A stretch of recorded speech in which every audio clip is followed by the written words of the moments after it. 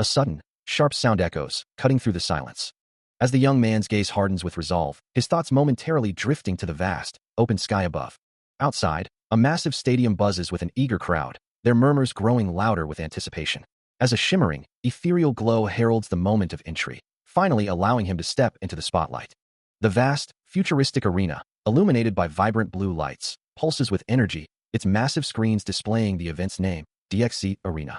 A voice booms, declaring the arrival of today's main star and the MVP of the 6th World Championship. As the young champion steps onto the brightly lit stage, now introduced as the MVP of the 7th World Championship. The crowd's roar intensifies, a collective gasp of this is echoing through the hall. As the young man, now dwarfed by a circle of imposing, muscular figures, hears his name, Lee Tae-ho, spoken aloud. He stands, back to the audience, contemplating the title, or so they call me, as the grand arena looms behind him. On the grand arena stage, surrounded by a vast, expectant crowd, Tae-ho stands as two formidable warriors engage in a boisterous reunion. One of them, a burly man with a light brown beard, remarks on Tae-ho's presence, finding his name, Tae-ho, quite unusual, along with his clothes and surprisingly small stature. As the two warriors lock eyes, a surge of intense energy crackles between them, hinting at a deep, shared history. The warrior with the braided beard suddenly points an accusing finger, exclaiming that the other brute was the one who killed him. The light-bearded warrior, Bjorn, laughs heartily, acknowledging the accusation with a surprised, "What, it was you?" Without hesitation, Bjorn grabs the other warrior, Garm, by the arm, their reunion a mix of aggression and camaraderie. Tae-ho, witnessing this bizarre exchange, can only stare with wide, bewildered eyes, utterly confused by the warrior's behavior. A sudden realization dawns on him as he wonders if they were enemies who stood on the same battlefield, the two warriors now radiating powerful, distinct auras, one fiery red, the other icy blue, as they face each other. Bjorn's eyes glow with a fierce red light, his expression a mix of challenge and amusement, while Garm's eyes burn with an intense blue, his face set in a determined, almost playful scowl. They clash fists in a powerful, friendly spar, Garm declaring that Bjorn enabled his journey to Valhalla, a testament to their shared, violent past. Their fists connect again, a testament to their enduring rivalry and respect, as Bjorn, still smiling, asks if Garm died immediately after their battle. Garm hesitates, then admits that right after his battle with Bjorn, he was taken down by a young warrior with hair braided into 5 sections, a flashback illustrating the swift, fatal blow. Garm recounts the moment of his demise, describing how his killer, a young warrior, had shouted, "Father," even as the blade plunged into his stomach. Bjorn, his face alight with pride, declares that Garm's killer had avenged his father, a sentiment Garm echoes with a hearty laugh, both warriors finding humor in the grim tale. The conversation shifts to the killer's prowess, with one warrior praising the son's upbringing, while the other corrects him, asserting that the young warrior is already an outstanding force to be reckoned with. Suddenly, the scene shifts, and a young man with glasses, overwhelmed by emotion, offers a heartfelt, "Thank you," his expression a mix of gratitude and bewilderment. His thoughts race, a single question echoing in his mind. How did I end up in this crazy place? A distorted visual effect washes over the scene, as if time itself is rewinding, a jarring sound accompanying the temporal shift. The rewind reveals a memory of a roaring crowd, chanting his name, Tae-ho, as he sits focused, headphones on, immersed in a game. His hands fly across the keyboard and mouse, a champion in his element, certain he was on the verge of securing his 3rd consecutive world championship title. But then, the memory distorts into static, a jarring interruption to his moment of glory.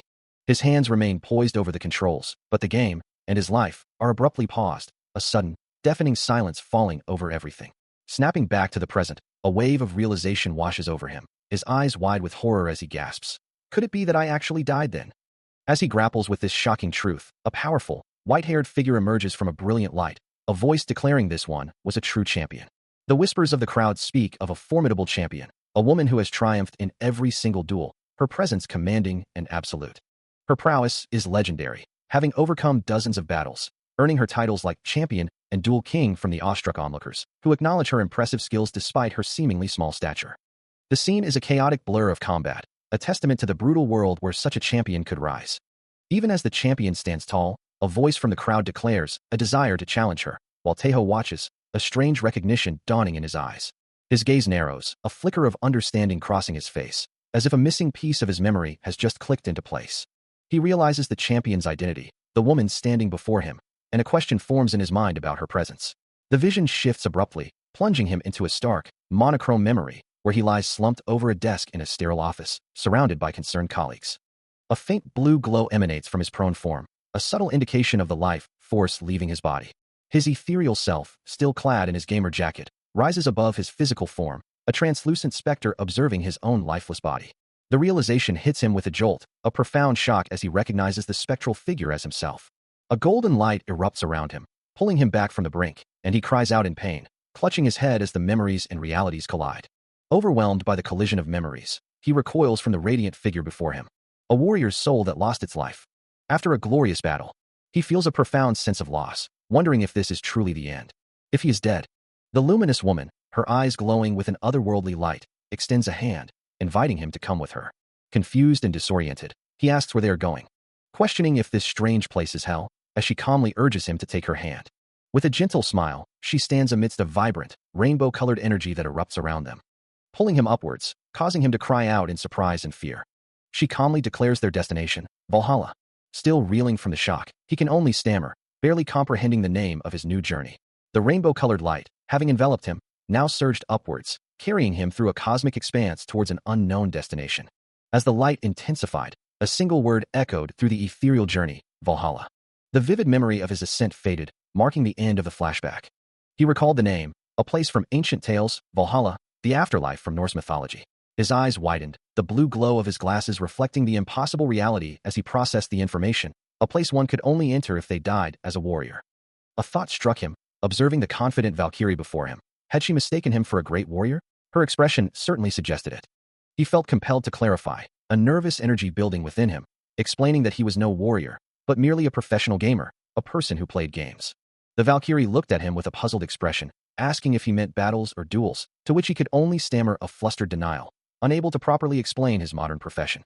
Overwhelmed by the misunderstanding and the surreal situation, he pleaded with her, asking to be returned to where he belonged. Suddenly, a powerful blast from a horn ripped through the air, signaling an abrupt change in their peaceful arrival. The Valkyrie's expression instantly shifted to alarm, her voice cutting through the sudden tension, declaring an enemy attack and commanding everyone to prepare for battle. As if on cue, the environment around them turned a menacing red, revealing a terrifying horde of monstrous figures, their glowing crimson eyes piercing the gloom as they surged forward. He screams, his face contorted in pure terror as monstrous figures with glowing red eyes and bared fangs close in around him. His hand trembles uncontrollably, a monster's clawed limb reaching menacingly close, the sheer insanity of the situation overwhelming him. A vast horde of these creatures charges across the desolate landscape, their guttural roars echoing through the air. More of the monstrous tide surges forward, their numbers seemingly endless, kicking up dust as they advance. Wolf-like beasts, their eyes burning with malevolent red light, snarl and snap, their fangs dripping with anticipation. Suddenly, a powerful, blinding strike erupts, a flash of red and yellow energy tearing through the charging ranks.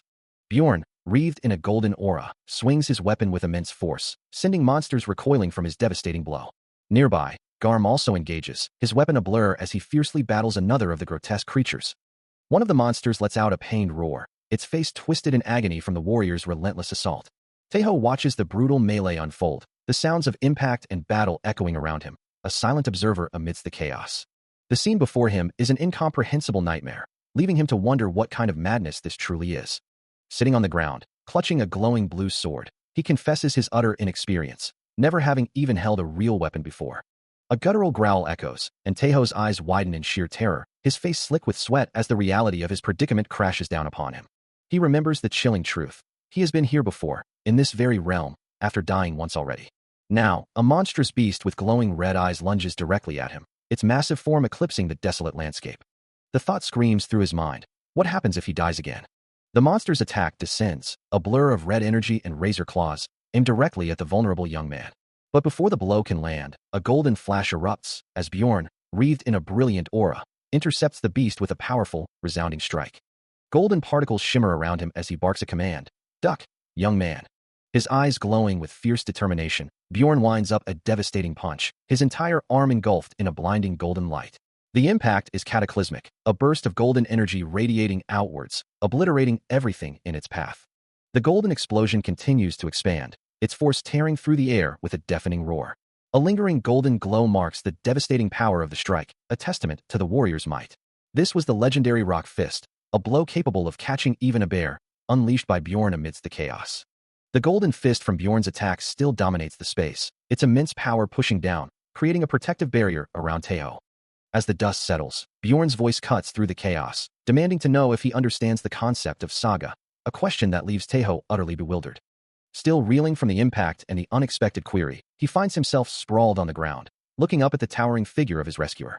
But before he can respond, a monstrous snarl rips through the air, and a faint, unfamiliar glow emanates from his own hands. As the new chapter begins, a voice challenges, asking if he knows about Saga. And the young man finds himself overwhelmed by a vision of a monstrous, glowing entity, its power radiating outwards, forcing him to shield his head in terror. His eyes wide with disbelief, he can only stammer out a confused, "Sagie?" The sheer shock of the concept leaves him reeling, his expression a mixture of fear and utter bewilderment. Bjorn clarifies with a stern look, explaining that a saga is a story, and that coming to Valhalla means having a tale worthy of remembrance. His hand glows with a golden aura as he continues, stating that one must possess widely known accomplishments from their lifetime. For in this realm of eternal battle, achievements are the very essence of one's strength. Towering over the bewildered Taeho, Bjorn emphasizes that the more renowned a warrior becomes, the stronger they will grow.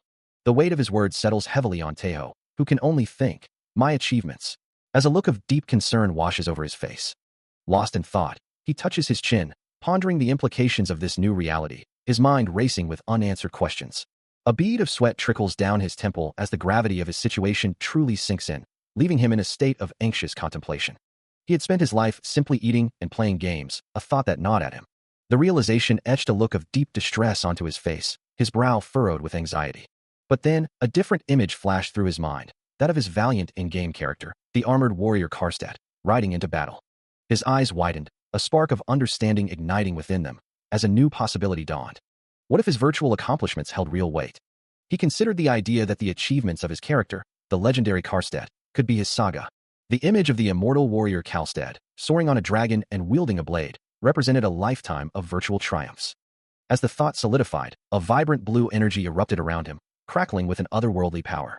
He stared down at himself, utterly bewildered by the sudden manifestation, his face a mask of shock. The blue energy coalesced into glowing letters that swirled around his hands, leaving him speechless with wonder. Bjorn, now holding his hands, observed the phenomenon with a knowing look, confirming, "Oh, so you do have a saga. You can see the letters of light in front, right?" Taeho, still processing the impossible, replied, "Yes, I don't know the letters, but I can somehow read them." As the blue energy pulsed around him, Taeho found himself instinctively understanding the mysterious script, a sensation akin to using an image translator. His saga, Immortal Warrior, now synchronized with Karstedt's power, began to manifest, a shadowy figure with glowing red eyes appearing behind him, while Bjorn watched on. The title, Immortal Warrior, belonged to Karstedt, yet if he could wield that power, he felt an undeniable surge of confidence, his steps quickening. A smirk played on his lips, a newfound arrogance bubbling to the surface, as he declared himself the strongest in this world, a triumphant chuckle escaping him. Suddenly, his demeanor shifted, his voice firm as he commanded, "Look straight ahead."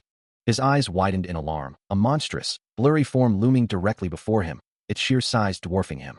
Without a moment's hesitation, he launched himself forward, a purple blur indicating his rapid movement. The monstrous creature, with glowing red eyes and a fiery aura, roared, its massive form lunging to meet him. Before he could react, the monster's attack connected with brutal force, sending his glowing sword spinning away as he cried out in shock. The impact lifted him clean off his feet, sending him hurtling backward through the air amidst a shower of debris. He crashed hard onto the unforgiving ground, the force of the landing eliciting pained grunts and gasps from him. Lying defeated, he looked up, a new understanding dawning on him about the true nature of Karstedt's power. He lay amidst the debris, his body aching, a single thought echoing in his mind. How could he be so weak? Dust swirled around him, a harsh reminder of the impact.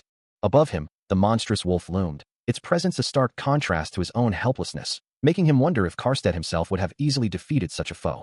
A flicker of doubt crossed his face as he considered if there was a fundamental problem with his saga, the Immortal Warrior. Adjusting his glasses, he saw the truth laid bare. His synchronization rate with Karstedt was a mere 1%. Meanwhile, a booming voice cut through the air, demanding to know if this was some kind of insurance policy, and if so, it needed to be written much larger, a sentiment that struck the speaker as amusing.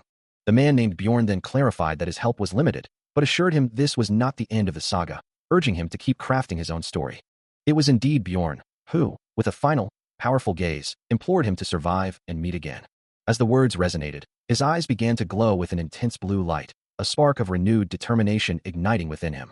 He understood now. It wasn't about the full power, but about that 1% of Karstedt's strength, facing down the snarling beast. Gazing at the sword on the ground, he affirmed that even that single percent was enough. Reaching out with a determined hand, he proclaimed that 1% was more than enough to forge his own path. He charges forward, his steps echoing with newfound resolve, towards the massive sword embedded in the earth.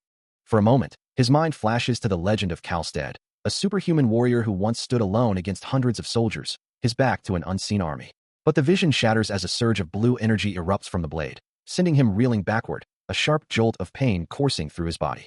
His foot scrapes against the ground, struggling to maintain balance, the sheer force of the impact undeniable. Regaining his footing, he now stands before a monstrous beast, its red eyes burning with malice, his own sword drawn, ready to defend the terrified crowd huddled behind the city wall. The creature flexes its immense, clawed arm, its powerful form hinting at the devastating blow it's about to unleash. A determined glint enters his eyes as he recalls the words, the legend of himself and Kalstead, intertwining in his mind. Yet, a flicker of fear still crosses his face, his glasses askew as the monster's raw power washes over him. With a guttural roar, the beast brings down its colossal hammer, a whirlwind of red energy swirling around the weapon. The ground trembles violently as the hammer smashes into the earth, sending rocks and dust exploding outwards. He slides deftly across the debris-strewn ground, evading the crushing blow, his sword still held firm. The monster snarls in frustration, its glowing red eyes fixed on its elusive prey. He cries out, overwhelmed by the chaotic surge of power and the surrounding turmoil. As a vision of the legendary warrior, Kalstead, charges forward, his form wreathed in brilliant blue energy, eyes glowing with fierce determination. His attack is a storm, a sweeping torrent of blue force tearing through everything in its path. Sweeping through the enemy like a storm, that is the essence of his power. Suddenly, the power of Lee Taeho's Kalstead erupts within him, his eyes blazing with the same electric blue energy, a powerful aura radiating outwards. This is the saga, the inherited legend manifesting itself. The charge of a warrior, a relentless, focused assault, echoes through time. His own power, now fully unleashed, is like a storm, mirroring the legend he embodies.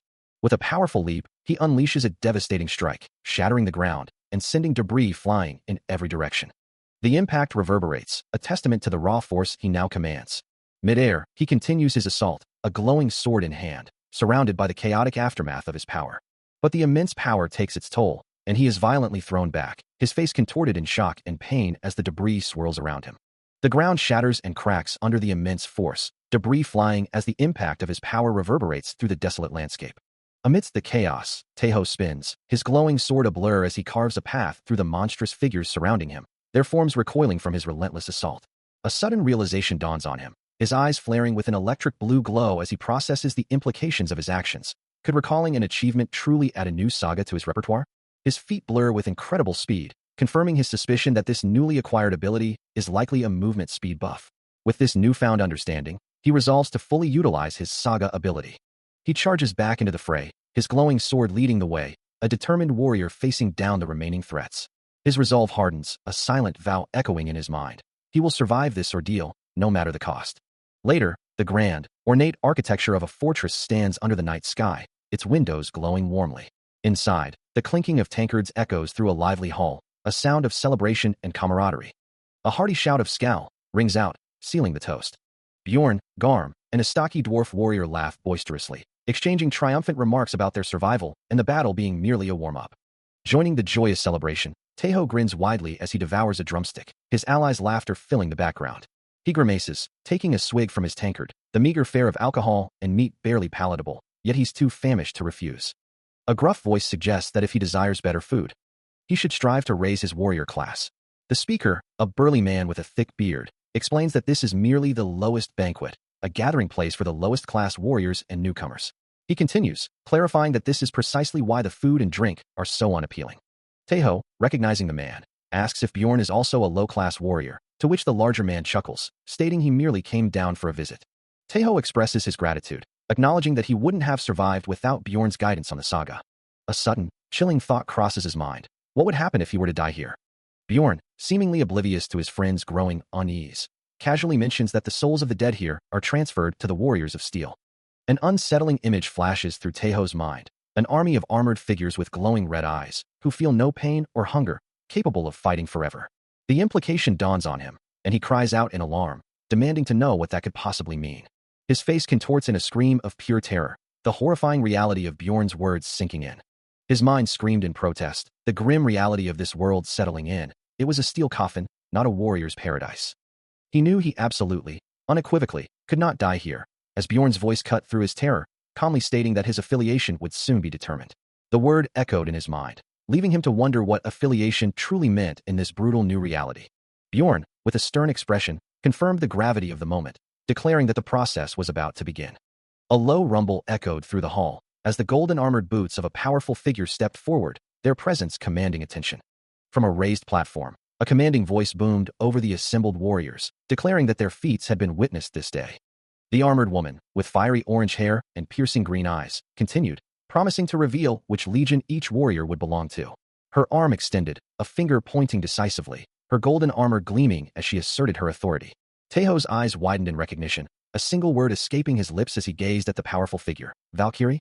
Bjorn placed a reassuring hand on his shoulder, confirming her identity as Regenleif, daughter of Odin, born of noble blood. Regenleif, holding her sword aloft, glowed with an inner light, her voice ringing out with the promise that they would soon know the name of the one they would trust. Bjorn continued his explanation, revealing that all present belonged to the legion of the gods of Asgard, and from those gods, they would gain even greater power. As he considers the implications of choosing a divine patron, Taeho's mind races, realizing his limited knowledge of the pantheon. The only Norse gods he truly knows are Odin and Thor. After all, if he's going to gain power, he desperately wants to be affiliated with a truly powerful god. A wave of anxiety washes over him, his face contorting in a silent plea as golden particles shimmer around him, reflecting his intense desire. His internal voice screams out, begging for either Odin or Thor to be his chosen deity. Regenleif, the Valkyrie with fiery orange hair and emerald eyes, holds a golden apple, her expression serene. Deep within a verdant forest, a small wooden boat glides along a tranquil river, its oars dipping rhythmically into the clear blue water as Taeho and Regenleif continue their journey. The gentle creaking of the boat accompanies their passage, with the dense canopy of trees arching overhead. Regenleif's powerful strokes propel them forward, the water churning and splashing around the bow. Beneath the surface, the water shimmers with light, as Regenleif ponders aloud. Didn't they call it the Legion of the Gods? Taeho listens intently, a furrow in his brow, the rhythmic creaking of the boat filling the silence. Suddenly, a wave of frustration washes over him, making him cry out, "But then, why? Gah." Regenleif observes his outburst, a slight smile playing on her lips, remarking, "He's been like that the whole time. I'm the only one here." She then confidently declares, "Our legion's got strong points that won't lose to others," as Taeho peeks over the boat's edge, asking, "What are they?" With a satisfied smirk, she reveals the secret. No one's nagging from above, and no one's causing trouble from below. He finds himself amidst a scene of pure revelry, a boisterous gathering that seems to him like a complete paradise. Yet, a flicker of doubt crosses his mind, wondering if he's the only one present who doesn't belong, especially in this Iden's Legion. The tavern buzzes with activity, as warriors like Bjorn and Garm raise their mugs, their laughter echoing through the lively hall. His gaze falls upon a glowing, golden apple, emblazoned with the name Iden, a mysterious artifact that seems to be at the heart of the celebration. The sounds of revelry continue to swell, with shouts of "All right, Thor," and "Jew," Odin, filling the air. One warrior, overcome with emotion, cries out, "Mother, I did it," while another sobs, "Boo-hoo, I'm so happy." As Taeho watches on, still holding the glowing apple, he ponders the name, Iden, admitting to himself that it's a name he doesn't recognize, despite the fervent devotion of the surrounding warriors. As the chaos continues, Bjorn offers a quiet word of encouragement, "Stay strong," his expression resolute. The boisterous laughter of the crowd continues, with one warrior questioning the ambiguous expression of another, asking if they need cheering up. Suddenly, Regenleif's voice cuts through the din, her hand pressed to her face as she calls out the name, Odin. She then turns, her voice ringing with authority, commanding, "Those affiliated with Odin, over here," as warriors begin to stir and gather. From above, the scene unfolds as a multitude of warriors respond to the calls, shouting Odin, Tyr, and Freyja, as they converge, forming a formidable legion. Stepping through the desolate terrain, Taeho glances around, his gaze sweeping across the barren landscape. As he continues his journey, a single name echoes in his mind, Iden. The mystery of Iden, and the legion associated with her, weighs heavily on his thoughts. Meanwhile, not far off, Regenleif crouches low, meticulously searching the ground as if looking for something specific. Her emerald eyes, glowing with an inner light, suddenly dart upwards as Taeho approaches, prompting him to offer a hesitant apology. He explains his affiliation with Trund's legion, but she responds with a quizzical expression, clearly unfamiliar with the name. A moment of awkward silence hangs between them, before her eyes widen in sudden realization, glowing intensely. With an excited gasp, she lunges forward, grabbing Taeho and exclaiming her surprise at encountering a newcomer. Her enthusiasm is palpable as she wonders aloud how long it's been since they had a rookie, her face inches from his, causing him to instinctively hold his breath. Still incredibly close, she introduces herself with a bright smile, revealing her name to be Haida, much to Taeho's confusion. Now seated calmly on a log, Haida looks at him expectantly, asking about the nature of their conflict and the reason for the war. Taeho's eyes reflect his deep thought, while Haeda's gaze remains fixed, awaiting his answer.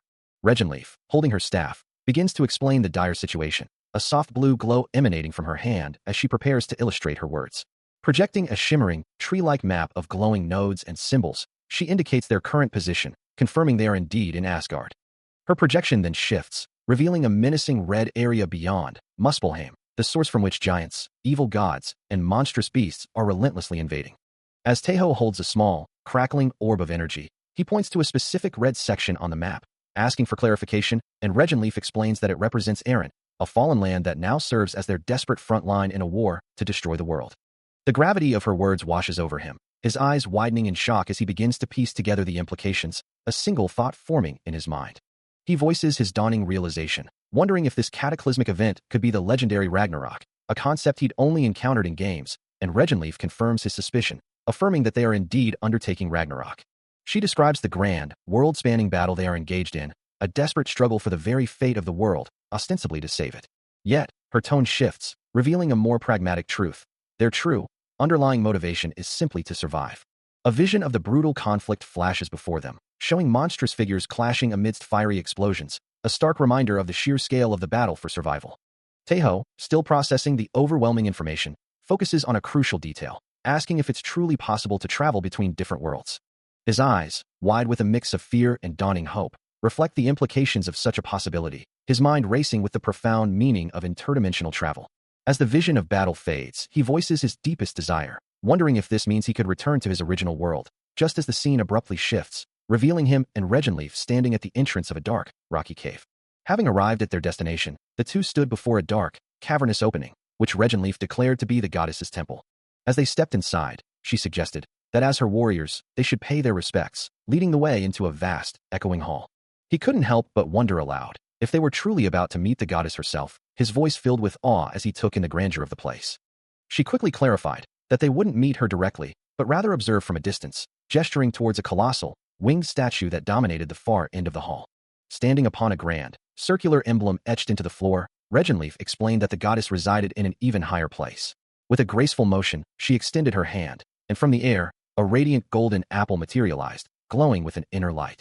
Taeho, his eyes wide with surprise, instinctively reached out, questioning if it was truly a golden apple. Mimicking her gesture, he tried to replicate the feat, a golden apple appearing near his outstretched hand, as if in response to his intent. As more golden apples began to float around him, the emblem beneath his feet pulsed with a vibrant, golden aura, enveloping him in its light. A gasp escaped him as the golden light intensified, blinding him completely. He felt himself being lifted, drawn upwards by an unseen force, a voice echoing in his mind, proclaiming him as Lee Jae-ho, my warrior. At the apex of the golden ascent, a radiant, ethereal figure appeared, the goddess of life and youth, Iden, extending a welcoming hand and bidding him to come closer. He shields his eyes, overwhelmed by the sudden, brilliant golden light that engulfs him. Looking up through the dazzling glow, he sees the ethereal form of Iden, the goddess of life and youth, standing beneath a magnificent, glowing tree, her presence radiating immense power. A gasp escapes him as he fully comprehends the divine being before him, the word goddess echoing in his mind. Overcome by the sheer majesty, he instinctively drops to one knee, his body trembling with reverence. The goddess descends towards him, her form shimmering like flowing water, enveloped in a cascade of brilliant blue and golden light. As her divine presence draws closer, he feels an involuntary respect welling up within him, his body naturally bowing in deference. A voice, resonating with ancient power, declares, I, Iden, will bestow my blessings upon you. The blessing promises to shield his body from the peril of death, as a golden hand reaches out, touching him with radiant energy. The divine energy coalesces around his legs, forming Iden's blessing, the sigil of life, a powerful mark of protection. Overwhelmed, he stares at his hands, now glowing with an intense golden aura, questioning the immense power surging through him. The light intensifies, radiating from him in blinding golden rays, as the essence of youth itself begins to infuse his being. This newfound youth brings with it an incredible surge of strength, even his chronic back pain and carpal tunnel syndrome, remnants of his pro-gamer days, vanishing under the divine influence. The blessing courses through him, and a voice exclaims that his neck stiffness, indigestion, and all other symptoms have completely vanished, expressing envy for Taeho's newfound vitality. As the golden light of Iden begins to recede, a soft, ethereal voice echoes, acknowledging his acceptance of the blessing and looking forward to his future contributions. The divine energy dissipates, leaving him to fall gently back to the ground. Lying on the ornate floor, he hears a familiar voice confirm that he has indeed received the blessing. He looks up to see Regenleaf standing over him, her expression unreadable as she observes his state. The Valkyrie begins to explain that Iden is the goddess of eternal youth and longevity, and while he may still suffer excruciating pain on the battlefield, actually dying is almost impossible with the blessing of life. Now sitting up, Taeho listens as Regenleaf adds, that's why their legion's nickname is the Zombie Legion. She continues, explaining that once they defeat all enemies, their mission will be complete. Looking at her, Taeho asks if he will be able to return to the place where he lived. His gaze drifts, lost in thought, as he ponders the implications of his new reality. He couldn't help but think that was quite a cool move he'd just pulled off, surely enough to smite any girl. Meanwhile, she mused, that was probably exactly what he was thinking, finding his reaction quite cute. Standing over him, Regenleaf continued, if, as you said, the war ends, then of course, that's if we win. She then offered a glimmer of hope. If you then wish to return, you may. His thoughts raced. Of course he had to go back. What joy could there possibly be in staying in this insane place? As he reached out, their hands met, her touch surprisingly warm and soft. A blush crept onto his face as he registered how warm and soft her hand felt, deciding that for now, he would stay. With their faces now close, he felt a flutter in his chest, realizing that perhaps there might be some enjoyment to be found here after all. A hand presses the final digit on a keypad, the soft glow of the numbers illuminating the fingertips. As a vibrant, red-haired woman smiles warmly, her emerald eyes sparkling with anticipation. Meanwhile, Lee Taeho, looking sharp in his suit and glasses, maintains a composed, almost stoic expression. He rushes into the kitchen, his briefcase still in hand, as Regenleaf greets him with a cheerful, "You came just in time." A spoon, laden with a steaming piece of meat, is gently offered forward. And he looks up, a towel draped over his shoulder, as she coaxes him, "Say come on, ah." His face flushes with delight, hearts fluttering around him as he eagerly opens his mouth, ready to accept the bite, letting out a drawn-out, "Aya?" But the moment the meat touches his tongue, his expression twists into one of utter horror and disgust, forcing out a choked, "Ack." The spoon is firmly pressed against his lips, ensuring he consumes the unyielding morsel. And as he struggles, a realization dawns on him. Thanks to this tough meat that feels like leather shoes, I snapped out of my delusion. As the previous delusion lingered, Regenleaf's voice cut through the haze, asking if he was all right. She then inquired if the meat was perhaps too tough, before encouraging him to work diligently and elevate his class. A higher class, she explained, would bring better food and more comfortable lodging, a stark contrast to their current humble surroundings. Her form began to shimmer with a gentle glow as she urged him to persevere. Her radiant smile, framed by a soft, shimmering aura, was a beacon of encouragement. Suddenly, the scene fractured, shifting to a modern cityscape where a different version of him, alongside Regenleaf, held a baby, while another Taeho sat alone, struggling with a meal, a system message flashing into existence. Taeho's delusions have reached a critical level. Under a vast, clear sky, a voice began to clarify the situation, suggesting it was time to summarize. In a fantasy village setting, the voice explained that with every enemy defeated, one would gain something called a rune. Reflecting on this, Taeho recalled a time when red energy had been absorbed into his body, and the voice confirmed he likely possessed several runes himself. Now back in his modern form, holding glowing golden runes in his hand, he questioned if these runes could be invested into abilities to become stronger. The answer was immediate and affirmative, confirming his understanding of the system. As the golden rune wheel spins, displaying core attributes like strength, stamina, and agility, a question arises regarding the less obvious stats. What about mana and willpower? Mana, it is revealed, strengthens magic and increases magical defense, while willpower enhances concentration and mental defense. Accepting this new information for now, Taeho wonders if sagas, too, can be strengthened by mana, his gaze fixed on Regenleaf. She explains that sagas are special. Simply increasing stats won't make them stronger, their power instead growing with the number of people who know their story and the strength of their belief. This belief fuels their very existence, manifesting in epic battles against monstrous foes. Sometimes, a saga can even become stronger than its original reality, like a simple tale of capturing a big snake transforming into a legend of dragon slaying. The sagas of lower-class warriors, however, are often simpler, mostly revolving around the straightforward goal of getting stronger. Or faster, which, while amazing, still falls short of being a true, multifaceted saga. True sagas are the realization of legends, their effects incredibly diverse and far-reaching. Overwhelmed by the sheer scope of this revelation, Taeho's eyes widen in disbelief. They can create weapons, transform their wielders, or even summon entire armies, but Regenleaf emphasizes one crucial point. The power to invoke a saga and develop it, she explains, is the true key. His story, he realizes, is entirely up to him, a blank canvas awaiting his brush. This concept of a saga brings to mind the legendary dragon knight Kalstead, a figure whose very name conjures images of immense power and a sweeping red cape, his blade glowing with an ethereal blue light. He was a warrior who faced down monstrous dragons, his resolve unwavering against their terrifying might. Indeed, his story was nothing short of a true legend.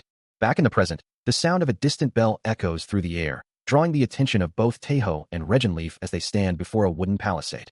The bell, perched high in a simple tower, rings out over a small, fortified village, its sound a clear signal across the peaceful landscape. Regenleaf turns to him, explaining that he gets the gist, as the bell is an unmistakable order to go to battle.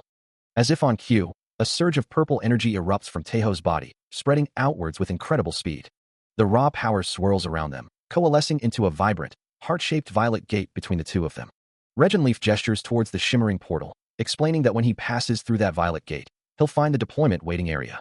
It's where everyone gathers before heading into the battlefield, a crucial staging point before the real fight begins. Having manifested the violet gate, Taeho now stands clad in new, sturdy adventurer's gear, a round shield and sword strapped to his back, ready for the journey ahead. A bead of sweat trickles down his face as he takes a deep breath, declaring himself fully prepared for the challenges to come. Regenleaf, adjusting a strap on his new armor, remarks on the impeccable timing of his readiness, commenting that the gear suits him quite well. Flustered but determined, he announces his departure, prompting Regenleaf to call out his name, a hint of concern in her voice.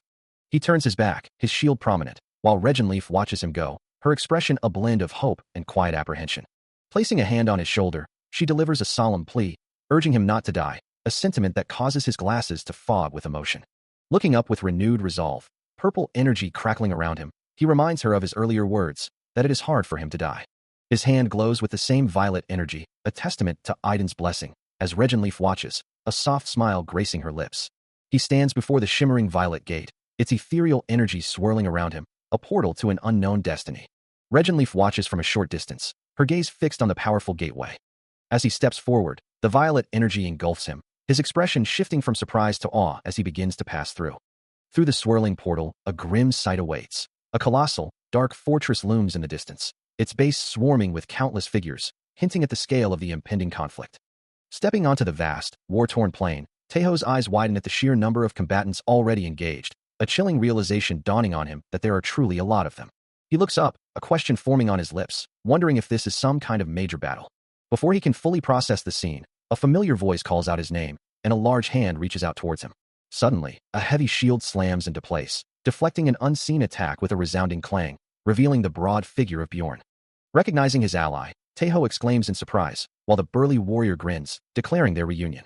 Bjorn observes him, noting that he looks better now, before playfully asking if his Valkyrie in charge happens to be a beauty. Taeho flushes slightly at the question, while Bjorn lets out a hearty laugh. With a friendly punch to the shoulder, he declares that Valkyries are, in fact, all beautiful. Then, his demeanor shifts to seriousness as he urges Taeho to hurry and find his legion, explaining that today's battle will have a commander, unlike yesterday's. The mention of a commander brings a chilling image to mind, a formidable figure with glowing red eyes and a dark, imposing aura.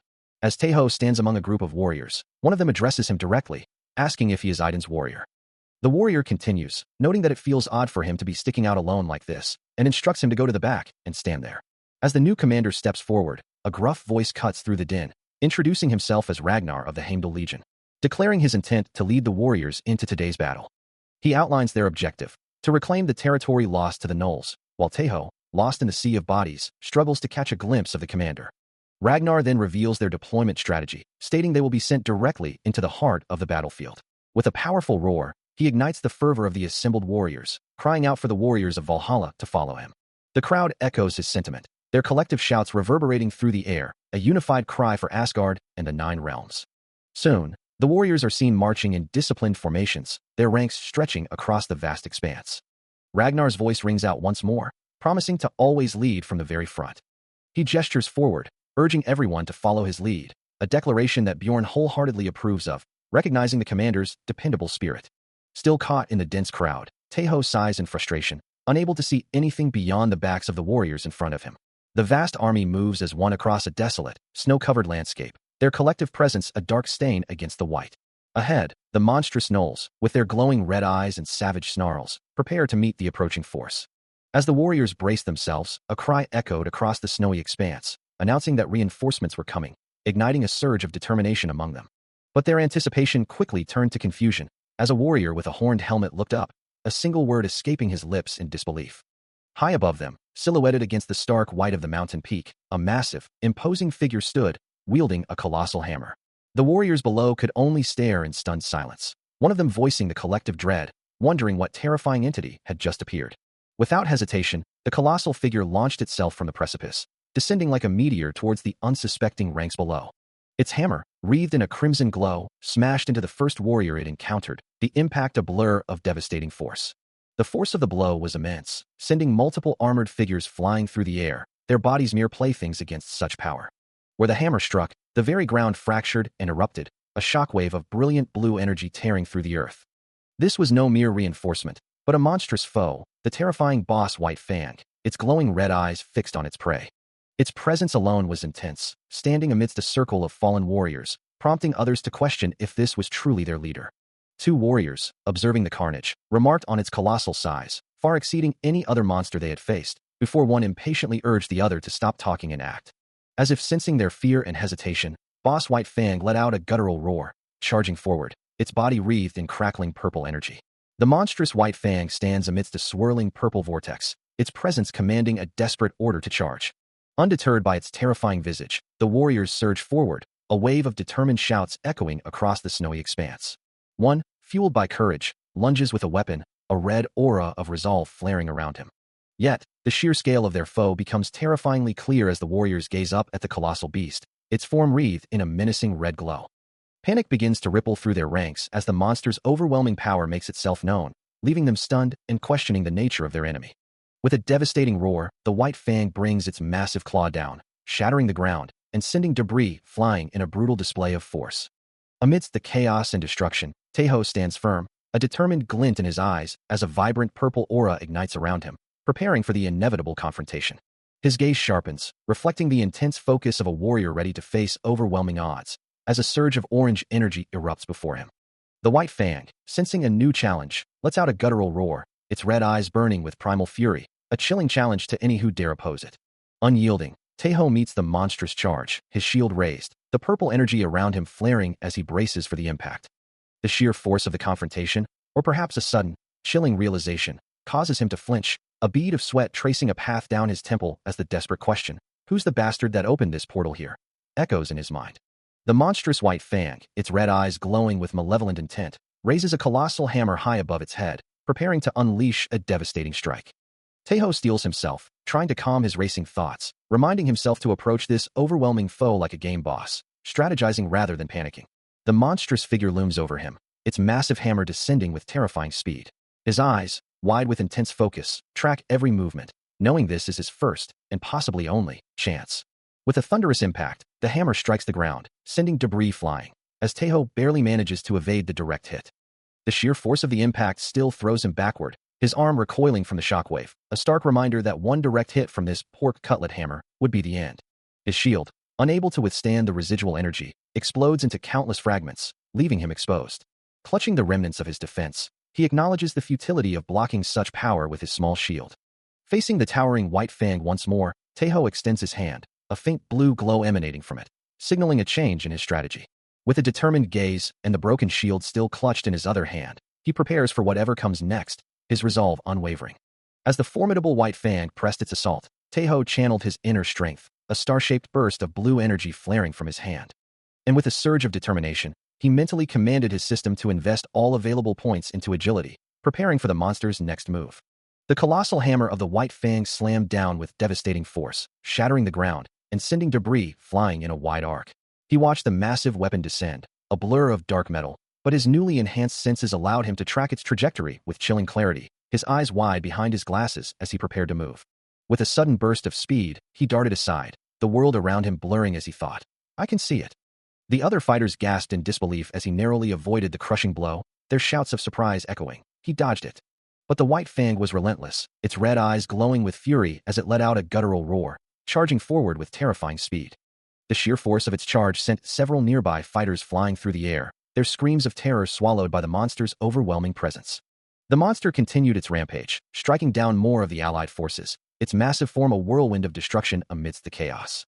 Watching the carnage unfold, Taeho gritted his teeth, a grim realization dawning on him. Just dodging is useless. A new plan formed in his mind, a desperate but viable strategy as he thought. Maybe I should try attacking its legs? He then shouted. Everyone, aim for the legs. His voice cut through the din of battle, rallying the scattered fighters with a clear command. Let's stop it by attacking its legs. Debris exploded outwards, a testament to the monster's raw power, as a chilling shriek echoed through the air.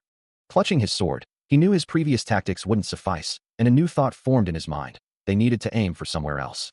A faint red aura began to shimmer around him, as he braced himself for the next onslaught. The colossal white fang swung its massive weapon with devastating force, but he moved with impossible speed, narrowly evading the blow. The red energy around him intensified, a silent declaration of his resolve. His eyes flared with a brilliant blue light, his jaw clenched in fierce determination, as he realized this was the only method he could think of right now. A surge of blue energy enveloped him, crackling with power. This was his chosen path, a swift, decisive strike. He launched himself forward, a blur of motion, for the charge of a warrior is like a storm. With incredible agility, he soared into the air, leaving a shimmering trail of blue energy behind him. The blue energy coalesced into a focused beam, descending rapidly towards his target. The attack slammed into the white fang with a thunderous impact, shattering the ground beneath the monstrous beast. The earth continued to crack and crumble, a testament to the sheer power unleashed. He plunged through the horde, a torrent of blue energy trailing behind him as he carved a path through the monstrous forms. Yet, even amidst the chaos, a thought echoed in his mind, a stark reminder of his precarious position. As he fell through the air, he knew he had to survive this battlefield, no matter the cost. His thoughts drifted to a familiar face, a memory of Haida, a longing to see her again. He remembered her words, a younger Regenleaf teaching him about the power to invoke a saga and develop it, a golden light emanating from her hand as she guided his own. Her smile was gentle, her voice firm, reminding him that the ultimate potential of his power was entirely up to him. Snapping back to reality, Taeho's face contorted in a comical grimace, internally screaming at himself to stop planting death flags, apologizing for the ill-timed flashback. He then realized that his charge of a warrior's saga, which had always been a simple movement speed buff, held far greater potential. What if he could develop it beyond just a vertical jump? He pondered, allowing the idea to fully form in his mind. For example, he could use the force of his blue energy to propel himself, crouching low as he prepared for a new kind of leap. What if he could kick the very air beneath him and leap, soaring above the battlefield with unprecedented agility? With a burst of blue light, he plummeted headfirst towards his target, a human missile of concentrated power. Taeho plummets from the sky, a blur of motion, his body enveloped in a vibrant blue aura as he descends with incredible speed. The ground rushes up to meet him, his descent accelerating, a focused point of blue energy hurtling towards his target. As he closes the distance, the monstrous white fang looks up, caught completely off guard by the unexpected aerial assault. With a devastating force, Taeho's attack manifests as a piercing blue spear of energy, striking the beast with a violent explosion of dark particles. The impact sends White Fang reeling, his massive body thrown backward as blue energy erupts from the point of contact, leaving him stunned and injured. The sheer force of his own attack, however, sends Taeho crashing into the ground, creating a deep crater beneath him as dust and debris fly outwards. Both combatants are left reeling from the exchange, White Fang bleeding profusely from his head, while Taeho, battered but determined, looks up from his self-made impact zone. A sigh of relief escapes him, acknowledging the close call and giving thanks to Aiden's blessing for his survival. Standing over the severely wounded beast, Taeho observes White Fang, who lies incapacitated and bleeding heavily, the battle far from over. This is his moment, the perfect opportunity to deliver a finishing blow, a chance he cannot afford to miss. However, a crucial element is missing, as he desperately needs a weapon to capitalize on the beast's weakened state. As if in response to his urgent need, a faint blue glow begins to emanate from his hand, hinting at a new power or summon tool. As the blue energy of his attack coalesces, a formidable sword of light manifests, ready to strike. He plunges it into the White Fang, the creature's blood splattering as the force of the blow sends it reeling. The ethereal blade glows with intense power, its form shimmering with raw magical energy. The impact, however, sends him tumbling through the air amidst shattered debris, the force of his own attack nearly overwhelming him. His eyes burn with a fierce blue light, a mixture of pain and desperate resolve etched across his face. More fragments of the environment rain down around him, testament to the sheer destructive power unleashed. Far above, amidst a cosmic tapestry of stars, a divine figure gazes out from a grand balcony. A small, dark bird casts a long shadow across the ornate floor, its presence a silent companion.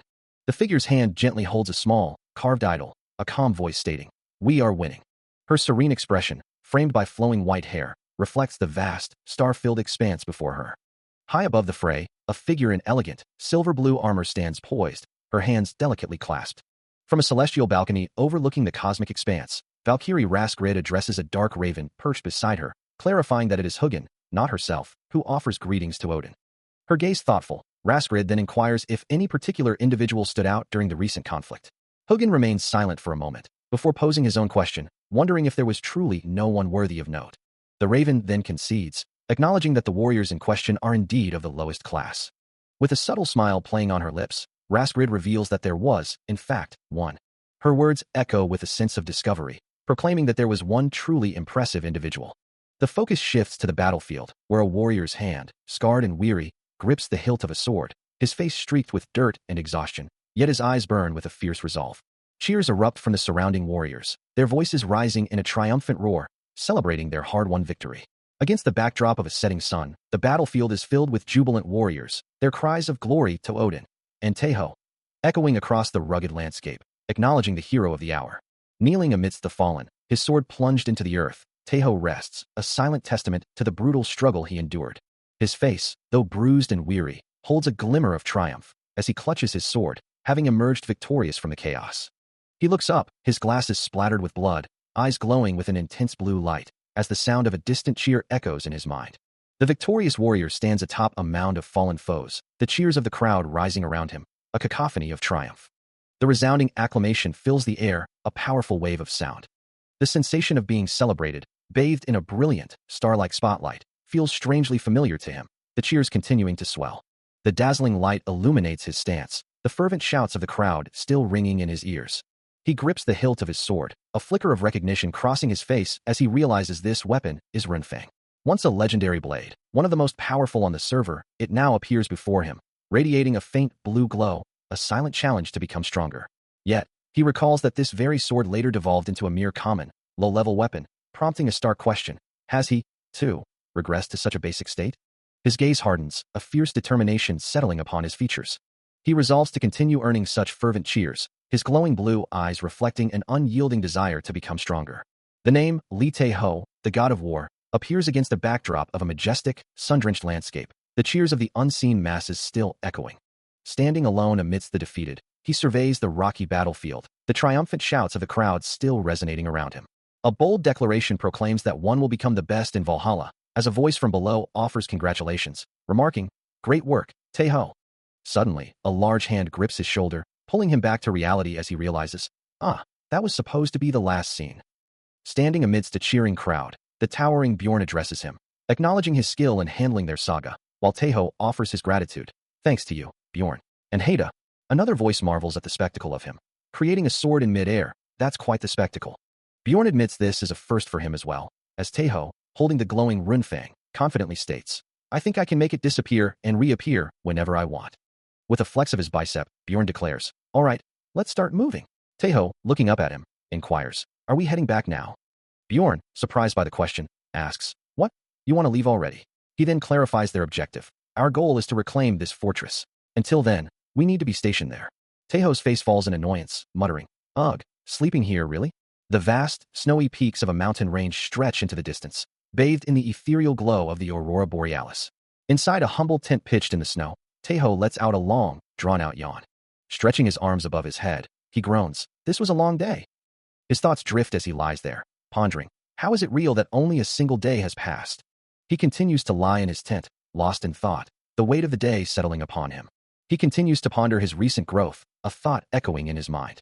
Lying on his back, he gazes upwards, his eyes reflecting a newfound determination, as he silently questions just how much stronger he has truly become.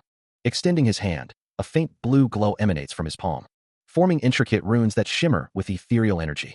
A system message confirms his progress. His synchro rate has improved, and he has gained an extra saga slot, causing him to sit up abruptly, wondering if this means he can now wield 2 sagas simultaneously. As he sits on his makeshift bed, a voice calls out to him, addressing him as warrior Li Tae-ho. It is Bjorn, who greets him with a wide, unsettling smile, announcing that he has a visitor. And a small crowd of curious onlookers peers into his tent. He looks at their strange expressions, wondering what could possibly be causing such a reaction. Standing up, he prepares to face whatever new situation awaits him. A bead of sweat trickles down his temple, his expression a mix of surprise and apprehension. As a flush spreads across his cheeks, the sudden attention clearly overwhelming him. He stands, back turned, observing the boisterous group gathered around a crackling campfire, their laughter and chatter filling the cold night air beneath the shimmering aurora, a sense of unease settling over him. When a clear voice cuts through the revelry, calling out his name, and Regenleaf turns, a confident, almost playful smirk gracing her lips as she looks back at him. Kneeling on the rough ground, her hands bound, Regenleif's face is a mask of utter despair. Just 5 minutes earlier, a voice had commanded Taeho to reveal his true self, demanding, "Show me Taeho." He had looked away, a bead of sweat tracing his temple, as he considered all the achievements he had accomplished in his life. Regenleif, her eyes wide with surprise, had then asked if it was truly possible to show them to others. He confirmed that it was, and with a flourish, a magnificent scroll unfurled, detailing his legendary feats, defeating warlords, conquering giants, rescuing princesses, and repelling entire legions. Overwhelmed by the sheer scale of his accomplishments, Regenleif, crackling with blue energy, pointed a trembling finger and demanded, "Present." Suddenly, she was prostrating herself, apologizing profusely for her insolence, while Taeho, flustered, tried to calm her down, urging, calm down." Even her panicked, tear-streaked expression, the narrator observed, held a certain charm. Taeho, clearly overwhelmed by her reaction, realized he needed to explain properly, wondering, so all this is. The question hung in the air, a game, as the scene shifted to a desolate, snowy camp, dotted with tents under a cold sky. He confirmed that while it was true he had achieved these feats, they were things he had accomplished in the virtual world, made up of binary code. Still processing the revelation, he holds up 2 cards, one marked 0 and the other 1, attempting to clarify the situation, while the Valkyrie beside him looks on with a mix of confusion and distress. Despite her bewilderment, she points a finger, insisting, "Well, still, the fact is you accomplished all these, right?" Her conviction unwavering, she declares, "I think that's really incredible in itself." The young man can only offer a flustered, sweat-beaded expression in response. He winces, the thought of military exemption for such things feeling absurd, and muses, being comforted in the afterlife feels oddly strange. Turning to him, Regenleif continues, "Anyway, continuing the talk about the saga." She explains that there's no limit to the number of sagas one can possess, but then her expression grows serious as she adds, "But, as I see it, at your current level." Her gaze sharpens, emphasizing the need for careful consideration. "So you need to think carefully to avoid creating a useless saga." He raises a finger, acknowledging her advice, a thoughtful expression on his face. His attention shifts to a glowing golden document in his hands, a saga he holds with intense focus. He ponders what he truly needs, summarizing his current sagas, Immortal Warrior and Synchro with Kalstead. Analyzing the effects, he notes that Charge of a Warrior provides an enhanced speed boost effect, and the Sword of the Warrior leads to the creation of Kalstead's weapon, realizing, "At this point, I should have at least one attack skill." Still deep in contemplation, he quietly affirms his realization, "Right." Taeho's mind races, focusing on the crucial ability he needs most right now, a surge of blue energy erupting around him as he calls upon a new saga. The eyes of a dragon sees through all things. This power allows him to see through all things, a profound insight washing over him as the blue energy swirls and crackles. His eyes glowing with an intense blue light, a sight Regenleif finds unsettling, muttering about how creepy it is. She then asks if he has made his decision, to which Taeho, removing his glasses, confirms his choice of this saga, noting that even his vision has improved. He explains that the ability allows him to see through things as if analyzing targets in a game, his glowing blue eyes reflecting the profound change within him. Regenleif, now identified as Haida, Valkyrie of Iden's Legion, confirms that the power allows her to know the other person in detail, her gaze piercing as she declares she can see right through him. Her vision delves into the depths of their being, represented by a vibrant, floral visual. Suddenly, a burst of pink energy envelopes Taeho, causing Regenleif to cry out in alarm, wondering what has happened to him. She asks if he is all right, remarking that it looked as if his head had exploded and it was scary, to which he replies with a weary sigh that he almost died. Regenleif then notes that it is almost time for him to go, her expression softening slightly. She assures him that she now knows how incredible he is, and that he is destined to become incredibly strong in the future. Regenleif embraces him tightly, her voice filled with warmth, declaring him their lucky charm and expressing her delight that he has joined the Iden Legion. His eyes, wide and slightly dazed beneath the bandages, reflect the lingering effects of his recent ordeal. Inside a tent, a soft pink glow emanates from him, a subtle sign of the power still settling within his body. Shortly after Haida's departure, a figure with long green hair approaches a snowy encampment, its tents scattered across the frozen landscape. He pauses before a tent, his voice carrying a direct question, wondering if anyone is inside. Inside, the bandaged man looks up, asking what is happening, as the green-haired warrior introduces himself as Rolf, a member of Uller's Legion, before questioning the other's surprised expression. Rolf continues, explaining that he is a warrior from Ciri's unit, assigned to join Ragnall's unit, and has come to gather him as everyone is assembling at their unit's outpost. As he processes this information, the bandaged man's eyes glow with an intense blue light, his new saga activating to analyze the newcomer. He mentally reviews the data, confirming the warrior's name as Rolf of Uller's Legion, and noting his nickname, Wolf Hunter. Suddenly, a loud, startled cry escapes him, as his analytical vision reveals more than he anticipated about the muscular, green-haired man. With a mental command, he deactivates the X-ray mode of his saga, realizing he should keep it off when not explicitly needed. Under the ethereal glow of the aurora, the journey continued. Rolf confessed his genuine admiration for Taeho's recent experiences, finding them both impressive and cool. As they walked through the camp, he mused, a visit from a Valkyrie was certainly something to behold. He continued, expressing his envy and admiration for the sheer impressiveness of such an encounter. Imagining the prestige, Rolf wondered if it was like a celebrity dropping by personally, and declared he would brag about it forever if a Valkyrie visited him. Taeho, meanwhile, reflected on the strength of Aiden's legion, acknowledging it as not bad. Then, changing the subject, Rolf inquired about the blessing of Uller's legion. He explained that their blessings were stealth and tracking, and while one could choose between the two, eventually, both would be acquired. Taeho declared his choice for stealth, and Rolf demonstrated the ability, his form shimmering into a translucent, ghostly presence. Impressed by the cloaking, Taeho exclaimed his awe, as Rolf then explained tracking as the ability to pursue an enemy. He elaborated that with tracking, one could find a target with even the smallest trace, to which Taeho simply acknowledged with a thoughtful indeed. Finally, after their discussion, they arrived at a sprawling camp, filled with numerous tents and a central bonfire, Rolf announcing their arrival. Rolf addresses his commander, announcing the arrival of warrior Lee Taeho. His eyes wide with disbelief, Taeho reacts with utter shock, realizing the commander is a woman. The woman, with striking blue hair and piercing purple eyes, sits calmly, her presence commanding attention. He muses to himself that it's his first time seeing a woman in Valhalla who isn't a Valkyrie, struggling to compose himself before speaking. The woman then addresses him directly, asking if he is indeed Lee Taeho, the warrior who defeated the giant Knoll earlier that day. She greets him formally, but Taeho is overwhelmed by her intense presence, feeling an intimidating aura emanating from her. Behind the woman, a spectral wolf with glowing blue eyes and crackling energy manifests, a clear sign of her formidable power. Taeho looks up at her, feeling dwarfed by her imposing figure and the powerful aura she exudes, a blue, glowing symbol appearing near her leg. She then instructs him to wait, informing him that the chief commander will arrive shortly, to which he respectfully agrees.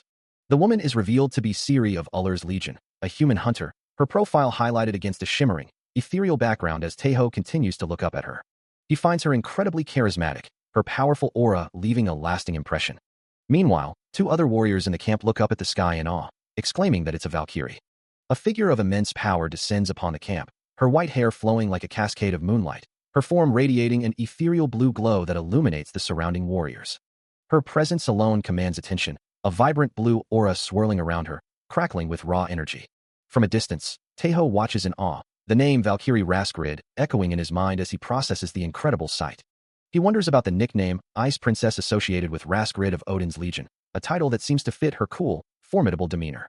Still captivated by her imposing figure, Taeho questions if such a powerful moniker is one given by the warriors themselves. Raskrid, now facing two warriors, declares her identity and authority, announcing herself as Raskrid of the Odin Legion and the one in charge of this battlefield. She continues, explaining that with the death of Ragnar, the Ragnar unit has been integrated into the Ciri unit, a significant shift in their forces. Turning to Ciri, Raskrid places her trust in the human hunter, stating that she is counting on her to fulfill her duties. With a determined expression, Ciri clenches her fist, firmly responding that she will carry out her duty. Raskrid then unfurls a glowing golden scroll, its ancient script shimmering with magical energy. Addressing the assembled warriors, she acknowledges their remarkable efforts. Finally, she announces that for those who have made great contributions, rewards will be given, a promise that sparks hope among the ranks. Raskrid's voice echoes, detailing the rewards for his past valor, including a pouch of gold coins, a rune, and 10 contribution points for his legion. She recounts how he single-handedly defeated the leader of the Knoll unit, the formidable giant Knoll, a feat that now brings him these significant accolades. A subtle smirk threatens to break through his composure as he internally acknowledges the recognition, reminding himself to maintain a serious demeanor. He can't help but wonder if this is the beginning of his fame, a thought that brings a flicker of excitement to his eyes. Whispers ripple through the assembled warriors, recognizing him as Lee Taeho, the one who took down the giant Knoll and was visited by a Valkyrie. The warriors erupt in a chorus of disbelief and admiration, some exclaiming their amazement, others openly expressing jealousy at his achievements. Surrounded by the clamoring crowd, he stands in stunned silence, overwhelmed by the sudden attention and recognition. The realization dawns on him that being visited by a Valkyrie is an even greater deal than defeating a boss monster. Raskrid, with a commanding gesture, silences the excited crowd, her voice cutting through the din. She announces their plan to reclaim the fortress tomorrow afternoon, specifically utilizing a strategy known as Steel Rain. With a sweeping gesture, she declares that all warriors present will be boarding it for the assault. The crowd erupts once more, this time in a unified roar of excitement, cheering for Steel Rain and the glory of Valhalla, eager for the coming battle. A sudden, sharp sound pierces the air, causing Taeho to flinch, his eyes widening in surprise. His mind races, trying to process the implications of the Valkyrie's words, as he mutters, "Steel Rain? What is that?" A hand settles on his shoulder, and a familiar voice calls out, "Hey, Rolf." Taeho turns, his confusion evident as he asks, "What is this Steel Rain thing?" The green-haired warrior looks back at him, his own expression mirroring Taeho's bewilderment, as question marks seem to swirl around them both. Finally, Rolf shrugs, admitting, "I don't know either." A chilling steel rain begins to fall, ethereal blue energy particles and white feathers drifting through the air. From the heavens, Raskrid descends, her wings spread wide, a glowing blue aura surrounding her as she clutches her sword, ready for battle. With a powerful cry of "Charge!" she leads a massive army of warriors into the fray, their momentum kicking up clouds of dust. The ground trembles as one warrior, shield raised and weapon ready, surges forward with the relentless tide of his comrades. The vast army, a sea of determined faces and glinting steel, bears down upon a formidable, ancient fortress. Their relentless advance continues, some warriors already scaling elevated platforms, eager to breach the defenses. Among them, a hulking, armored warrior with horned shoulders charges with immense power, his presence a force unto itself. Suddenly, a monstrous, wolf-like creature with fiery red fur and glowing red eyes lets out a guttural snarl, its fangs bared in a terrifying display of aggression. The battle erupts as a warrior, adorned with tribal markings, thrusts a spear forward, meeting the enemy head-on in a clash of steel and fury. As the siege commences, a vast army surges forward, their numbers overwhelming the fortified structure before them. An unseen strategist explains that when the siege begins, they will leverage the enemy's focus on the front lines, using the main forces as a diversion. Meanwhile, a diagram illustrates the secondary objective. The Ciri unit will scale the walls to unlock the fortress gate from within. Ciri herself confirms the critical task, declaring their mission to open the gate. An unseen voice emphasizes the need to reach the rune magic control room, prompting another to inquire if they'll be climbing the walls with something called Steel Rain. Rolf, standing beside Taeho, can't help but tease him, accusing him of pretending to understand when he's clearly clueless about the plan. Taeho, looking utterly bewildered, ponders aloud, wondering what this Steel Rain could possibly be, perhaps some form of teleportation magic. His face, a canvas of surprise and apprehension, betrays his true feelings about the mysterious plan. Suddenly, a colossal, barrel-like contraption, the very Steel Rain they spoke of, begins its rapid ascent up the formidable fortress wall. The realization dawns on Taeho as Rolf's voice rings out, asking if he's excited about this Steel Rain experience. Inside the ascending barrel, Rolf gives a cheerful thumbs up, while Taeho, looking utterly dismayed, mutters that he is not at all excited. Bjorn, equally enthusiastic, shouts a triumphant, "Valhalla, here I come," as Taeho looks on with wide, nervous eyes, clearly regretting his current predicament. Bjorn, the burly warrior, stands ready at the cannon, his voice booming with a mix of grim determination and dark humor, declaring they are already in Valhalla, then barking orders to fire. Meanwhile, inside one of the launched barrels, he clings to the internal frame, visibly terrified, his mind racing as he calls out for Aiden. His face contorted in a mask of pure fear, he grips the bars of his makeshift prison, the reality of their perilous ascent sinking in. A desperate plea echoes in his thoughts, a silent cry for Haida. Back at the launch site, the massive cannon, now loaded, points its formidable muzzle towards the distant, snow-covered fortress.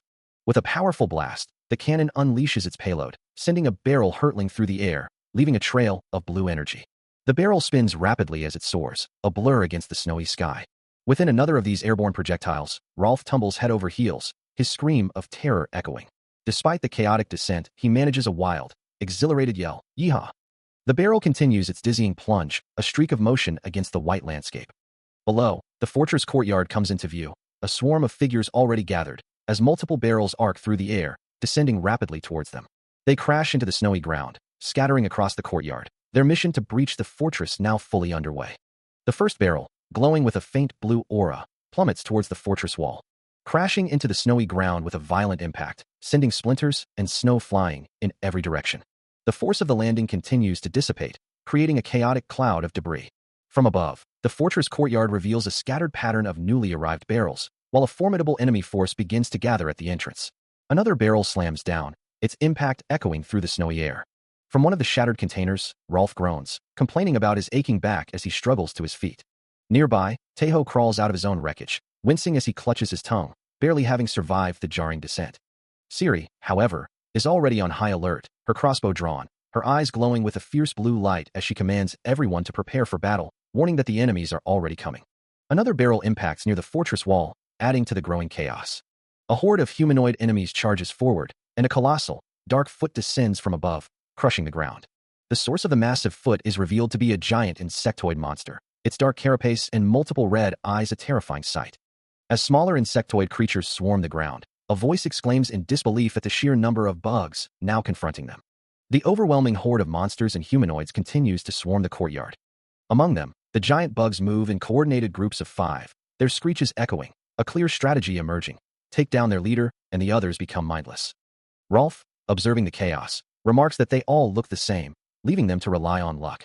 A sentiment that causes Taeho to grit his teeth in frustration, his eyes glowing with a faint blue energy. But then, a voice cuts through the din, declaring that she can see with her dragon's eyes, revealing the distinct, sturdy giant bug among the generic ones. She clarifies that one of them has a different name, and she can distinguish them.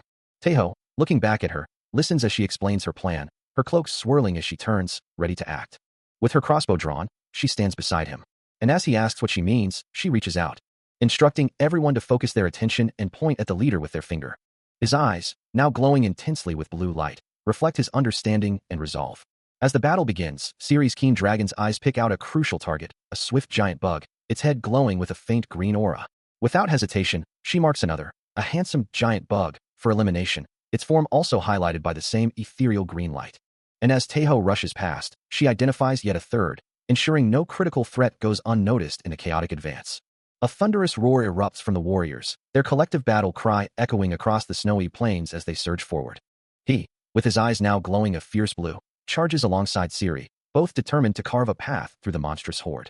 Elsewhere on the field, Rolf swings his heavy axe with brutal efficiency, cleaving into a giant bug as green particles erupt from its carapace. The very ground groans under the relentless assault, the cacophony of battle echoing across the frozen landscape. Near the castle walls, a giant bug lunges at a warrior, its mandibles snapping dangerously close. Amidst the chaos, Taeho and Ciri move as one, engaging multiple bugs simultaneously, their coordinated attacks leaving trails of green energy in their wake. The entire battlefield is a swirling vortex of combat, warriors clashing against the relentless tide of insectoid monsters. Taking a brief respite, Bjorn raises his horn to his lips, drinking deeply, a golden aura of renewed strength radiating from his form. The battle rages on, a relentless struggle between man and monster, with no end in sight. The relentless assault on the castle continues, with enemies swarming the defenses once more. Amidst the chaos, Ciri issues a decisive command to Rolf, declaring that they will mobilize a detached squad while he and his team head to the control room. Without hesitation, Rolf acknowledges the order. Ciri then turns to Taeho, specifically instructing Rolf to take warrior Lee Taeho with him. Her gaze intensifying, she declares her trust, entrusting a crucial task to him. With a profound declaration, she names him Aiden's warrior, a title that elicits a silent, surprised reaction from him. Taking in her words, Taeho's expression hardens with newfound resolve. The detached squad stands ready, a formidable group including Bjorn, Rolf, and Taeho, prepared to mobilize for their critical mission. As they prepare to move, Rolf places a reassuring hand on Taeho's shoulder, urging him to stay close. With Rolf leading the way, the two move forward, their mission already underway. A powerful enchantment takes hold, the blessing of Allah, enveloping the squad in a veil of stealth. Now unseen by their foes, the detached squad moves silently through the castle grounds, advancing towards the heart of the battle. Amidst the chaos of battle, a hand glows with a faint green light, its owner confident in his knowledge of the terrain, having committed the entire map to memory. Guiding them through a narrow, hidden passage, he senses a concealed door nearby, its presence almost imperceptible. Emerging from the secret route, two cloaked figures, faintly outlined in green, survey a vast, ruined chamber from the top of a grand staircase, the sky visible through shattered arches above. The subtle green particles of their stealth skill shimmer around them as they descend further into the ancient structure. 3 ethereal green forms drift down a set of stairs, navigating what appears to be a temporary passage leading directly to the control room. Their footsteps echo softly through the dark, arched hallway, a testament to their careful, measured advance. Now visible, the squad moves in formation. Rolf leads with a flickering torch, followed by Taeho, and then Bjorn, their cloaks blending into the shadows of the ancient stone corridor. Without warning, a sticky, glowing web ensnares Taeho, pulling him back with a sudden, sharp jolt. His eyes widen in alarm as he struggles against the unexpected trap, wondering aloud about the sheer number of cobwebs in this supposedly clear passage. The sticky strands bind his hands, his companions now also caught in the glowing, fibrous trap. From above, the full extent of their predicament becomes clear. All three, Taeho, Rolf, and Bjorn, are hopelessly entangled in a vast network of glowing spiderwebs. The sticky strands cling tightly, leaving them trapped and vulnerable in the dark passage. As the squad remained ensnared, a new, terrifying presence made itself known. A massive, segmented leg, dark and chitinous with ominous red accents, descended with chilling speed, its sharp claw poised to strike. Deep within the dungeon's shadowed depths, a monstrous wolf spider, its crimson eyes glowing ominously, lay in wait, clinging to a web spun across the high ceiling. Unaware of the lurking danger, Rolf, leading his companions through the dimly lit passage, cautioned everyone to watch their step. Taeho, his glasses reflecting the torchlight, acknowledged the warning with a quiet affirmation. Bjorn, his stern gaze fixed ahead, also seemed to acknowledge the inherent risks of their journey, his expression grim. Suddenly, a chilling, high-pitched shriek echoed through the cavern as the monstrous spider revealed itself. With terrifying speed, the creature descended, its segmented legs blurring into a deadly assault, a horrifying sound accompanying its lunge. Bjorn immediately cried out to Rolf, pointing towards a fallen comrade, who was now under attack by the monstrous arachnid. The realization struck them with cold dread. It was a wolf spider, and it had already claimed its prey. Rolf stared down at the immense creature, his eyes widening in disbelief at its sheer scale, uttering a stunned, "It's huge." The spider wasted no time, its mandibles already tearing into the unfortunate soldier, as Rolf grimly observed that it must have been hungry, devouring its meal right away. The gruesome sight left no doubt. It was already too late to save him. Still reeling from the sudden ambush, Taeho cries out, realizing the horrifying truth that there is more than one of these monstrous creatures. Indeed, the dark cavern reveals a terrifying swarm of wolf spiders, their red eyes glinting in the gloom. Bjorn recoils in terror, his face contorted in a silent scream as the sheer number of foes becomes apparent. Taeho, however, forces himself to remain calm, his glowing blue eyes narrowing as he desperately searches for a weakness. A sudden insight reveals the creature's specialty, a potent paralysis venom. But with that knowledge comes another crucial detail. Their ultimate vulnerability is fire. With a surge of blue energy, a magnificent sword materializes in his hand, its blade shimmering with arcane power. Rolf stares in disbelief, questioning how a weapon could simply appear from thin air. Without hesitation, Taeho unleashes a powerful, arcing swing, the glowing blue blade cutting through the air with incredible speed. The enchanted sword slices through the horde of wolf spiders, its radiant energy tearing through their carapaces. The blade continues its devastating path, leaving a trail of destruction in its wake. As the remaining spiders recoil, Taeho activates a further ability, calling upon the Runfang to unleash its full effect. The Saga warrior's sword, now fully manifested, blazes with an inferno of magical fire. Its power erupts in a blinding flash, a devastating explosion of raw energy. He scrambles away from the immediate aftermath, his voice urgent as he calls for his companions to seize the opportunity. As they rush forward, Rolf, bewildered, asks about the sword, while Taeho, with surprising confidence, assures them he can simply conjure another. Following the clear path indicated by the system, they race down a dark, ancient corridor, knowing that safety lies just beyond the heavy door at its end. Rolf and Taeho push their limits, sprinting towards the massive, ornate entrance, their escape hanging in the balance. Bjorn, already through, strains with all his might to pull the heavy door shut, his shouts echoing for the others to quickly get inside and secure their retreat. But before the door can fully close, a monstrous, multi-legged creature, its red eyes glowing ominously, lunges from the shadowy depths of the corridor. The trio watches in horror as the terrifying arachnid attempts to force its way through the narrowing gap, their brief moment of relief shattered by renewed panic.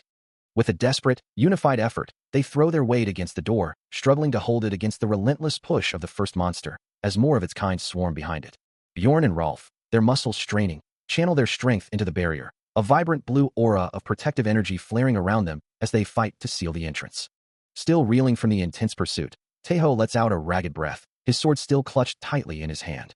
The last of the monstrous insects, impaled by his blade, oozes a sickly green fluid, confirming its demise as he finally pulls his weapon free. Behind him, Rolf and Bjorn let out a collective sigh of relief, the immediate danger seemingly past. As they step into a vast, glowing chamber, Taeho looks around in disbelief, wondering if this could truly be the control room they were searching for. The room itself is a marvel of ancient technology, with intricate blue energy lines pulsing across the floor and walls, all converging on a central, luminous console. Bjorn confirms his suspicions, explaining that this is indeed the emergency control room, a hidden secondary command center for the fortress. Taeho muses to himself, realizing why their journey through the dungeon had been so arduous. Rolf, holding a glowing green orb, quickly adds that its hidden nature also explains the lack of guards, urging them to act swiftly. Without hesitation, he presses his hand onto the luminous blue activation panel, initiating the control sequence. His voice rings with urgency, declaring that they must open the fort gate immediately to minimize casualties among their allies. A powerful surge of blue energy erupts from the console, confirming the emergency authorization key, as the three companions stand ready for whatever comes next. The console glows with blinding intensity, its light illuminating their faces as the fort gate begins to respond. As Rolf activated the emergency console, a luminous, blue-hued holographic projection of a woman materialized, her long, flowing hair and form-fitting attire shimmering with digital light. Her glowing blue eyes fixed forward, she stood as an ethereal interface, ready to receive commands. The console beneath her glowed with intricate patterns, displaying a clear prompt. Please issue your command. A moment of stunned silence passed as the others processed the sudden appearance, Taeho looking utterly bewildered, while Rolf, though momentarily dazed, quickly regained his composure, prompting a confused "weren't you in a hurry?" from Bjorn. Ignoring the distraction, Rolf urgently commanded, "Oops, the gate. Open the gate." The holographic system responded instantly, its ethereal form shifting as it confirmed, "Understood." However, the system's initial interpretation was flawed, as outside the fortress, a monstrous, multi-limbed insectoid creature with glowing red eyes was already tearing at a different, smaller gate, its powerful claws rending the metal. Rolf, realizing the error, frantically corrected the system. "No, not that gate, the fortress gate. Fortress gate," as the creature continued its assault, its mandibles snapping with destructive force. Finally, with the correct command registered, Rolf let out a relieved "H." As the system confirmed their objective, mission accomplished for now. With the gate now slowly opening, the trio stood ready, Rolf declaring, "Now, we just need to defend this place until our forces capture the fortress." As Taeho lightened the mood with a casual remark about having time to talk about women, the holographic projection reappeared, its serene expression unchanged as it delivered a chilling update. An intruder is approaching the control room. A chilling command echoes through the fortress, demanding immediate readiness for combat. From the depths, a monstrous presence makes itself known, its heavy thudding footsteps shaking the very foundations of the structure. Rolf stares in disbelief, realizing the intruder has come through the thick iron door, where a horde of spiders had been waiting just moments before. Taeho, equally stunned, can only voice his shock, wondering how this single entity managed to eliminate all the spiders so quickly. The monstrous figure, now fully visible, moves with an unsettling grace, its form radiating a faint blue energy as it advances. Its snarling maw and glowing red eyes confirm its terrifying nature, a true red-eye beast of immense power. The creature lets out a guttural "you" as a title card flashes, identifying it as the formidable Boss Red Eye. With a terrifying roar, the Boss Red Eye charges, promising to tear them all to shreds as a wave of red energy washes over the room. Taeho, Rolf, and Bjorn brace themselves, the sheer force of the monster's presence making their skin crawl. Determined, Taeho's eyes glow with a fierce blue light. As he channels his energy, his fist crackling with power. In a desperate plea, a voice cries out, "Haida!" Before he can fully unleash his attack, the Boss Red Eye swings its massive hammer, slamming it directly into Taeho, who struggles to defend himself. The monstrous Boss Red Eye unleashes a guttural roar, swinging its colossal hammer with devastating force, intent on crushing its opponent. The impact sends a shockwave of crimson energy rippling outwards, as the hammer connects with an explosive force that seems to tear through the very air. The sheer power of the blow continues to radiate, a testament to the monster's overwhelming might. Its red eyes glow with predatory satisfaction, as the creature lets out another triumphant snarl. The force of the impact sends him careening backward, his body a blur against the crumbling stone. He continues to be propelled through the air, a helpless projectile amidst the flying debris. The speed of his retreat is immense, leaving streaks of motion in his wake. Finally, he slams into a solid stone wall, which shatters on impact, sending fragments flying in every direction. The Boss Red Eye surveys the scene, its voice echoing with disdain, wondering aloud, "Where's the tiny one?" But from the rubble, a faint blue glow begins to emanate, as a powerful energy starts to coalesce around the fallen hero. The blue energy intensifies, swirling violently around him, his eyes now burning with a fierce, determined light. The Boss Red Eye watches, its predatory gaze sharpening, recognizing the sudden, unexpected surge of power from its opponent. Still reeling from the previous blow, Taeho is sent hurtling through the air, a blue trail of energy marking his trajectory as he falls. Before he can recover, the monstrous Boss Red Eye brings its colossal foot down, a crushing blow that elicits a pained grimace from the young man. The sheer force of the impact drives him further into the ground, the monster's foot pressing down with immense weight. He plummets downward, a fiery red aura trailing behind him as the Boss Red Eye's attack continues to propel him into the earth. The monstrous wolf-like creature looks down with glowing red eyes, its expression one of predatory satisfaction as it watches its prey fall.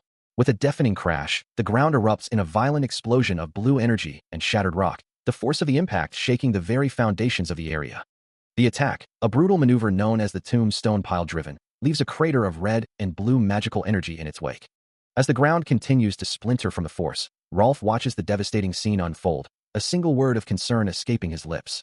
Despite the brutal assault and the blood streaking his face, Taeho's eyes remain open, his gaze filled with a fierce, unyielding determination. The Valhalla saga continues, as Rolf cries out in desperation, his voice echoing with a single, urgent name. The monstrous white fang looms over Taeho, who lies broken on the ground, its massive form casting a shadow of impending doom. A guttural scream tears from Taeho's throat, his face contorted in agony as blood splatters across his features. The world around him shatters into fragments, leaving only a void of broken earth and silence. Floating in this desolate space, he questions the strange, warm sensation spreading through his body, his eyes beginning to glow with an ethereal blue light. A blinding white light erupts from his form, radiating outward with immense power. Suddenly, he's back on the cold ground, blood still staining his face, a chilling realization dawning upon him. This must be what death feels like. Before he can process the experience, the monstrous white fang lunges once more, its attack a blur of savage intent. A massive foot descends with brutal force, crushing down onto his face as blood drips from his lips. His mind races, realizing that the previous brush with oblivion wasn't the end, but this time, he truly believes his life is forfeit. As Taeho lay broken and vulnerable, a fierce green-haired warrior, Rolf, unleashed a torrent of emerald energy, his eyes glowing with determination. Channeling a powerful surge of fire magic through his hand, which erupted in a shower of sparks and intense flames. The attack coalesced into a fiery blast, emblazoned with the word saga, hurtling towards the monstrous white fang. A colossal column of fire erupted, tearing through the air, its destructive power undeniable.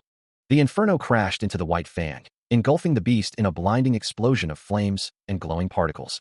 Amidst the chaos, Rolf shouted, urging his comrades to get yourselves together. The white fang roared in pain, visibly reeling from the impact, as a soldier cried out, "Tho!" in desperation.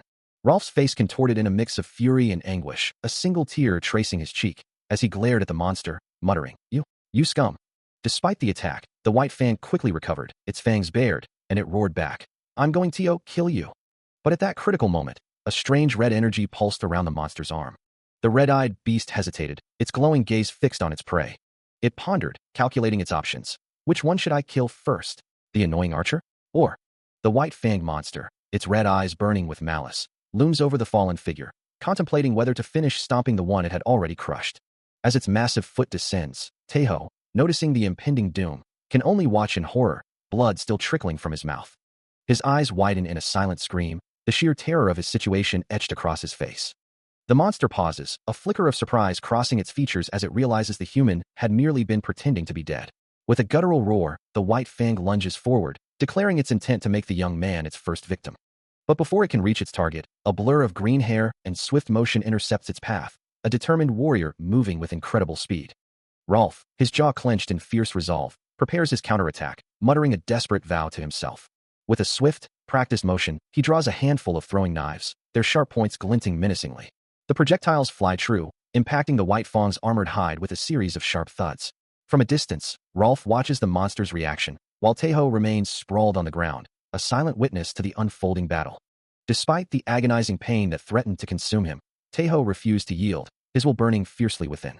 With blood staining his lips, he let out a guttural scream, a defiant roar against the encroaching darkness, proclaiming that his fight was far from over.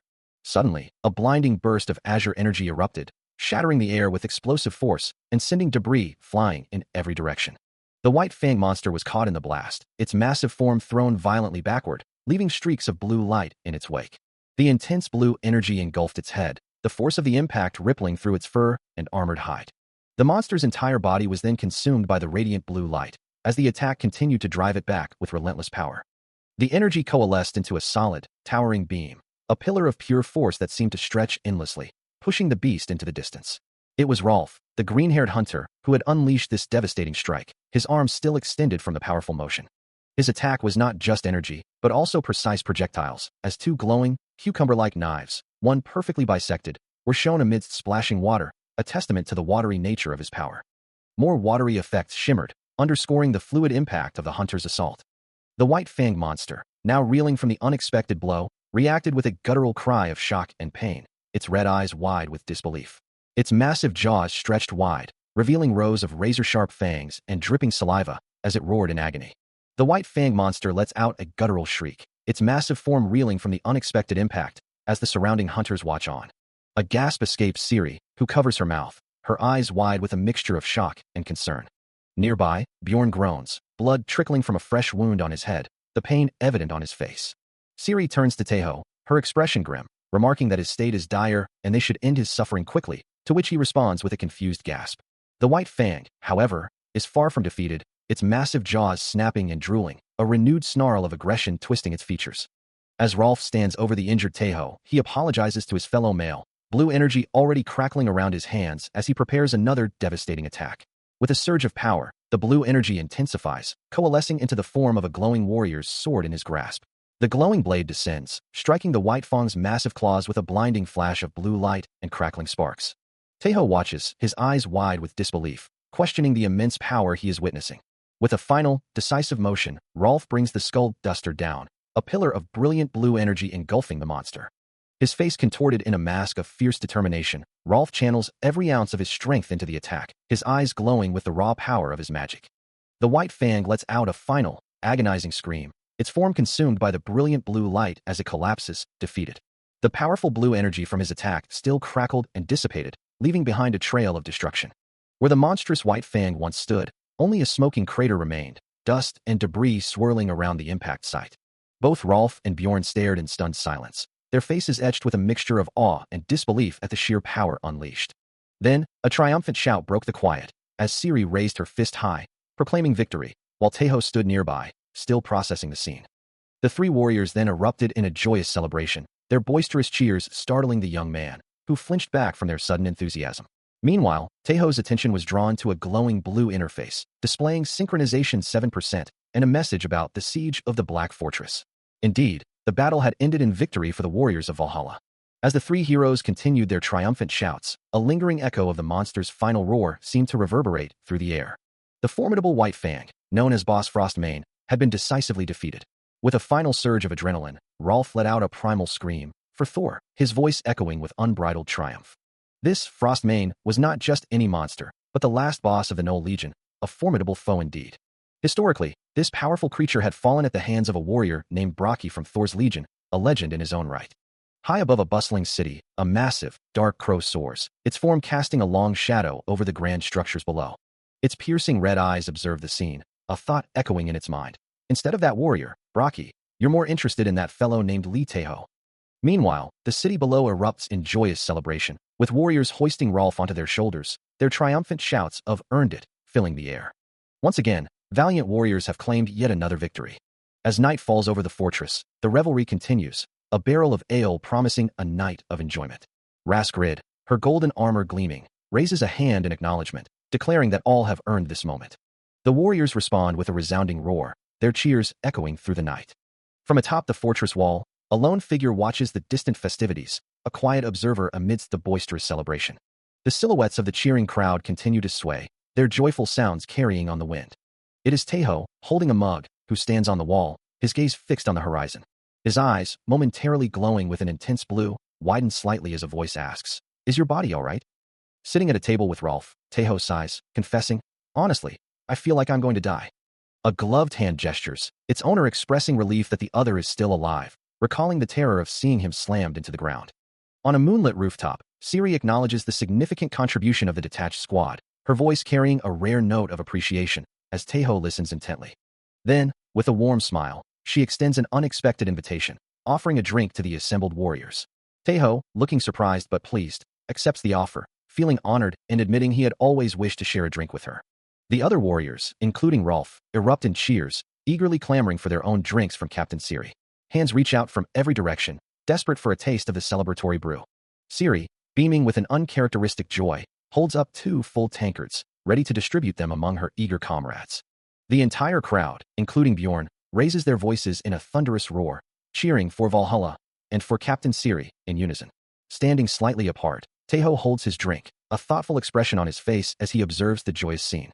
He muses to himself that he had always thought Siri was a cold person, while Bjorn and another warrior share a hearty laugh nearby. Suddenly, Rolf's expression twists into one of utter disgust, a mental image of a repulsive bug flashing through his mind. The collective reaction of the warriors, including Taeho and Bjorn, mirrors Rolf's revulsion, as if they've all just tasted something utterly unpalatable, like a broken cucumber. A bead of sweat trickles down Taeho's temple, his eyes wide with a mixture of surprise and concern, while below him, Siri flashes a mischievous, blushing smile, clutching her wooden mug. The sight of her hand still gripping the mug confirms the source of the warrior's collective dismay, and it becomes clear that she is capable of such an unexpected expression. High above the rugged landscape, the imposing black fortress citadel stood, its ancient stones silhouetted against the twilight sky, while fires blazed ominously in the foreground. Inside, a raucous feast was already underway. A red-haired celebrant, his face contorted in a joyful roar, hoisted a flaming torch high above a sea of muscular figures. Sweat glistened on their powerful limbs, dripping onto the rough ground as the revelry intensified. The red-haired celebrant, fueled by the festive energy, leapt into the air, his powerful form momentarily suspended before crashing down towards another participant. Indeed, the feast was in full swing, a blur of motion and sound, a true spectacle of unrestrained revelry. With a powerful swing, the red-haired man delivered a playful, yet forceful, punch to another celebrant's chest, eliciting a grunt of surprise. The boisterous celebration continued unabated, a relentless torrent of energy. As the night deepened, the feast transformed into a vibrant dance, with even wolf-headed figures joining the revelry, their movements punctuated by musical notes that seemed to fill the air. The entire hall pulsed with rhythm, a DJ spinning tracks as the diverse crowd, including more of the beast folk, danced with unbridled enthusiasm. Amidst the joyous chaos, however, Taeho found himself utterly overwhelmed, his wide eyes reflecting the frantic energy of the muscular revelers surrounding him, including a grinning blonde man in sunglasses. His mind screamed in protest, a desperate plea echoing in his thoughts. When will it end? Damn it. Amidst the raucous celebration, a particularly boisterous reveler, his face flushed and eyes glazed, leers at a smaller, older man, offering to show him something fun, while a stern-faced woman with flowing white hair observes the scene with disapproval, deeming the drunkard's behavior dangerous and demanding his immediate subdual. As the command rings out, the crowd surges forward, a wave of bodies moving to apprehend the unruly reveler, while the white-haired warrior, Raskrid, stands ready to enforce order. Her gaze then shifts, her clear blue eyes finding a familiar figure amidst the chaos, as she calls out, "Warrior Lee Taeho." Taeho, still reeling from the overwhelming atmosphere, turns to see Raskrid approaching, accompanied by another warrior with striking red hair, both women radiating an aura of calm amidst the revelry. He remains surrounded by the boisterous crowd, their loud cheers and roughhousing still too much for him, a quiet thought escaping him. No way, at this hour? The red-haired warrior, Siri, leans in, a slight smile playing on her lips, informing him, "You have a visitor." Still overwhelmed by the sheer number of people and the deafening cheers of WHOO, Taeho can only manage a hesitant hello. With a shared look of discomfort, Siri urges him, Let's go quickly," clearly sensing his distress and the need to escape the boisterous crowd. Meanwhile, the party continues unabated, with revelers exclaiming, That's hot, that's hot. And youth, youth. I'm envious, damn it," their energy showing no signs of waning. Two muscular men, one with a prominent red beard and another with blue tribal markings, urge each other to come on, let's keep drinking, but Raskrid firmly interjects with a simple, no. Pointing a finger at the bald reveler, Raskrid explains, Siri's unit has a special mission tomorrow, so get some sleep now, prompting a disappointed ah from the man. Above the black fortress citadel, the sky stretches endlessly, a serene blue expanse punctuated only by soft, wispy clouds, offering a momentary calm after the chaotic revelry. As dawn breaks over the black fortress, its formidable walls stand silhouetted against the rising sun, a stark contrast to the lively revelry within. Amidst the boisterous crowd, a familiar voice calls out, drawing the attention of the young man who still feels the lingering effects of the previous night. He lets out a weary yawn, his face betraying his exhaustion, as a voice remarks that he looks quite tired. Surrounded by grinning celebrants, one asks if he had fun, another jokingly questions if he had a one-on-one night session with a Valkyrie, and a third inquires about his activities, to which he sheepishly replies that he was told to keep it a secret. His face flushes crimson as he vehemently denies any such encounter, insisting there was nothing of the sort. Meanwhile, Siri, with a stern expression, commands her unit to listen up, her voice cutting through the lingering sounds of revelry. Her breath visible in the cold air, she declares that from now on, they have a critical task ahead.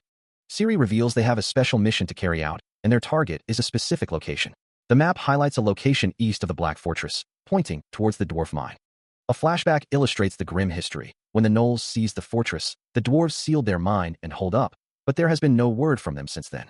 Siri continues, explaining that their mission is to go there directly and check the situation for themselves. Rolf, surprised, questions if she means those dwarves, as a fierce dwarf warrior is depicted, ready for battle. Siri, still focused on the mission, finds herself questioned by Taeho, who points towards a dwarf in the crowd, wondering about his presence. With a slight grimace, Raskrid explains that dwarves are known for their love of beer, suggesting this one might be looking forward to a drink after a long while, prompting Taeho to remind her that she herself had just indulged yesterday. Ignoring the playful banter, Siri continues her briefing to the assembled group of celebrants and her unit, emphasizing the formidable nature of dwarves, even their women, who are said to possess beards, before cutting off a potential interruption to remind everyone that the briefing is not yet over. She then points out the considerable distance to the dwarf mine, a journey that will require efficient travel. To minimize travel time as much as possible, Siri reveals their chosen method of transport. Her expression turns serious as she announces their means of transport, a powerful and swift option. With a decisive gesture, she declares that the Black Lightning has been prepared, a revelation that elicits a shocked gasp from the assembled group. Raskrid and a red-haired celebrant stare in wide-eyed disbelief, the name Black Lightning echoing with a sense of awe and apprehension. Raskrid, still reeling from the announcement, leans towards Taeho with a knowing smirk, who simply responds with a resigned, "I knew it."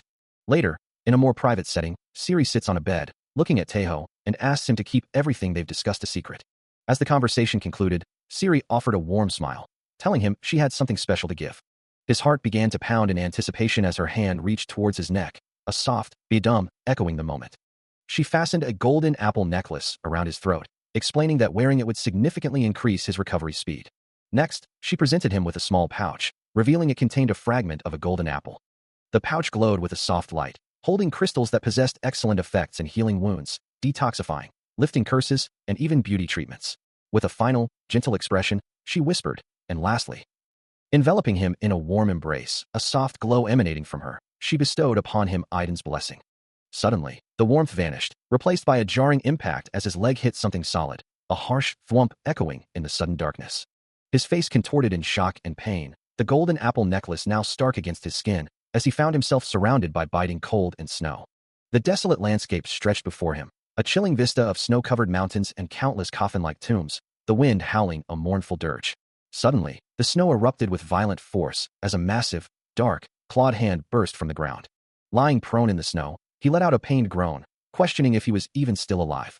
He knew to expect the unexpected in this world, but even so, the sudden, violent displacement had left him reeling. Never in his wildest dreams did he imagine they would be launched into this desolate place like mere cargo, trapped within a coffin-like container. Around him, the snowy wasteland was littered with the wreckage of similar containers and the still forms of other adventurers, a grim tableau of their forced arrival. A chilling thought pierced his days, wondering if any of them had survived the ordeal. Clutching the golden apple necklace, he realized he was miraculously unharmed, a fact he could only attribute to Siri's powerful gift. A few moments later, the immediate shock began to subside. In the distance, a colossal stone structure loomed, its ancient architecture piercing the snowy peaks, a silent sentinel in the desolate landscape. A diverse group of warriors, including a dwarf, a red-haired giant, a wolf-headed beast man, and a blond man in sunglasses, approached the structure's grand entrance, their forms dwarfed by its immense scale. From a high vantage point, Taeho watched them, his eyes widening as the massive gate swung open, a sudden realization dawning on him that they might have been deliberately led here. Soon, he found himself alongside Rolf and Siri, who urged the group forward, ready to delve into the mysteries of the newly opened passage. The interior was shrouded in an oppressive darkness, prompting Siri to remark on the dimness, and the common knowledge that dwarves prefer such environments, with rumors even suggesting they turn to stone in direct sunlight. Taeho, ever the cautious one, nervously inquired if these creatures also consumed blood, to which Siri quickly retorted that such a trait would make them vampires, not dwarves. Deep within the newly entered dwarven structure, a blue-haired warrior declares their identity, proclaiming to any unseen listeners that they are warriors from Valhalla, sent by Valkyrie Raskrid. As his eyes begin to glow with an ethereal blue light, Taeho confirms their mission, reiterating that Valkyrie Raskrid herself dispatched them. The group presses deeper into the cavernous hall, its ancient stone walls looming around them, a sense of foreboding settling in the air. Suddenly, Taeho's vision flares, his eyes burning with an intense blue light as he perceives the overwhelming threat, a chilling realization dawning on him as he cries out for Commander Siri, seeing countless red names, enemies, all around them. Indeed, the vast chamber around them lights up with ominous red symbols, confirming his grim assessment. They are completely surrounded. Without hesitation, Siri barks a command, her voice cutting through the sudden tension, ordering the formation of a shield wall. Immediately, a torrent of spears and arrows rains down, striking the hastily erected shield wall with violent force, each impact sending blue sparks flying. The projectiles continue their relentless descent, a deadly shower of sharpened steel aimed directly at the group. The shield wall holds firm, absorbing the continuous onslaught as countless spears and arrows embed themselves into the wooden and metal defenses.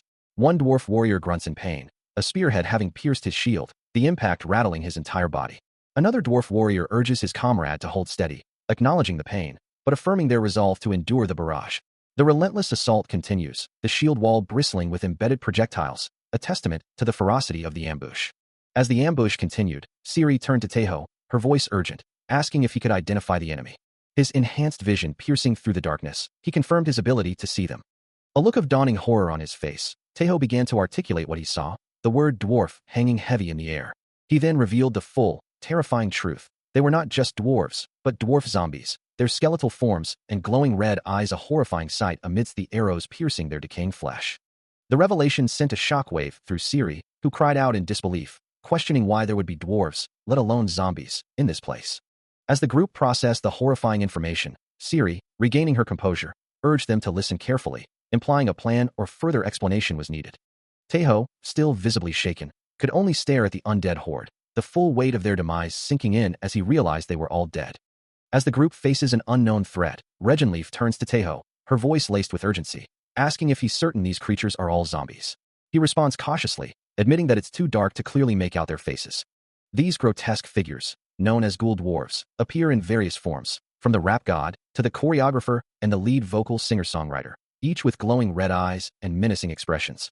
Despite their varied appearances and peculiar titles, Taeho confirms with a grim expression that they are all undeniably zombies. One of the ghoul dwarves, its red eyes burning, begins to move, preparing for another assault. The chilling realization dawns on the group as they see the enemy's weapons being readied. A voice cries out that they are reloading. Siri, her face contorted in a desperate plea, shouts for everyone to raise their shields again. But a voice from behind the defensive line protests, revealing that the shields are already in a dire state. The dwarf warrior and the others brace themselves, a collective dread settling in as they realize they might not be able to block the next attack. A frustrated curse escapes someone's lips, the sound of impending doom echoing through the dark chamber. From above, the ghoul dwarves descend, their glowing red eyes fixed on the vulnerable group, ready to unleash their next devastating assault. As the ghoul dwarves descended, the group could only stare up in dread, a chilling question echoing in their minds. Before they could react, a heavy, clawed foot slammed down with brutal force, shattering the ground and sending debris flying. The sheer number of enemies was overwhelming, and a collective cry of despair escaped the group as the assault intensified. Amidst the chaos, a flaming bottle arced through the air, its wick burning brightly. A goggled ghoul dwarf, moving with terrifying speed, lunged forward, its arm outstretched as if to grab its prey. The flaming bottle, now revealed to be attached to a chain, swung menacingly, aiming directly for their eyes. Taeho, seeing the imminent danger, braced himself, a desperate plan forming in his mind. With a sudden burst of energy, he unleashed a powerful counterattack, engulfing the area in a blinding, fiery explosion. The air filled with the agonizing screams of the ghoul dwarves, their cries echoing through the dark chamber. More desperate shrieks followed, confirming the effectiveness of the sudden attack. The final, piercing scream faded into the darkness, leaving an eerie silence in its wake. Loud, guttural roars echo through the confined space, signaling the relentless pursuit of their attackers. The group scrambles through the narrow passages, a desperate voice urging them to hurry, to get over here. Their only escape route appears as a dark, gaping maw in the floor, a frantic command echoing to get in immediately. But the opening is too small for some, with Rolf struggling to squeeze through, questioning if there's another way, only to be met with a firm no, just go. With no time to spare, the dwarf warrior unceremoniously shoves Rolf down, eliciting a pained cry. Meanwhile, Taeho plunges into the darkness below, a cascade of glowing blue particles trailing his rapid descent. At the bottom, Siri confirms everyone is safe, then directs Taeho to lead the way forward. Taeho looks around in awe, uttering a soft exclamation as he takes in the strange, crystal-laden cavern stretching before them. The entire group then proceeds deeper into the cavern, its walls shimmering with vibrant blue and purple crystals, leading them towards a colossal, ancient gate. After a brief, unexplained skip in their journey, the group gathers, and a grim realization settles among them. Their current predicament is the work of a vampire. The dwarf warrior explains the sudden appearance of the creature, which materialized just yesterday at dawn, causing all this devastation in a single day. He continues, detailing the curse. If one is bitten and killed by it, they become a ghoul themselves. The grim explanation deepens, as he adds that if a ghoul bites you, you become another ghoul, leaving only roughly 20 dwarves alive in this entire area. Taeho, listening intently with Siri, asks if the creature had any distinctive features.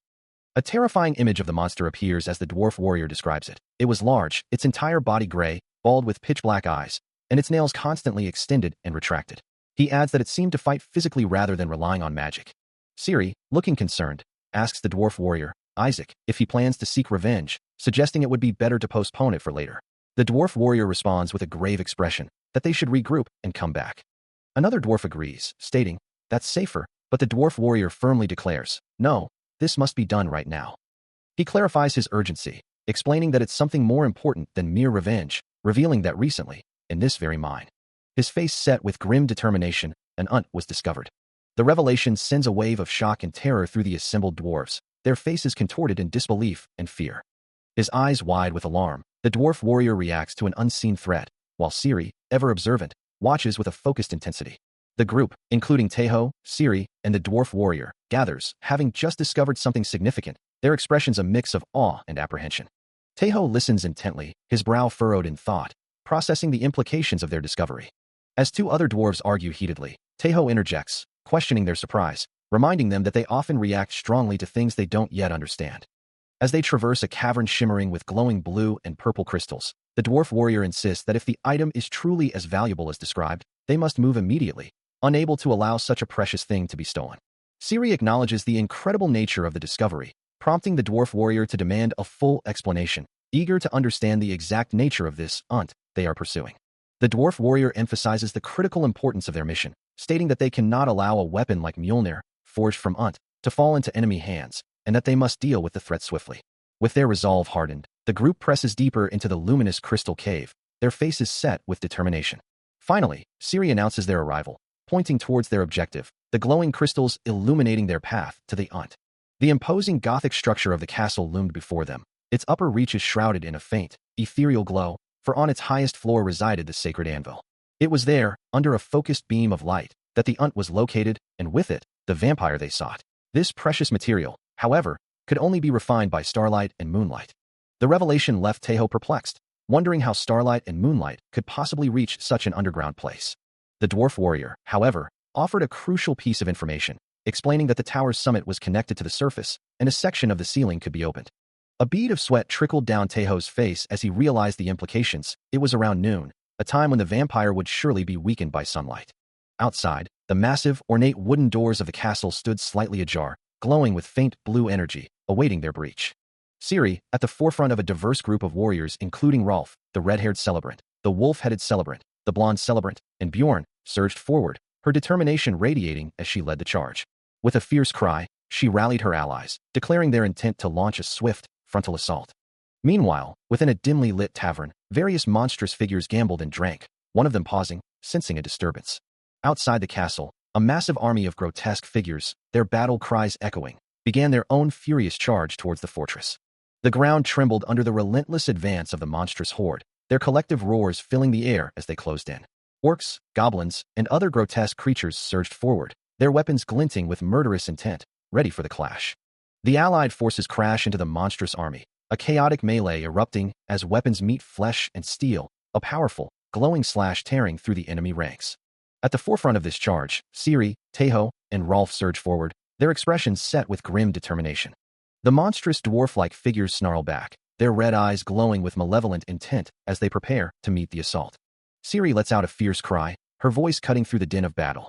Meanwhile, a shield team forms a solid line, their leader shouting, "Vanguard! Shield team!" as they brace for the impact of the enemy. Amidst the chaos, a dwarf warrior fiercely engages a monster, their weapons clashing with a resounding impact.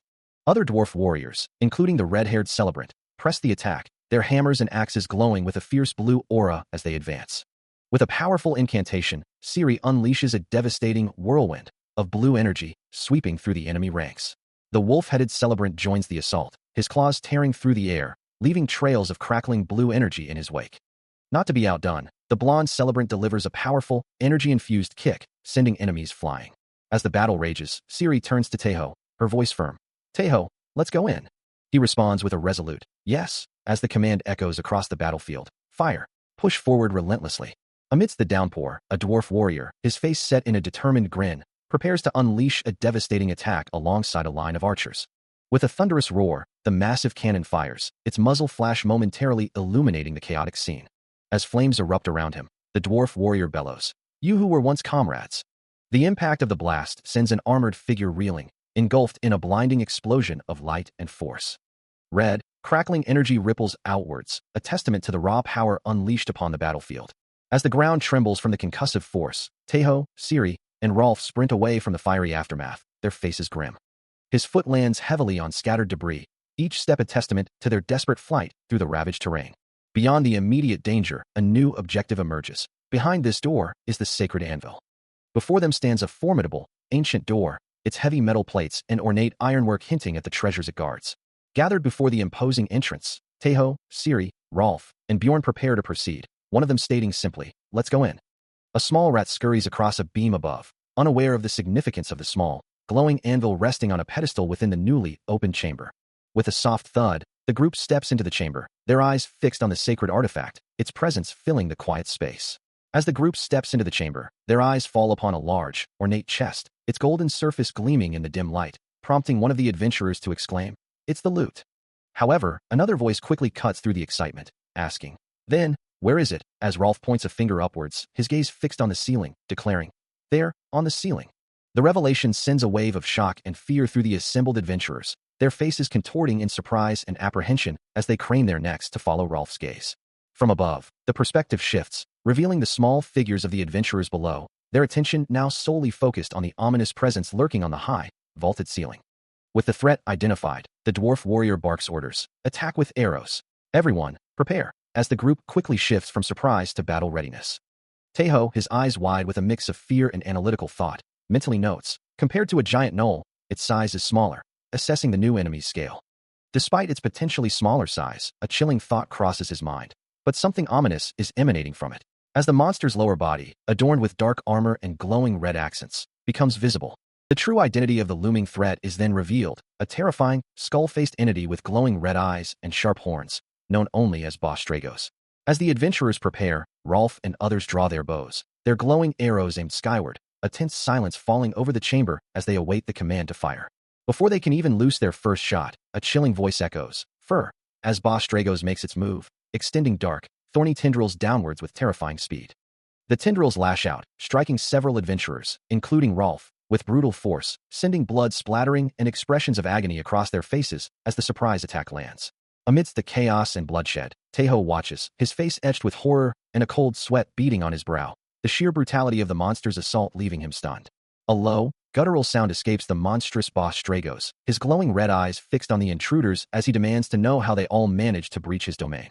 As the creature's monstrous maw looms over him, and a clawed hand grasps a glowing artifact, Taeho can only stare up in terror, beads of sweat forming on his brow, as Dragos declares the treasure his own, leaving him to wonder, since when? A terrifying foe, wreathed in dark purple energy, has appeared before Taeho and his group, its skeletal visage and glowing red eyes promising destruction. The air crackles with an oppressive aura as the narrator questions, will they be able to survive this time too, or will this be their final stand? A chilling command echoes through the darkness, freezing Taeho in place as he stares down, paralyzed by fear. The monstrous voice continues its threat, warning him that his head will roll if he dares to move. The towering figure of Dragos looms over the terrified group, his words echoing with dark intent, a chilling declaration that the same fate awaits them all, leaving Taeho to curse their predicament. Siri, ever the pragmatist, turns to check on her injured comrade, asking if Rolf is all right, to which he can only offer a pained affirmation. Rolf confirms his state, admitting that it will be tough to use his bow in his current condition. Taeho, observing the situation, realizes the enemy spared them on purpose, a fact confirmed by Dragos, who sees them as capable warriors. Dragos leans in close to Taeho, his voice a menacing growl, declaring it would be a waste to simply kill them. Instead, the monstrous entity reveals his true, horrifying intention. They shall be reborn as his powerful ghoul warriors. The chilling declaration is accompanied by a vision of what awaits them, a horde of grotesque, shambling ghoul warriors, their bodies twisted and decaying, ready to serve their new master. A piercing scream echoes through the cavern, as Regenleaf recoils in terror, her face contorted in pure horror. Taeho, confronted by the skeletal visage of a ghoul minion, grapples with the chilling reality of their situation, wondering if death might be a preferable escape from becoming one of Dragos' mindless warriors. As if on cue, a ghoul minion lunges forward, its form blurring with malevolent purple energy, a direct threat to the beleaguered group. The creature closes the distance with terrifying speed, its skeletal features twisted in a silent snarl. But before it can strike, a sudden, powerful force erupts from below, impaling the ghoul with a spear of brilliant blue energy. The impact sends ripples of distortion across its form, the creature momentarily stunned by the unexpected counterattack. From the shadows, Dragos emerges, casually puffing on a pipe, his glowing red eyes fixed on the group as he mockingly asks if they truly believe they can resist him. Nearby, Siri stands ready with her crossbow, while Rolf and the dwarf warrior look on, the dwarf calling out to her, a desperate plea in his voice. The dwarf warrior, his goggles reflecting the grim situation, makes a resolute decision, concluding that dying in battle is far better than becoming a mindless ghoul under Dragos' command. With a roar of defiance, he unleashes a torrent of flames from his weapon, declaring that it is better to die fighting than to surrender to such a fate. The dwarf warrior charges forward, enveloped in a towering column of fire, his determination burning as brightly as the inferno around him. He becomes a living projectile of pure, unadulterated rage, hurtling towards the enemy with explosive force. Stragos, engulfed in a maelstrom of orange flames, unleashes his power, a chilling laugh echoing as he declares the efforts of his foes pathetic. His fiery assault continues to rage, the demon lord mocking their foolish antics as explosions ripple through the air. In the foreground, Taeho and another hunter scramble away, his face etched with worry as Stragos' power looms behind them. The inferno crashes into a desperate shield wall, a voice crying out to protect someone named Isaac as the defensive line struggles against the onslaught. Stragos' destructive power spreads unchecked, engulfing everything in its path with scorching flames. The force of the attack sends Ciri reeling, her body pushed back by the sheer impact. She is violently thrown through the air, a fiery explosion erupting around her as she loses her footing. Bjorn, too, is caught in the blast, sent flying amidst debris and fire, while other warriors are scattered. Ciri slides backward along the ground, a faint blue aura shimmering around her as she desperately tries to brace against the overwhelming force. But then, the dwarf warrior steps forward, initiating a powerful dwarf trio whirlwind attack as swirling blue energy erupts around him. He unleashes the full force of the whirlwind, a torrent of vibrant blue energy surging outwards from his form. The blue energy expands rapidly, a powerful counterattack now sweeping across the battlefield. Despite the dwarf warrior's powerful blue whirlwind attack, Stragos remained unfazed, his skull-like face twisted into a sneer as he declared the assault merely tickled him. The swirling blue energy continued to lash against him, but the demon lord stood firm, seemingly impervious to its force. High above the fray, Taeho observed the relentless assault, urging the dwarf on, knowing his own critical moment was fast approaching. The blue currents continued to buffet Stragos, holding him in place as the combined efforts of the allies began to take their toll. A bead of sweat trickled down Taeho's brow, his expression a mask of intense concentration and resolve. With a surge of strength, he gripped a heavy, ornate lever, his knuckles white with effort. He pulled the mechanism down with all his might, his gaze fixed on the dark, circular shaft that now opened beneath him. From the depths of the newly opened abyss, a blinding, ethereal light erupted, accompanied by a strange, resonant hum. The light intensified, shimmering particles rising like spectral dust, as the shaft pulsed with an ominous, growing power. Without warning, Stragos was no longer bathed in blue, but engulfed by a torrent of dark purple energy, his form racked with sudden, agonizing pain. A guttural, tormented scream tore from his throat, the sound echoing as the purple energy consumed him entirely. The demon lord was dragged downwards, his glowing red eyes wide with shock, swallowed by the glowing purple abyss as the trap claimed its prey. Still observing the trapped demon lord, Taeho resolves to ensure the mechanism cannot be reactivated, vowing to break it so it can never close again. Meanwhile, Stragos thrashes violently, his massive form struggling against the unseen forces dragging him deeper into the abyss. The ground trembles with his resistance, as the assembled celebrants watch on, a mixture of awe and apprehension on their faces. As the struggle continues, the celebrants begin to question their next move, wondering what course of action they should take. Rolf, his brow furrowed in thought, cautiously poses a question to the group. He muses aloud, considering whether they should finish the demon lord now, or simply wait for the trap to claim him entirely. Before they can decide, a surge of dark energy erupts from Stragos, cracking the very ground beneath him as Taeho watches, his eyes glowing with alarm. The demon lord is not merely struggling. He is actively chanting, red, arcane symbols swirling from his mouth as he weaves a powerful spell. As his incantation reaches its peak, the shaft above, previously leading to the abyss, now opens to a tumultuous sky, dark clouds rapidly gathering. The celebrants, including Rolf, Ciri, and Taeho, look up in horror, realizing the demon lord is calling forth a storm. As the storm clouds gathered, the celebrants, including Rolf, Ciri, and the others, wasted no time, shouting to finish the trapped demon quickly. They unleashed a barrage of attacks into the abyss, their weapons striking the formidable form of Stragos. Yet, even as the blows landed, a dark swarm of bats began to pour out from the depths around him. The torrent of creatures surged upwards, a blinding light erupting from the abyss's maw, as Taeho watched the terrifying spectacle unfold. The celebrants continued their assault, but a chilling realization dawned upon them. It was already too late. Deep within the abyss, Stragos' wing twitched, red energy crackling around its membrane as his power surged. His monstrous face emerged from the shadows, eyes and mouth glowing with an ominous green light, a terrifying display of raw magical might. The red aura around his wing intensified, pulsating with destructive energy. Then, a colossal wave of crimson energy, Phase 2 Birgit, erupted from the abyss, blasting upwards as Taeho, Rolf, and Ciri watched in stunned horror. Stragos, his eyes still glowing, vowed not to let his guard down, determined to make it impossible for anyone to touch him. His mouth began to glow with an even more intense green light, gathering power for another devastating attack. Taeho's eyes widened in alarm, realizing the demon was about to unleash something truly terrible. Stragos descends from above, a dark, winged silhouette wreathed in malevolent green energy, preparing to unleash something devastating. The air crackles as a sphere of concentrated green energy forms, pulsing with raw power, and then erupts outwards, spreading rapidly across the ground. Amidst the chaos, the dwarf warrior pulls Taeho away from the spreading attack, urging him to move to the corner for safety. The potent green mist quickly consumes the area, even affecting the skeletal remains scattered across the floor, which begin to glow with an eerie light. Stragos unleashes a guttural roar as the green energy explodes outwards, forcing the celebrants to scatter and recoil from the noxious fumes now covering the ground. He watches them flee, a sneer on his face, uttering a mocking word about heroes as his poison continues to spread.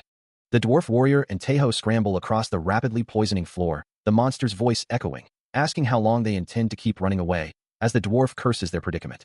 The red-haired celebrant looks on in despair, realizing the poison has filled the entire floor, leaving them with hardly anywhere left to escape. Taeho, his eyes burning with resolve, refuses to accept this grim fate. With a fierce declaration, he draws his sword, blue energy beginning to pulse around him as he prepares to fight back. His feet ignite with a brilliant blue aura, propelling him forward with incredible speed, leaving streaks of light in his wake. With a powerful leap, Taeho closes the distance, his sword raised, charging directly towards Stragos, enveloped in a fierce blue glow. Stragos, the monstrous boss, watches the incoming attack, a green aura flaring around his head, thinking it foolish to charge him directly.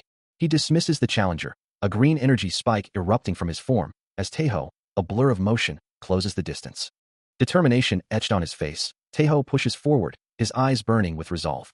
He moves with incredible speed, his sword a streak of light, cutting through the air towards the towering foe. A blue energy trail follows his blade, impacting the green energy emanating from Stragos, creating a clash of elemental forces. Stragos' ears twitch, sensing the true nature of the assault.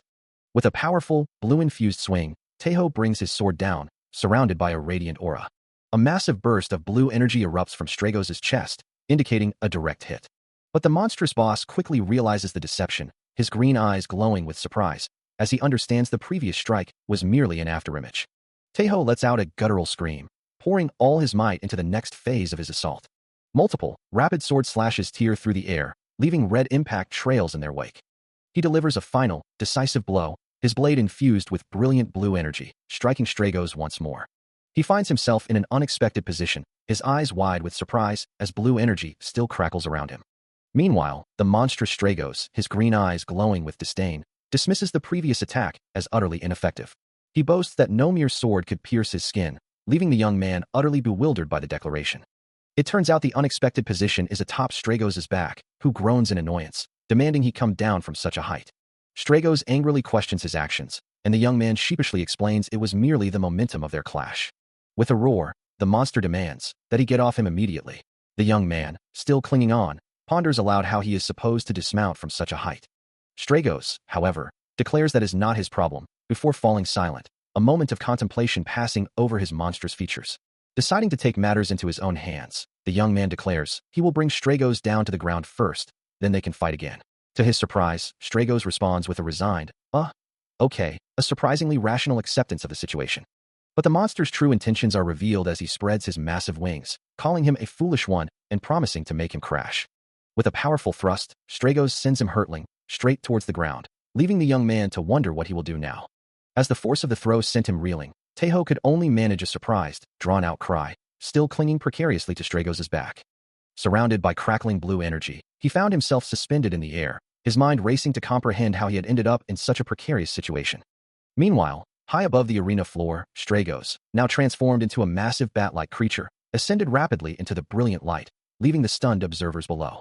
Among them, Regenleaf, her eyes wide with disbelief, could only exclaim at the unexpected turn of events, wondering if a new saga was truly beginning. Lee Taeho, glowing with an intense blue aura, struggles to assert his will over a massive, horned beast, its guttural roars echoing through the chamber, as he wonders if this situation will birth a new saga. The beast continues to thrash, its defiance palpable, while two onlookers question the chaotic display, urging him to stop messing around. Ignoring their pleas, he concentrates even harder, his eyes glowing with blue power as he commands the creature to stay still, trying to focus his immense energy. The beast, however, refuses to yield, its green eyes blazing with fury as it snarls. "You insolent wretch! How dare you!" leaving him wide-eyed in shock. Suddenly, a torrent of crackling blue energy erupts, signaling a shift in his approach. With a triumphant cry of "I've got it," a majestic, bird-like creature, a manifestation of the dragon knight Kalstad's ability, soars into view. This power allows him to command the peak of flying creatures, from griffins and wyverns, even dragons, as he is seen riding one, clad in his formidable armor. The sheer scale of this ability is underscored by a massive red dragon, its glowing yellow eyes fixed forward as the realization dawns. We're all Kalstad's mounts. Then, a new summon appears, small and adorable, yet imbued with immense power. Saga, the one who commands dragons, emerges amidst a soft blue glow.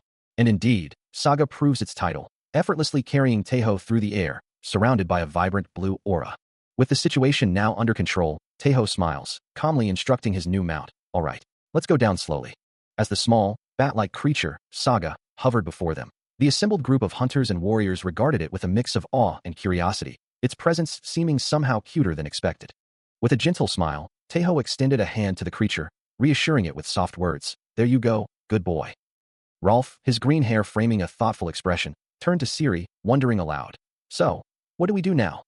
The dwarf warrior, his brow furrowed in contemplation, simply hummed, a deep sound of consideration escaping him as he processed the unexpected turn of events. A murmur rippled through the gathered crowd, their collective gaze fixed on the small creature and its master, a mixture of wonder and uncertainty in their expressions. Ignoring the surrounding commotion, Taeho continued to stroke Saga's fluffy head, finding its fur surprisingly soft and gentle beneath his touch. A soft chuckle escaped him, a genuine smile gracing his lips as he continued to bond with his new companion. Saga responded with an adorable flutter of its wings and a happy chirp, clearly enjoying the affection and the gentle attention it received. Suddenly, the ground trembled as a monstrous, horned figure erupted into view, its terrifying presence instantly shifting the atmosphere and drawing Taeho's startled gaze upward. This was Stragos, a formidable entity, who even now was fiercely resisting some unseen force known as Birgit. His glowing red eyes burned with fury as he roared, "How dare you insignificant whelps, make a mockery of me?" The air crackled with his rage as he continued, "I will never forgive you, you wretched brat." The monstrous Stragos looms, his voice a guttural snarl as he vows to personally tear his opponents to pieces and devour them whole. Facing this overwhelming threat, the dwarf warrior urges his companions to prepare for battle, while Taeho, his brow furrowed with concern, realizes that the summoned Saga isn't quite complete enough for the task ahead. He knows there's a strict limit to how long he can maintain control, his face etched with determination as purple energy crackles around him. In that critical moment, a new resolve hardens his gaze, and he decides to summon another ally, a powerful new force to turn the tide. With a burst of golden light, he swiftly mounts a massive, dark wolf-like creature with glowing green eyes, ready to ride into the fray. As he grips the creature's fur, he instructs it to inflict as much damage as possible, proposing that they combine their strength to take down their formidable foe. Below, his allies look up, the dwarf warrior shouting his support, assuring him that they are all counting on him. With a determined glance upwards, Taeho prepares for the ascent, the air around him shimmering with faint blue energy particles. Then, with a powerful surge, he and his mount launch skyward, blue energy trails streaking behind them as they begin their rapid climb. As they ascend through the opening above, he commands the creature, urging it to fly as high as it possibly can, towards Stragos. The powerful mount responds instantly, its form blurring as it rockets upwards, leaving streaks of light in its wake. Higher and higher they soar, a dark silhouette against the bright sky, their momentum carrying them swiftly towards their target. An unseen force moved with incredible velocity, tearing through the air with a guttural roar. High above, a brilliant light pulsed, casting an ethereal glow across the vast expanse of the sky. Against its radiance, the towering, horned silhouette of Stragos remained, a menacing figure suspended in the heavens. Meanwhile, Lee Taeho, astride his newly summoned wolf-like mount, fixed his gaze with unwavering resolve. He knew this was his chance, his voice echoing with fierce determination, commanding his beast to move at full speed. With a powerful surge of will, he urged his mount to charge directly towards the ground. A blinding burst of blue energy erupted, propelling them downward with incredible force. The descent became a focused column of raw power, a shimmering blue streak tearing through the air. Taeho and his mount plummeted like a meteor, leaving a vibrant blue trail in their wake as they hurtled towards the earth. With a deafening crash, they struck the ground, sending shockwaves and debris scattering in every direction. A massive crater formed instantly, with Taeho standing firm amidst the swirling dust and fractured earth. Enveloped in a vibrant blue aura, he looked up, his eyes burning with an unyielding resolve, ready for the battle to come. He channels his power, a brilliant blue aura flaring around him, his hands crackling with energy. The force of his descent is immense, a crushing blow aimed downwards. His foot slams into the ground with devastating power. The impact shatters the earth, sending debris flying in all directions. Stone and metal groan and splinter under the immense pressure, collapsing further into the depths. As the dust begins to settle, he emerges, looking down at the devastation he wrought. A moment of realization crosses his face, a quiet acknowledgement of the unexpected. His eyes widen in shock, realizing that despite the overwhelming force, the target still lives. Suddenly, he turns, shouting a desperate warning to someone behind him. A dwarf warrior, heedless of the danger, charges forward with a battle cry. But an unseen force strikes, sending the warrior flying backward with a pained cry. Taeho watches in horror as the dwarf is thrown, a menacing red glow now emanating from the depths below. Engulfed by a torrent of searing flames, Taeho desperately tried to escape the inferno, the sheer force of the attack threatening to tear him apart. His face contorted in a silent scream, he was utterly overwhelmed by the fiery onslaught. A guttural cry tore from his throat as the impact struck, the heat and force unbearable. The explosion sent him hurtling backward, his body slamming against the ground with a painful jolt. From within the raging flames, a skeletal form materialized, its voice echoing with chilling malice, demanding more fuel for its destructive power and declaring death upon its foe. As Taeho lay defeated, Rolf stood over him, observing the chaos and musing on the sheer madness of the situation, wondering about the burden the young man carried and the lunacy of this place. But his moment of contemplation was shattered as a new threat emerged, causing him to gasp in disbelief, while Taeho, still on the ground, reacted with renewed terror. The fiery explosion confirmed the survival of Stragos, his menacing presence still very much a reality, much to the young man's dismay. The battle's aftermath left the arena floor scarred and broken, a testament to the destructive power unleashed within its confines. Yet, in another time or place, the same arena stood pristine, its circular opening gazing up at a clear, open sky. Elsewhere, a diverse group of adventurers, including Rolf, Ciri, Bjorn, and Regenleif, gathered around a chest overflowing with glittering gold and precious gems, their faces reflecting the glow of their newfound riches. A dwarf warrior stands on a stone platform, his armored hands carefully opening a golden, ornate chest, which emits a soft, warm glow. Suddenly, a brilliant, golden light bursts forth from the chest, illuminating the surroundings with an intense flash. The light reveals a group of adventurers, Rolf, Ciri, Bjorn, and Regenleif, gathered around the now open chest, their faces reflecting the golden radiance as they realize they've found the metal of the gods. Rolf holds up a small, glowing blue crystal, the true source of the intense light, as his companions look on, surprised by its diminutive size. Now in a snowy landscape, Ciri expresses her disappointment, remarking that such a small item hardly seems worth all the trouble they went through. Bjorn, however, vehemently disagrees, his voice rising in anger as he insists that even this small amount is enough to craft a powerful ring. The dwarf warrior, addressing the group, reminds them that they initially believed this metal could be used to forge a Mjolnir. He then carefully closes the golden chest, securing the precious material within. Rolf, now holding the chest, declares his intention to entrust the honor of smelting this unique material to the skilled craftsmen of Valhalla. The dwarf warrior explains that given their current precarious situation, they lack both the time to properly smelt the metal and the means to adequately protect it. Rolf reassures him, promising that they will ensure its proper and safe delivery. The green-haired warrior, Regenleif, found herself amidst the jubilant locals, one of whom, a man with a prominent mustache and goggles, eagerly asked if they were ready to celebrate with food and drink, promising a whole barrel of ale as a natural reward for their saviors. The enthusiasm was infectious as Rolf, his green hair flowing, reacted with an exclamation of awesome. So manly. Regenleif, too, was swept up in the moment, her face flushed with excitement as she echoed the sentiment, craving dwarf beer. Dwarf beer. However, Ciri, ever the pragmatist, turned her back to the eager crowd, stating firmly, "No, we don't have time for that."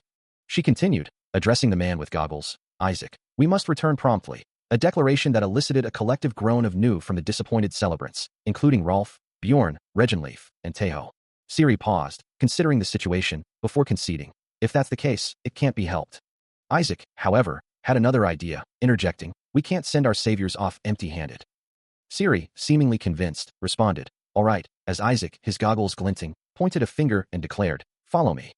A massive, ornate door slowly swung open, revealing a brilliant golden light and the silhouettes of many figures beyond. The group, including Rolf, Bjorn, Regenleif, Ciri, Isaac, Taeho, and other celebrants, stepped through the threshold, their faces lighting up with awe and surprise as they beheld the sight before them. The interior was a vast, gleaming chamber, filled with countless weapons and armor, prompting an astonished cry of armory. The armory stretched out before them, a treasure trove of finely crafted gear, bathed in a warm, golden light. Inside the Grand Armory, the adventurers are immediately captivated by the sheer volume of dwarven craftsmanship, exclaiming over the weapons and recognizing them as true masterpieces. Their awe continues as they discover the equally impressive dwarven armor, each piece a testament to the skill of its makers. Amidst the excitement, Isaac turns to Taeho, urging him not to simply stand there in a daze, but to pick something for himself as well. His eyes widening slightly in realization, Taeho acknowledges the suggestion. As he focuses, a faint blue energy crackles around his eyes, his gaze sharpening with an otherworldly perception. He observes the weapons on the wall, each glowing with a distinct aura, and a realization dawns on him. There's a grading system at play here. His eyes glow intensely, reflecting the blue light of his awakened ability, as he processes the intricate details of the armory's treasures. A powerful blue aura envelopes him, signifying a profound discovery, as he finally identifies the perfect piece of gear. Outside, the imposing armory stands amidst snow-capped peaks, its ancient stone walls guarding countless treasures. A small group of figures approaches the massive, ornate gates, their journey through the snow leading them to this formidable structure. The local populace gathers, expressing their heartfelt gratitude to the adventurers, sincerely thanking them once again for avenging their fallen brothers. Isaac, observing Taeho's keen eye, remarks that he possesses an excellent sense for gear. Taeho dons the Hawk's Wing garb, a unique blue-grade item he discovered in the armory, its presence a testament to his discerning eye. He notes its exceptional lightness and durability, but wonders if it possesses any special abilities beyond mere protection. Isaac, observing his curiosity, explains that a specific chant is required to activate its powers, revealing that it can even provide an immediate return to the fortress should circumstances turn dire. With the chant learned, a majestic hawk-like form takes to the sky, soaring effortlessly against the brilliant sun. The creature glides with incredible speed, its powerful wings cutting through the air. A close-up reveals its sharp, intelligent blue eyes, scanning the vast expanse below. A triumphant cry echoes through the sky, as the sheer thrill of flight overwhelms him. He continues his swift journey, a blur against the endless blue. Another hawk joins him in the air, perhaps a companion or a reflection of his power. His gaze remains fixed on the horizon, driven by a clear objective. Finally, the imposing black fortress comes into view in the distance, prompting an excited declaration to head straight for it. He descends rapidly over a jagged, snow-capped mountain range, the fortress drawing ever closer. Soaring through the frigid air, he navigates a breathtaking expanse of snow-capped peaks, the sheer scale of the world unfolding beneath him. The exhilaration of flight overwhelms him, as a primal cry of UWAHH. Valhalla Aia escapes his lips, echoing across the vast, silent mountains. High in the snowy peaks, the formidable fortress citadel stood as a bastion against the harsh wilderness. Yet, even such defenses could not prevent a single Stragos from taking over the dwarf mine, leaving a trail of destruction marked by flickering torches. It took everyone joining together to finally defeat Stragos, a collective effort that brought together warriors like Bjorn, Ciri, Rolf, and Regenleaf. Now, in the aftermath, the white-haired Regenleaf held a glowing golden orb, explaining that they had protected the Aunt, a sacred artifact entrusted to them by the dwarves. Ciri, the blue-haired warrior, commended her, acknowledging the incredible accomplishment, and adding that the fallen warriors would be reborn as proud warriors of steel. As Regenleaf sat at a large table, Ciri and Rolf stood before her, with Rolf offering to take care of the remains of the fallen, a solemn duty in the wake of their victory. Later, as shadows stretched across the stone floor, a voice declared that everyone should go back and rest today, signaling the end of their immediate duties. Following the command, Taeho, now clad in a practical tunic and cloak, walked alongside Rolf through a stone corridor, their footsteps echoing softly. Behind them, Ciri followed, her blue hair flowing as she moved through the ancient halls. As Ciri and the others began to disperse, Rolf approached, offering a casual invitation. "Care for a drink, Taeho?" But he quickly declined, feeling utterly exhausted. Then Ciri stepped forward, her voice filled with genuine appreciation, commending him for his efforts. "Good job, warrior of Eidland, Taeho. You contributed the most." He stammered a modest reply, insisting that his success was only possible because of everyone else's help. As they walked down a long, arched corridor, Rolf, still persistent, tried once more. "What about that drink then?" Only for him to firmly refuse again, eliciting a frustrated sigh from the green-haired warrior. Ciri watched him with a thoughtful expression as he continued to walk ahead, lost in his own thoughts. His mind drifted back to the recent battle, recalling the sheer, overwhelming power of Stragos. A monstrous image of the demon lord flashed in his mind, its terrifying form still vivid. He remembered the dark storm clouds it summoned, its horrifying transformation, and knew that the fight had been no joke. Yet, a small smile touched his lips as he considered the benefits, realizing he had gained plenty of runes by defeating such a formidable foe, a glowing blue rune manifesting in his palm. A system notification appeared before him, displaying his current synchronization rate at 9%.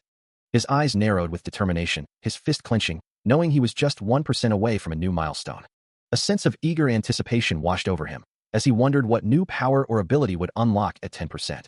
Chapter 14, titled Valkyrie 1, opens to a serene sky, where a powerful wing cuts through the air, hinting at the presence of a formidable warrior. High above a snow-capped mountain range, Regenleaf, a Valkyrie clad in golden armor and bearing magnificent wings, soars through the crisp air on a reconnaissance mission. As she surveys the vast expanse below, a thought crosses her mind, wondering if she has ventured too far from her intended path, deciding it might be time to return. However, before she can turn, a sudden, inexplicable sensation causes her emerald eyes to widen in surprise.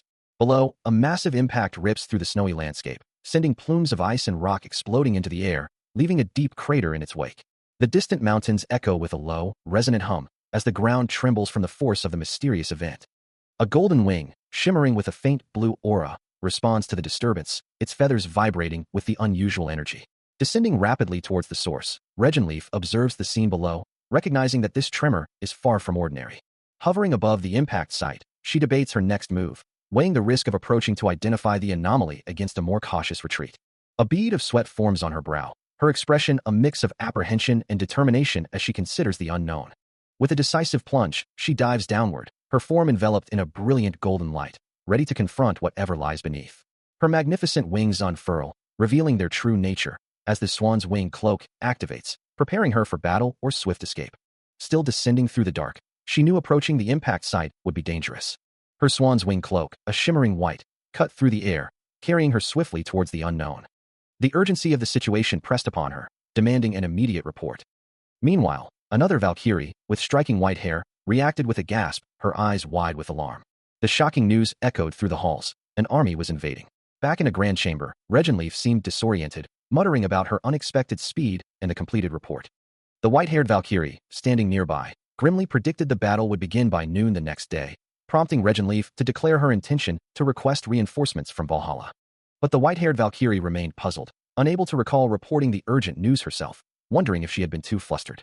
Elsewhere, a blue-haired leader, cloaked against the cold, directed his companions to rest early, pointing the way out. He then sternly reminded two men, who were enjoying drinks, that alcohol was prohibited, eliciting a surprised exclamation from one of them. The leader sighed, finding the situation harsh, and then realized he couldn't see Tae-ho, wondering where he had gone. Meanwhile, heavy footsteps crunched through the snow, moving away into the night. In the desolate, snow-covered courtyard, a lone figure moves with purpose, his thoughts consumed by the need to master his abilities. He considers a particular item, musing that he might as well make good use of it, but only if he can learn to wield it properly. With a determined gaze, he resolves to practice, honing his skills under the night sky. His training continues relentlessly, pushing himself to his limits until tomorrow's battle. As dawn breaks, the scene shifts to the imposing castle, signaling the arrival of the next morning. Inside the grand hall, Regenleaf stands with the white-haired Valkyrie, their attention drawn to a figure in the distance, as another Valkyrie approaches. The newly arrived Valkyrie, Ingrid, reports that she has brought 500 of the lowest-class warriors, then asks if the enemy numbers have been identified. Ingrid, a Valkyrie of the Njord Legion, reveals the grim truth. The enemy numbers are not exactly identified, but at least 6,000 or more. The three Valkyries stand together, contemplating the overwhelming odds, as Ingrid adds that even if they combine all of their forces, it's only around 2,500. With a resolute expression, Ingrid declares that unfortunately, they have no choice but to hold them off as is. She adds that in case of emergency, she will activate the defensive magic, and Regenleaf, ready for battle, simply states, "Let's go." As the Valkyries stood united, their resolve unwavering, the white-haired Valkyrie, Regenleaf, and the blue-haired leader declared their unwavering loyalty, their voices echoing the ancient rallying cry for Asgard and the Nine Realms. The desolate, rocky landscape stretched endlessly before them, a stark testament to the impending conflict. Suddenly, the ground trembled as a colossal, armored foot descended, kicking up dust and signaling the enemy's approach. Across the rugged terrain, the allied warriors braced themselves, their leader's voice cutting through the tension. Prepare for battle. Bjorn, his face contorted in a fierce roar, led his contingent, their collective cry echoing across the valley, for Thor. Meanwhile, Bragi from the Thor Legion prepared his attack, while the blue-haired leader of the Uller Legion gave the command. Uller Legion, ready to shoot. Her voice, filled with fierce determination, joined the chorus of warriors, for Asgard and the Nine Realms. Amidst the chaos, Taeho's eyes glowed with a desperate urgency, as he realized the critical need for a long-range weapon.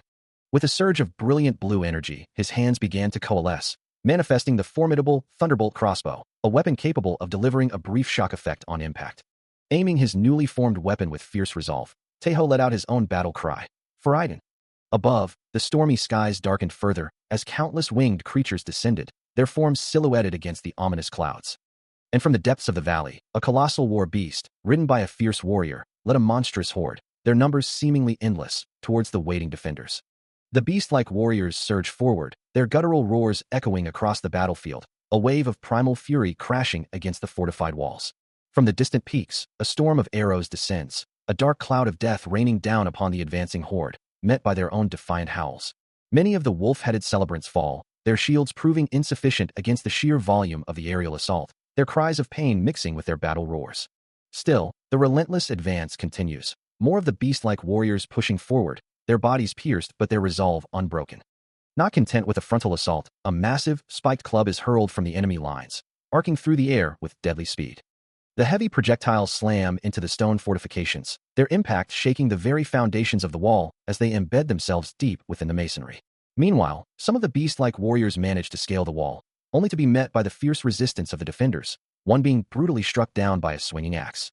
From above, Bjorn and Isaac stand firm, the latter unleashing a torrent of icy magic, declaring that the enemy will not breach their defenses. A beast-like warrior, caught in the frigid blast, is instantly encased in ice, its roar of pain cut short as the cold consumes it. The icy torrent continues to spread, engulfing more of the wolf-headed celebrants in its freezing embrace, their howls turning to desperate cries. Suddenly, a colossal rock descends from above, dropped by an unseen, massive creature, threatening to crush anything in its path. The immense projectile slams into the ground near the wall, shattering the earth and sending debris flying, a testament to the sheer destructive power of the enemy. The wolf-headed celebrants continued their relentless charge, their snarls echoing across the battlefield as one particularly large beast lunged forward, claws extended. Suddenly, a powerful, unseen force slammed into the charging creature, sending a shower of debris and a shockwave rippling through the air. The impact was so immense that the celebrant was violently flung backward, its body twisting helplessly as it was propelled away from the wall. Yet, the horde showed no signs of faltering, a continuous wave of wolf-headed figures surging forward, some already scrambling up the fortified defenses. Their guttural cries filled the air as the celebrants, now joined by a dwarf warrior, pressed their assault with renewed ferocity, their sheer numbers threatening to overwhelm the defenders. The ground trembled under the ceaseless advance of the massive horde, a chaotic sea of bodies and weapons surging towards the stronghold. From the ramparts, Rolf unleashed a devastating counterattack, a fiery blast erupting from his weapon and engulfing a section of the enemy in a brilliant explosion. Amidst the chaos, Taeho watched the battle unfold, his expression etched with concern as the wolf-headed celebrants continued their assault. Suddenly, his eyes darted upward, a gasp escaping him as he registered a new, unexpected threat descending from the sky. Before he could react, an unseen force struck him, sending him tumbling backward amidst a shower of debris. High above, through the breaks in the clouds, numerous winged creatures descended, their dark forms casting ominous shadows as they joined the fray. Taeho hit the ground hard, bracing himself against the impact, his mind racing with the realization that the battle had just taken a far more dangerous turn. From the darkening skies, a new terror descends, as a swarm of monstrous winged creatures, their forms dark against the light, begins to dive towards the battle. One of them, a massive beast with a gaping maw, lets loose a torrent of scorching flames, confirming the horrifying truth: they are wyverns. The fiery breath engulfs the ground forces, sending warriors scrambling and shouting in pain as the intense heat washes over them. More wyverns join the assault, their coordinated fire attacks creating a devastating inferno across the battlefield, threatening to overwhelm the defenses. Amidst the chaos, Regenleaf raises a glowing hand, her emerald eyes fixed on the aerial threat as golden energy begins to swirl around her. She channels the ancient power, invoking the sacred strength of the runes to meet the airborne assault. With a surge of brilliant light, Regenleaf unleashes a devastating golden energy blast, striking one of the wyverns mid-flight and sending it reeling. Despite her efforts, the rune barrier protecting them is weakening with each hit, and she knows they must eliminate the enemies in the sky before their defenses completely crumble. Below, Taeho watches the aerial battle unfold, his expression a mix of shock and grim determination as he clutches his chest. Nearby, Siri calls out his name in concern, as Rolf stands ready, both witnessing Taeho's intense focus. With a resolute declaration, Taeho leaps into the air, a dark, winged garb now adorning him as he ascends towards the wyverns. He prepares to activate his new power, calling upon the hawk's wing garb to turn the tide of the aerial assault. Taeho plunges through the air, a brilliant golden aura radiating from his form, as if propelled by an unseen force. His hand glows with the same intense light, a powerful chant echoing through the ethereal space. Still falling, his body is a beacon of radiant energy, a golden comet streaking through the void. As he descends, a dark, feathered form suddenly appears beside him, matching his speed with effortless grace. The massive wing of a powerful bird sweeps past him, its dark feathers a stark contrast to his golden glow. It soars away from a distant, snow-capped castle, a silent guardian departing the ancient fortress. The powerful beat of its wings creates a blur of motion, carrying it swiftly through the air. Each stroke is a testament to its strength, a dark silhouette against the pale sky. Finally, the majestic bird lands on a nearby perch, its piercing blue eyes turning back to observe the scene it just left. Taeho, now safely on solid ground, looks up at the departing creature, a quiet thought escaping him. Looks like no one noticed. With a declaration that it was time to showcase the results of his recent practice, Taeho initiated a powerful assault, sending fiery explosions ripping through the castle defenses, which were guarded by numerous small dragons. As the chaos erupted, a massive black wyvern, with powerful wings, descended upon the embattled fortress. Meanwhile, Taeho plunged headfirst into the fray, his eyes wide with determination as he cried out, "Here I go." A blinding flash of light and a surge of energy marked his rapid descent, a powerful maneuver executed with incredible speed. Simultaneously, the great wyvern plummeted from the sky, a blur of black feathers and blue energy streaking downwards. It swiftly engaged one of the smaller dragons, its powerful form dominating the aerial battle. With talons glowing with an ethereal blue light, the wyvern struck its foe with precision and force. Then, with a sudden, explosive movement, the monstrous bird delivered a powerful kick, sending another dragon reeling from the impact. The force of the blow was immense, shattering the air with a burst of blue energy and debris. Below, Taeho stood amidst the golden glow of the ruined castle, looking up at the wyvern as if in disbelief at the swift and decisive victory. His expression quickly shifted to triumph as he declared, "Operation Success. This wyvern is mine now." Without hesitation, he mounted his new ally, taking the reins and solidifying his claim over the powerful creature. The saga of the one who commands dragons unfolds, a powerful roar echoing through the air. This is the tale of the Dragon Knight's sword, a weapon of brilliant blue energy, ready to strike. As the battle intensifies, he cries out, a desperate plea for a spear to turn the tide. In response, a spear of vibrant blue energy materializes, glowing with an ethereal light. However, his expression quickly shifts to confusion, as the formidable weapon he expected turns out to be nothing more than a simple bamboo spear. Perched atop his wyvern, he resigns himself to the situation, realizing he has no other choice but to wield the unexpected weapon. With a renewed sense of determination, he shouts to his companion, urging the wyvern forward into the fray. The wyvern responds instantly, launching itself with incredible speed. Diving through the air, the creature unleashes a torrent of orange flames, engulfing everything in its path. The fiery breath continues, a relentless inferno consuming its target. A dragon-like creature, caught in the blaze, lets out a pained cry as it plummets from the sky, consumed by the intense heat. Surveying the devastation, Taeho remains mounted, the bamboo spear still clutched in his hand, a testament to his unconventional victory. From high above, the wyvern's keen eyes surveyed the chaotic scene below. Riding upon its back, Taeho plunged into a swirling mass of dark, winged creatures, the air crackling with their frantic movements.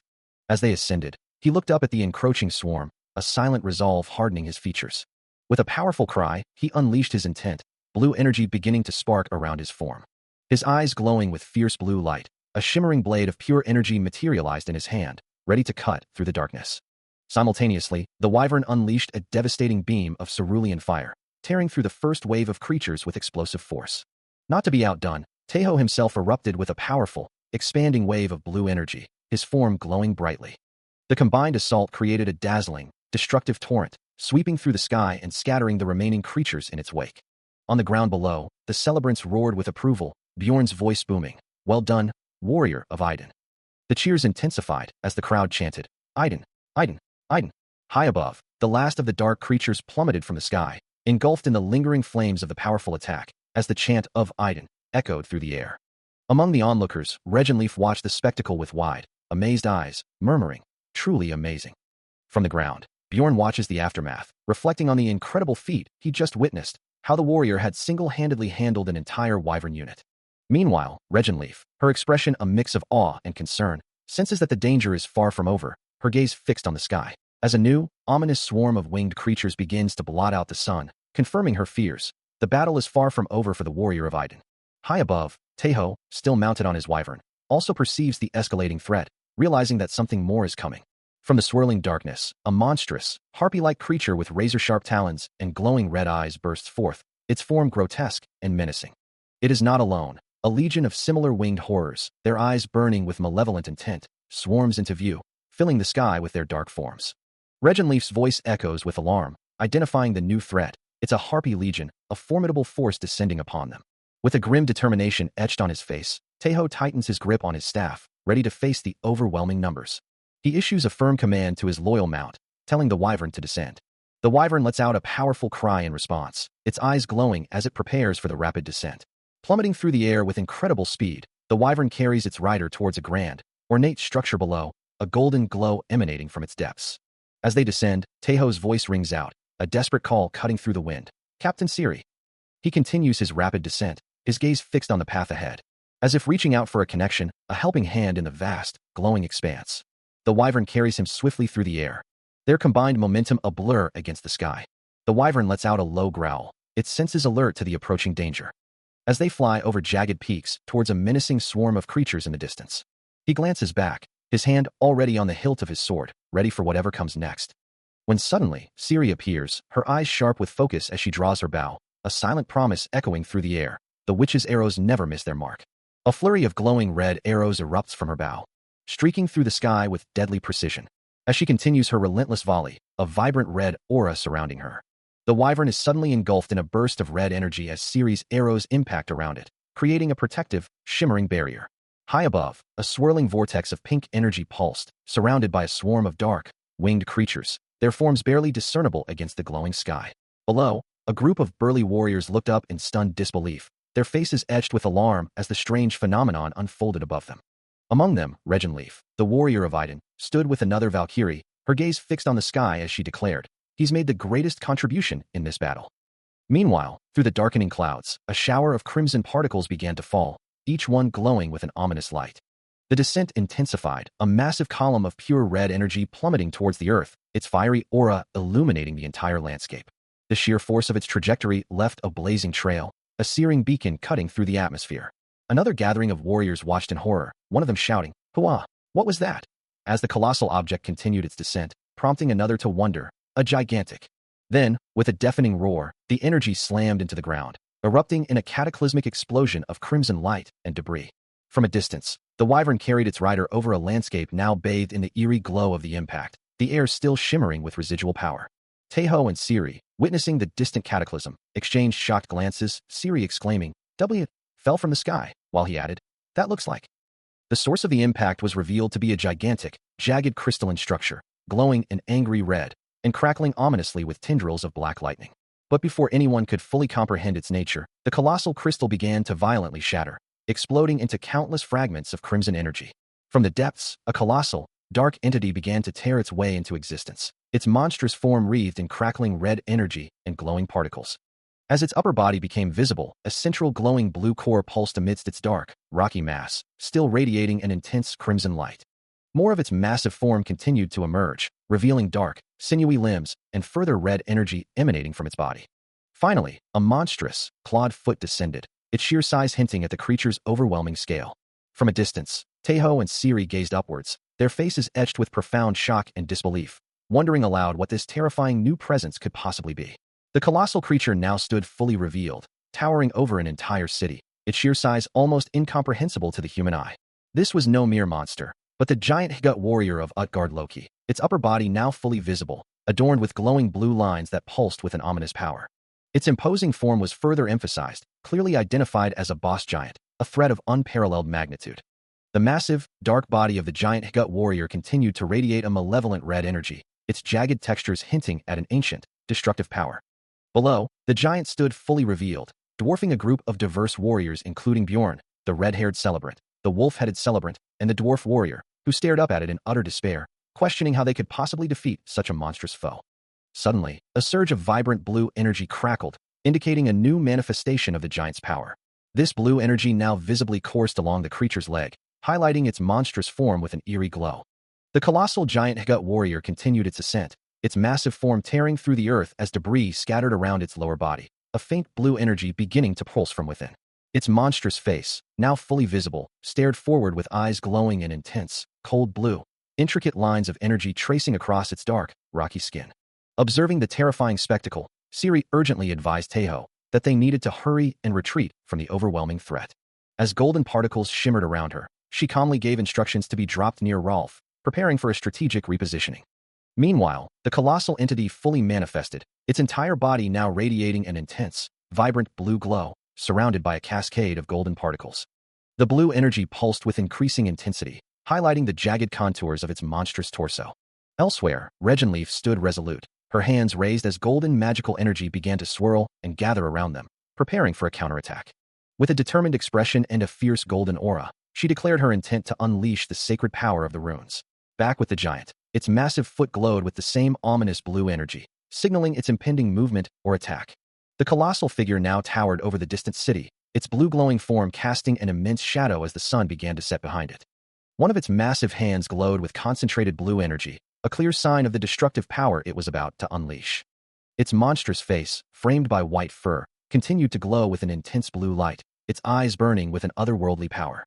The colossal giant Hgut warrior unleashes its power, sending a wave of force that violently scatters the assembled warriors, including Braki, the dwarf warrior, the blonde celebrant, the red-haired celebrant, and the wolf-headed celebrant, through the air. Braki screams in agony, his body twisting midair as the impact continues to propel him away from the monstrous threat. Even Regenleaf, caught in the same devastating blast, grunts in pain as she recoils, her golden armor barely absorbing the shock. But the giant's assault is met with a fierce counter. As its massive form recoils, blue energy flaring violently from its body, indicating a powerful blow has landed. The force of the counterattack pushes the giant Hgut warrior further back, its vibrant blue energy beginning to dissipate into a shower of shimmering purple particles. For a moment, the giant's monstrous form is almost entirely obscured, engulfed by the swirling, glowing purple energy of the successful strike. However, the giant quickly recovers, and Regenleaf is once again struck, her face contorted in a grimace of pain and exertion as she struggles against its renewed assault. The force of the blow sends her flying backward, her golden barrier shattering into countless fragments around her as she's overwhelmed.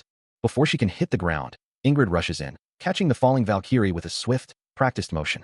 As Ingrid supports her, Isaac urgently calls out, demanding that they restore the barrier, while checking on Regenleaf's condition. Ingrid confirms the dire situation, acknowledging that they can only withstand a couple more hits at this rate. Her expression hardening with grim determination, she states unequivocally that they are simply not equipped to face such an enemy with mere lowest-class warriors. As the battle raged, a Valkyrie found herself contemplating the immense power she held within, a silent wish escaping her lips. If only she could fully unleash that dormant strength. Meanwhile, the colossal form of the giant Hgut warrior, still bound by ancient ropes, began to pulse with an ominous, golden energy, glowing symbols swirling around its rocky frame. Responding to this surge, the Valkyrie raised her arms, her own power beginning to resonate with the giant's, as if drawing forth or channeling the very essence of its formidable strength. Her flowing garments billowed around her, hinting at the immense force she was about to command, a power known only as the true strength of the Valkyrie. A desperate cry escapes Regenleaf, her voice echoing a plea to the heavens. Above her, a golden light shimmers, reflecting off ornate armor, as if the very gods were listening, yet remaining distant. The towering giant Hgut warrior, its rocky form crackling with ominous blue energy, stands as an insurmountable obstacle. Its immense presence looms over Regenleaf, who acknowledges the grim reality. They are utterly outmatched. Her voice trembles with desperation, questioning how mere low-class warriors could possibly stand against such a foe. Suddenly, a powerful, unseen force slams into a magical barrier, shattering it into a cascade of golden energy and sparkling particles. The impact radiates outward, a blinding flash of golden light signifying the overwhelming power of the attack. Ciri and Rolf are violently thrown back by the concussive force, their bodies reeling from the devastating blow. Witnessing her comrades fall, Regenleaf's plea intensifies, begging for permission to unleash their full power. Her hand reaches skyward, a desperate gesture, as a dark bird soars through the cloudy expanse above. The raven, a harbinger of fate, seems to carry her desperate wish, a silent command to unleash their combat seals. A dark raven, its single red eye glowing ominously, watches over the unfolding events. As a white-haired Valkyrie, surrounded by a faint purple aura, defiantly declares, "I refuse." Her words hang heavy in the air, causing the other Valkyries, Regenleaf and Ingrid, to recoil in shock, their faces etched with disbelief. Meanwhile, the towering giant Hgut warrior continues its relentless assault, preparing to hurl a massive boulder towards the city below, as the raven's voice echoes, reminding them, "Do not forget. This is merely a test for all." The raven's message continues, its red eye burning with intensity, proclaiming that what Valhalla needs is only strong warriors. The Valkyries, including the white-haired one, Regenleaf, and Ingrid, listen to the divine pronouncement, their expressions a mixture of dread and dawning understanding. But from the ranks of the warriors, Braki steps forward, his white hair and beard flowing, his eyes burning with resolve, ready to meet the challenge head-on. Nearby, Rolf grips his weapon, his green hair contrasting with his intense blue eyes, a surge of purple energy radiating from his arm as he prepares for the coming fight.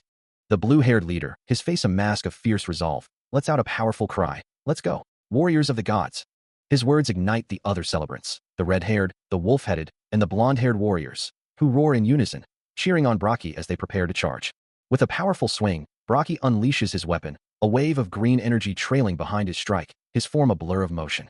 The weapon connects with an unseen force, glowing with a brilliant blue light, the impact reverberating through the air. Braki, a blur of green energy, launches himself into the air, his weapon glowing with fierce power as he initiates his assault. With a thunderous impact, he strikes the giant gut warrior's arm, the creature roaring in a guttural cry of FORR as blue energy pulses across its rocky form. Undeterred, Braki follows through, striking the giant's other arm, drawing another pained roar of TORR from the monstrous foe. As he lands, Braki's weapon continues to hum with vibrant green energy, his expression a mask of fierce resolve. The glowing blade of his weapon shines brightly, a testament to the potent magic coursing through it. With another explosive impact, Braki slams his weapon into the giant's chest, sending dust and debris flying as the massive creature recoils. Meanwhile, the blue-haired leader, rallying his comrades, leaps into the fray, shouting, "All right, let's go too," as other warriors follow his charge. His voice rings out with fervent battle cries, invoking the names of the gods, Odin, Uller. Back in the thick of it, Braki delivers a precise, glowing green strike directly to the giant's face, forcing its massive head to snap back. He then deftly lands on the giant's shoulder, his weapon still radiating power, poised for another devastating attack. From above, a wyvern, carrying a determined rider, swoops in towards the towering giant, adding another layer to the unfolding battle. Observing the chaos, the blue-haired leader asks, "What should we do now?" To which Rolf confidently replies, "Rolf and I will create an opening." He explains the strategy, stating that the moment to strike is when one can fly in and attack. Fortunately, he adds, Braki seems to have created a weak spot on the colossal foe, prompting Rolf to question if a weak spot truly exists. His gaze fixed on the giant's head, Rolf asks for clarification on its exact location. Meanwhile, his own eyes glowing with a fierce blue light, Taeho observes the unfolding situation with intense focus. The blue-haired leader confirms the wound, pointing out the deep scar now visible on the giant's head, a clear sign of Braki's earlier assault. With renewed determination, he declares their intention to go once more into the fray. High above the battlefield, Taeho grips the reins of the wyvern, its powerful wings beating the air as it lets out a fierce cry. Turning to his green-haired companion, the blue-haired leader announces their plan to use the siege ballista, addressing him directly as Rolf. A flicker of surprise crosses Rolf's face as he repeats the name of the formidable weapon, siege ballista. The leader confirms, adding that they will simultaneously activate both of their sagas, a method that leaves Rolf momentarily stunned by its audacity. As the wyvern circles the massive giant, its rider urges caution, a quiet warning echoing through the air. Taeho, holding the wyvern's reins, looks on with wide, determined eyes, ready for the perilous plan to unfold. As the plan unfolds, Braki, with his furred mane and glowing blue eyes, positions himself, musing, "About here, should we find a wait?" His gaze sharpens, the electric blue of his eyes intensifying, a silent testament to his readiness. Suddenly, a swift, unseen force impacts Braki's leg, red energy lines erupting from the point of contact. From above, Taeho looks down, his attack successfully landed. He glances back over his shoulder, his expression unreadable as he prepares for the next move. But Braki is not so easily deterred, countering with a blindingly fast punch, a burst of golden energy erupting from his fist. The force of the blow sends Taeho reeling, impact lines radiating outwards as he's thrown through the air. Even Braki recoils slightly from the sheer power, his furred head snapping back from the force of his own attack. Taeho plummets downwards, a blur against the rocky chasm. He continues his uncontrolled descent, shattering through layers of rock and debris. Finally, with a deafening crash, he slams into a massive stone structure below, sending dust and fragments flying. The impact draws the attention of two warriors below, one with white hair and armor, the other with brown hair, as the white-haired warrior exclaims, "Aiden's warrior." Aiden's warrior watches with a tense expression as the impact reverberates through the air. And nearby, Raskrid's eyes widen in shock and concern. The force of the distant crash sends her white hair whipping around her face, her expression a mixture of fear and urgency. As another figure departs, she hears a voice call out, "Raskrid, I'll leave this place to you." With a determined glint in her blue eyes, Raskrid declares her intention to seek out Aiden's warrior. Her voice rings with conviction, proclaiming that the fallen individual is their only hope. Meanwhile, far below, Taeho lies broken amidst the rubble, his face streaked with blood and dust from the devastating impact. The ground around him is shattered, a testament to the force with which he struck. Barely conscious, he stirs, a faint groan escaping his lips as he tries to move his battered body. From above, the full extent of his predicament becomes clear. He lies in a deep crater, surrounded by a menacing horde of monstrous figures. His bloodshot eyes reflect an inner battle, a desperate plea to himself to rise, even as his body screams in protest. Despite his injuries, he turns to face the encroaching darkness, a lone figure against a tide of shadowy, armored monsters. Severely wounded and battered, Taeho felt his consciousness slipping away, a profound weariness washing over him. As darkness threatened to consume him, a single, desperate question echoed in his mind. Was this truly the end? But then, a warm, inviting smile pierced the encroaching void, a vision of comfort and joy. A familiar voice called out his name, pulling him further into the illusion. He blinked, disoriented, struggling to comprehend his surroundings. The scene solidified into a cozy apartment, and he realized with a jolt that this was his newlywed home with Haida, a place that could only exist in his deepest delusions. Haida, ever the attentive partner, urged him to eat, while he still grappled with the surreal nature of his vision. Before him lay a plate of golden apple pieces, a fantastical meal that Haida confirmed was perfectly real within this imagined space, since it was, after all, his own creation. With a gentle smile, she offered to feed him, her chopsticks poised with the shimmering fruit. He opened his mouth obediently, accepting the bite as she praised him, a moment of pure, fleeting bliss.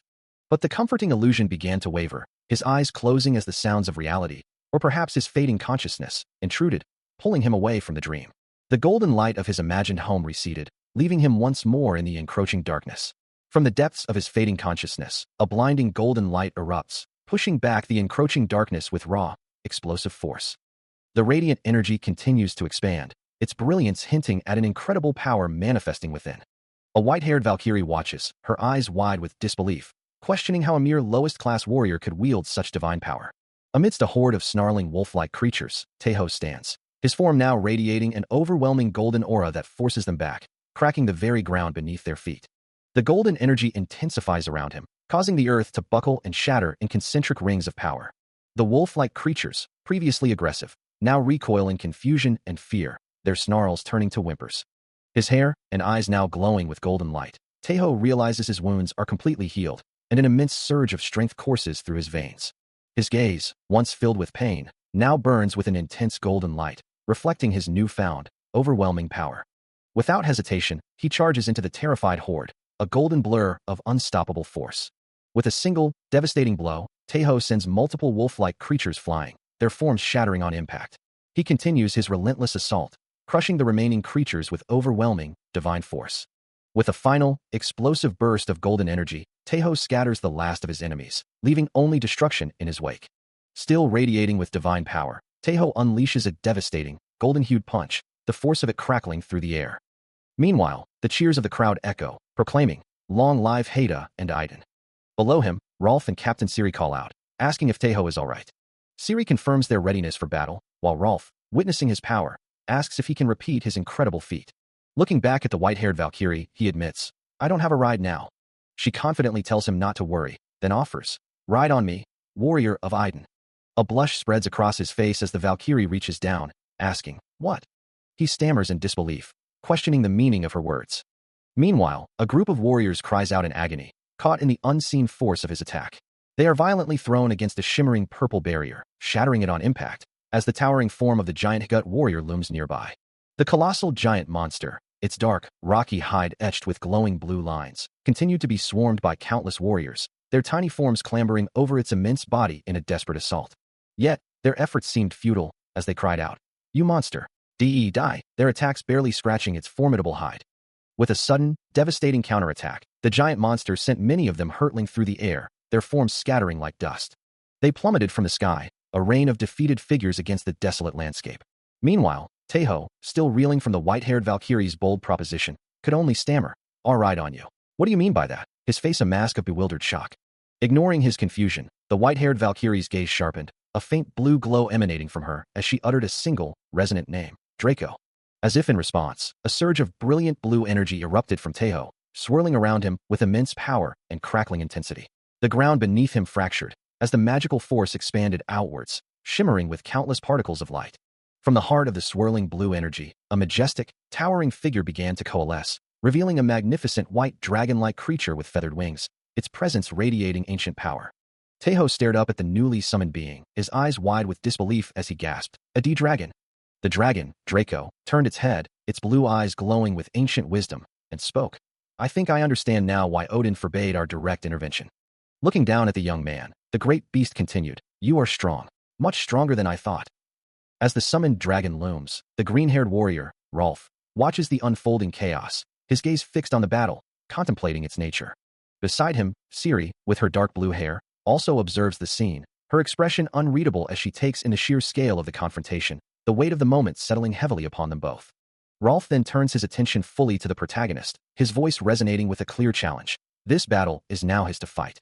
Below them, the protagonist, still reeling from the immense power he has just wielded, appears to be falling or pushed back, his body momentarily overwhelmed by the surge of energy. But as he looks up, his blue eyes now glowing with fierce determination, he hears the call to action, a command to claim his victory. An ally's clenched fist emphasizes the urgency of the message, urging him to fight with his own hands.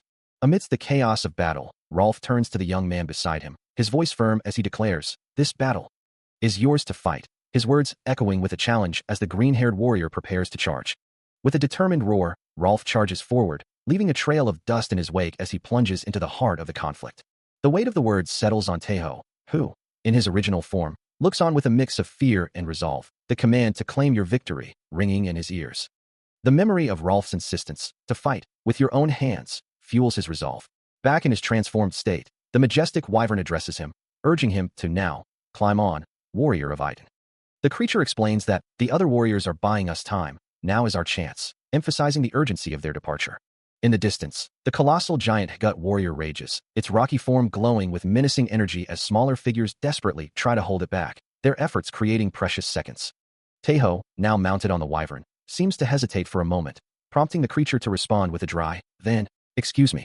As the wyvern prepares for a swift descent, it instructs him, "Hold on tight." With a powerful surge, the wyvern launches into the air, its body enveloped in a brilliant blue aura, leaving the battlefield behind in a flash of light and speed. Carried by the majestic wyvern, he soared through the vast expanse, leaving the chaotic battle far below. The sheer velocity of their ascent drew a surprised cry from him, a rush of wind and speed enveloping his form. His eyes widened in awe, barely able to process the incredible speed at which they traveled. Meanwhile, on the ground, two figures watched the distant sky, their attention fixed on something unseen. The blue-haired leader called out, urging Rolf to action. Without hesitation, Rolf affirmed his readiness, his voice ringing with resolve. Together, they manned a massive weapon, green energy swirling around them as they prepared to fire. With a sharp click, a glowing red projectile was loaded into the mechanism, pulsing with raw power. Their eyes blazing with synchronized power, they unleashed a simultaneous activation, a combined force of immense magical energy. The ground itself seemed to buckle, a colossal impact reverberating across the battlefield. A warrior braced against the shockwave, the force threatening to tear him from his feet. Rolf screamed in raw exertion, blood splattering from his face as the immense power coursed through him. As the combined attack begins to manifest, a weapon, wielded by the newly introduced Saga, begins to glow intensely with vibrant green energy crackling around its form. The weapon charges further, the green energy coalescing with a sharp, resonating thwack. Meanwhile, a hunter-archer with fiery red eyes prepares to unleash a burst shot from her crossbow, red energy gathering around the projectile, promising a strike that will never miss its mark.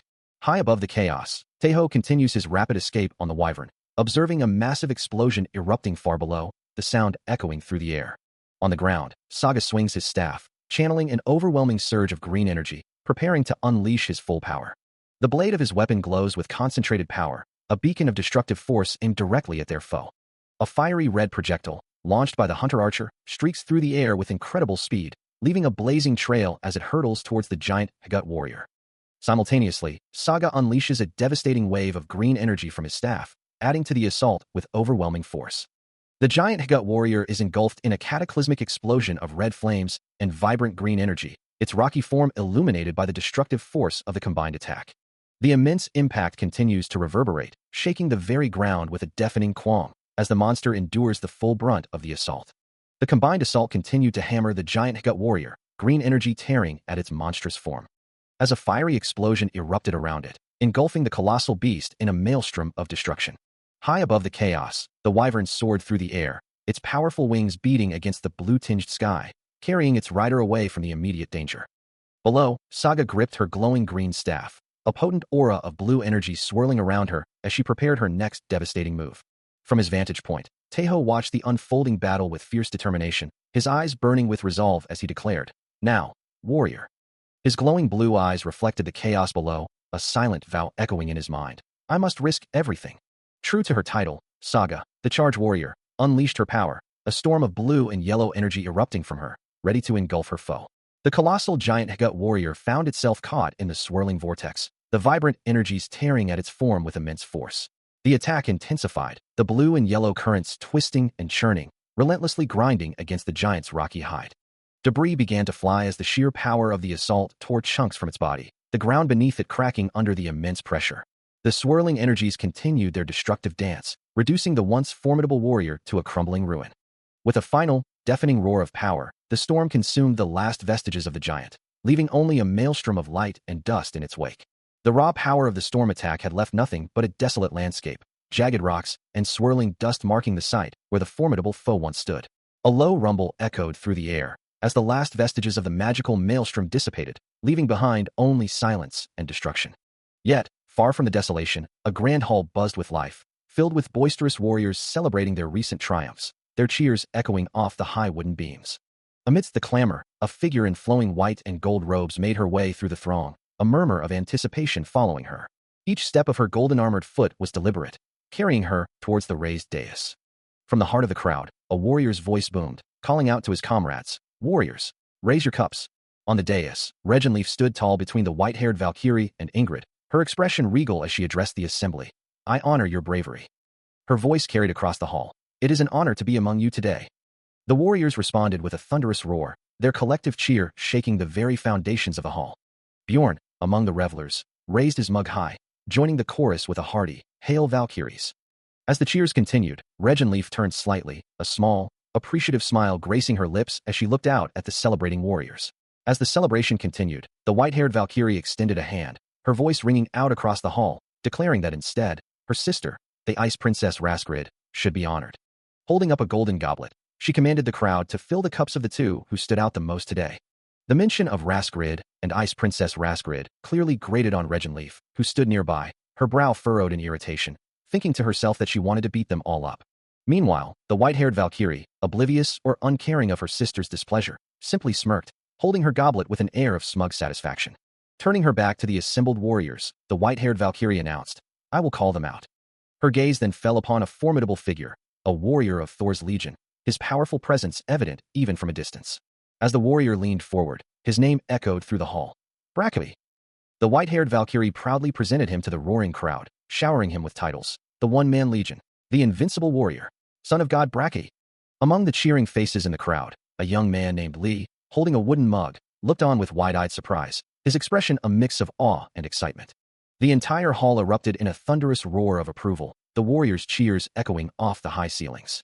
Lee, still caught up in the excitement, was now being referred to as the warrior visited by a title that continued to fuel Regenleaf's simmering anger, as she heard the crowd proclaim him, the warrior who rode a Valkyrie.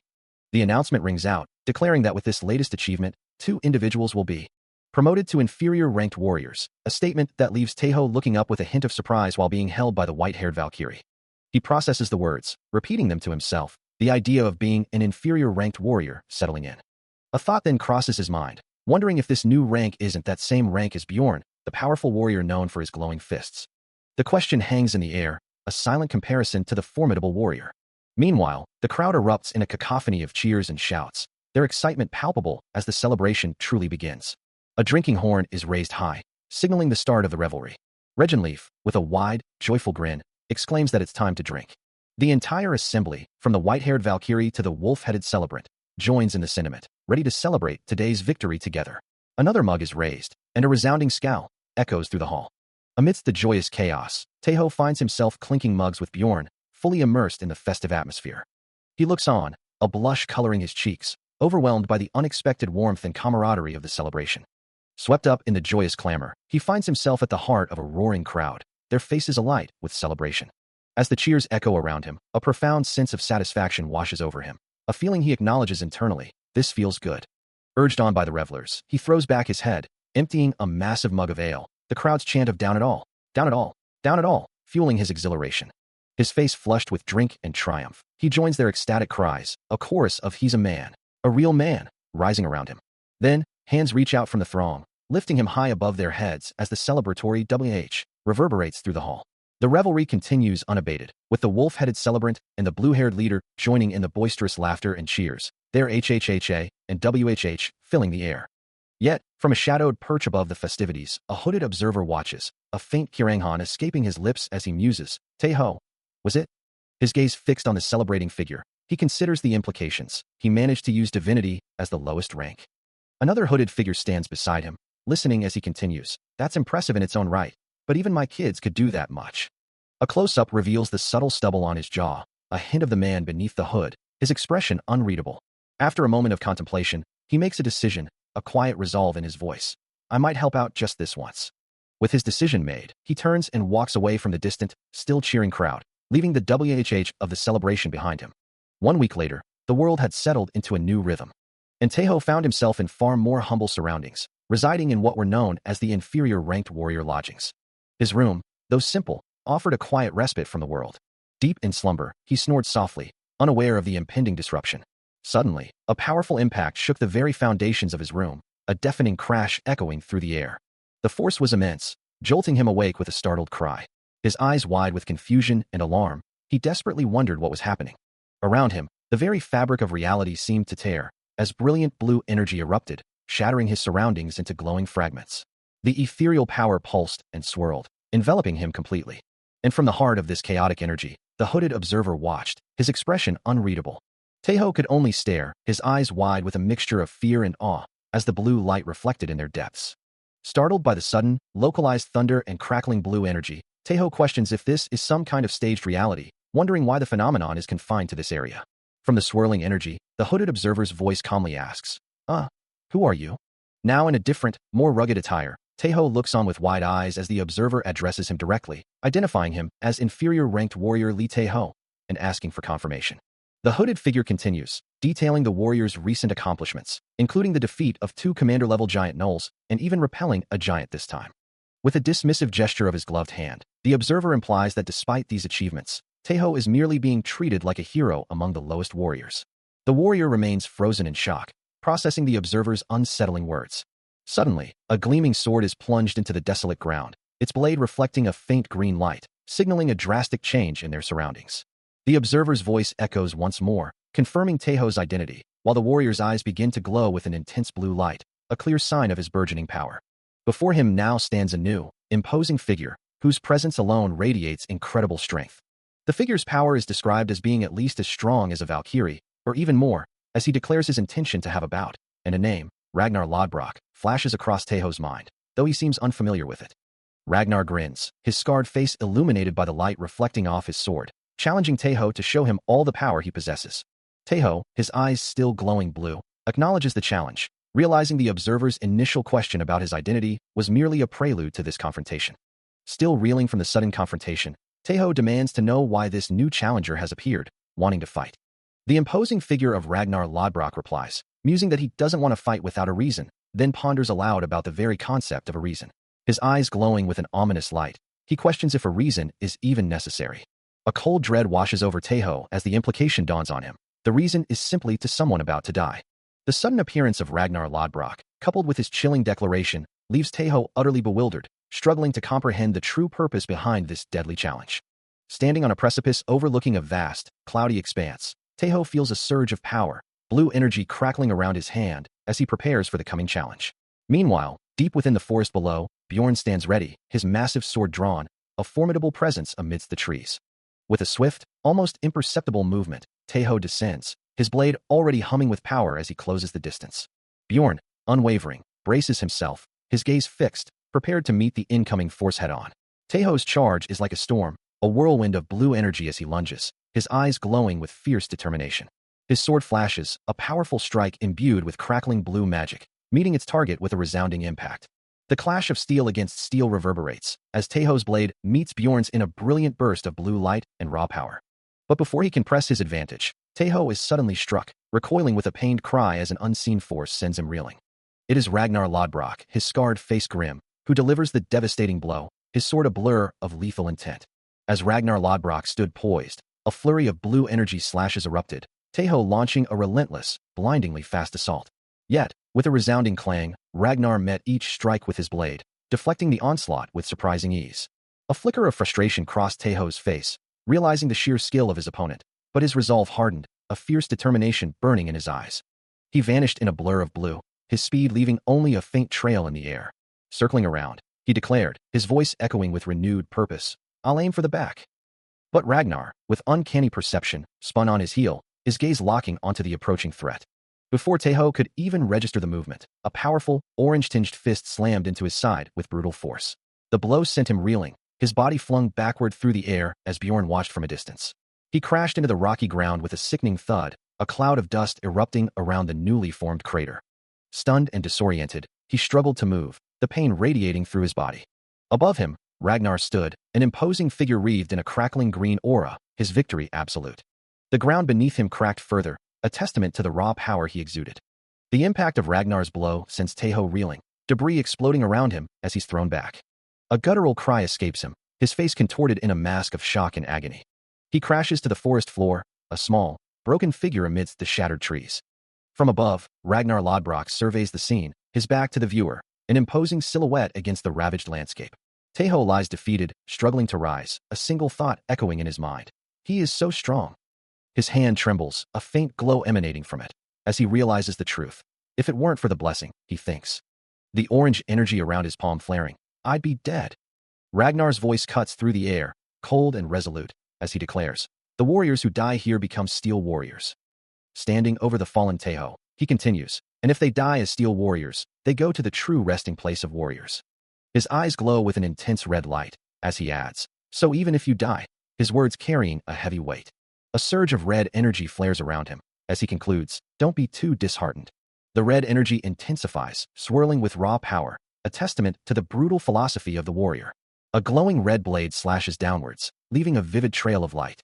His face grim with determination, Ragnar Lodbrok's eyes glow with a fierce yellow light as debris flies around him. A sharp, cracking sound echoes through the air. High above the forest canopy, a large wyvern soars, its powerful wings beating against the sky.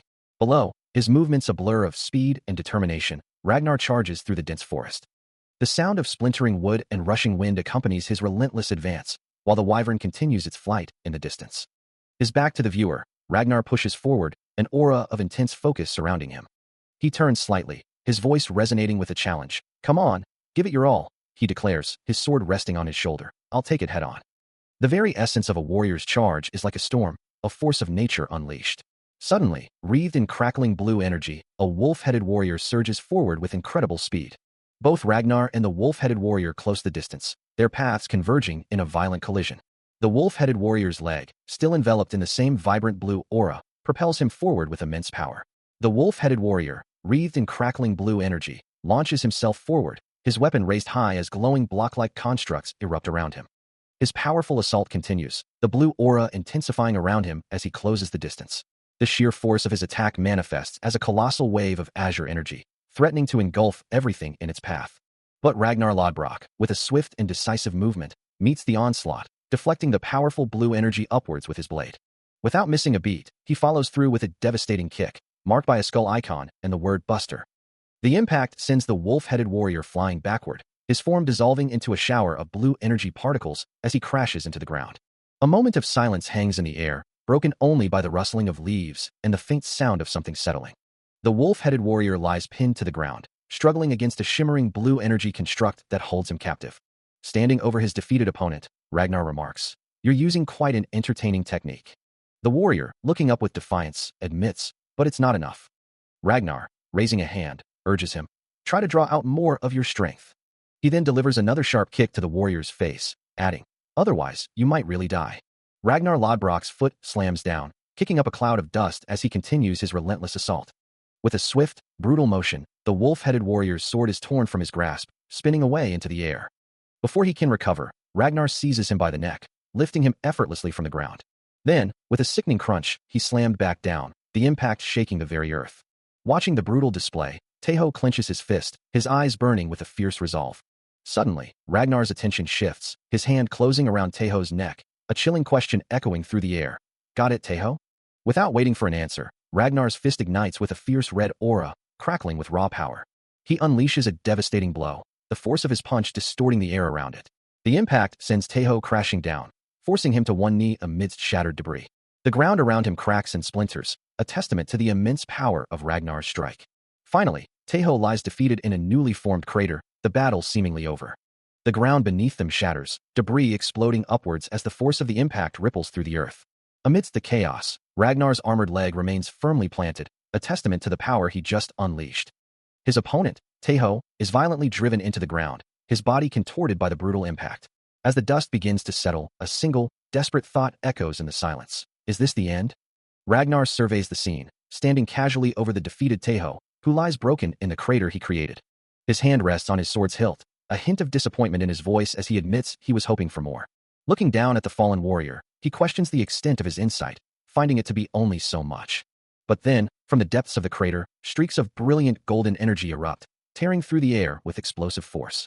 The golden power swirls around Taeho's body, coalescing into a vibrant, shimmering aura. His eyes, once dark, now glow with an intense golden light, reflecting a fierce, newfound determination. The golden energy even intertwines with his braided hair, a clear sign of a profound transformation taking hold. With a roar of defiance, Taeho's face contorts as the golden power erupts from him in a blinding surge, ready to challenge his fate. The golden energy around him surges, an explosive manifestation of his newfound power. The sheer force of it shatters the very ground beneath, sending debris flying into the air. Ragnar Lodbrok watches, a flicker of surprise in his eyes, acknowledging the divine power at play. He remarks on the trust Taeho must hold with his goddess, his voice carrying a hint of challenge. But Taeho's golden eye glows with fierce resolve, a silent warning against Ragnar's continued taunts. In an instant, Ragnar is launched skyward, propelled by an unseen impact. He tumbles helplessly through the air, crashing down onto the rocky terrain. His sword and distinctive white hair are visible as he makes a heavy impact, the sound of his fall echoing through the air. Ragnar lies defeated amidst the shattered earth, a heavy thud marking his final descent. The lingering shockwave of the confrontation dissipates, leaving a momentary void. Then, Taeho's eyes snap open, now glowing with an intense, electric blue, a new power fully awakened within him. Regenleaf, her face etched with concern, kneels beside him, asking if he has regained consciousness. Waking with a start, Taeho cries out in surprise, seeing Regenleaf leaning over him, her expression filled with concern. He quickly recounts the harrowing experience, describing how a deranged individual had appeared before his quarters, launching an unprovoked assault. Regenleaf listens intently, her gaze fixed on him as he lies on the wooden floor, his body still recovering from the ordeal. Standing now, he admits to the imposing figure before him that he genuinely believed his life was about to end. The warrior, Ragnar Lodbrok, his face scarred and stern, simply urges him to continue his story. Taeho, eyes wide with renewed shock, suddenly recognizes the man, exclaiming in disbelief at his unexpected presence. Regenleaf steps forward, a slight smile playing on her lips, formally introducing Ragnar Lodbrok as his new mentor. Taeho's dark eyes widen further in protest, reminding her that she is already his mentor. Ragnar, however, scoffs at the idea, his scarred face twisting in disdain at the thought of mentoring him. Seated at a table, Regenleaf explains her reasoning, admitting that she alone is no longer sufficient and that she had to persuade Ragnar to come here. Ragnar, his expression still unimpressed, acknowledges the impressive feat of an inferior warrior using divine power, but dismisses it as something all his own children could achieve.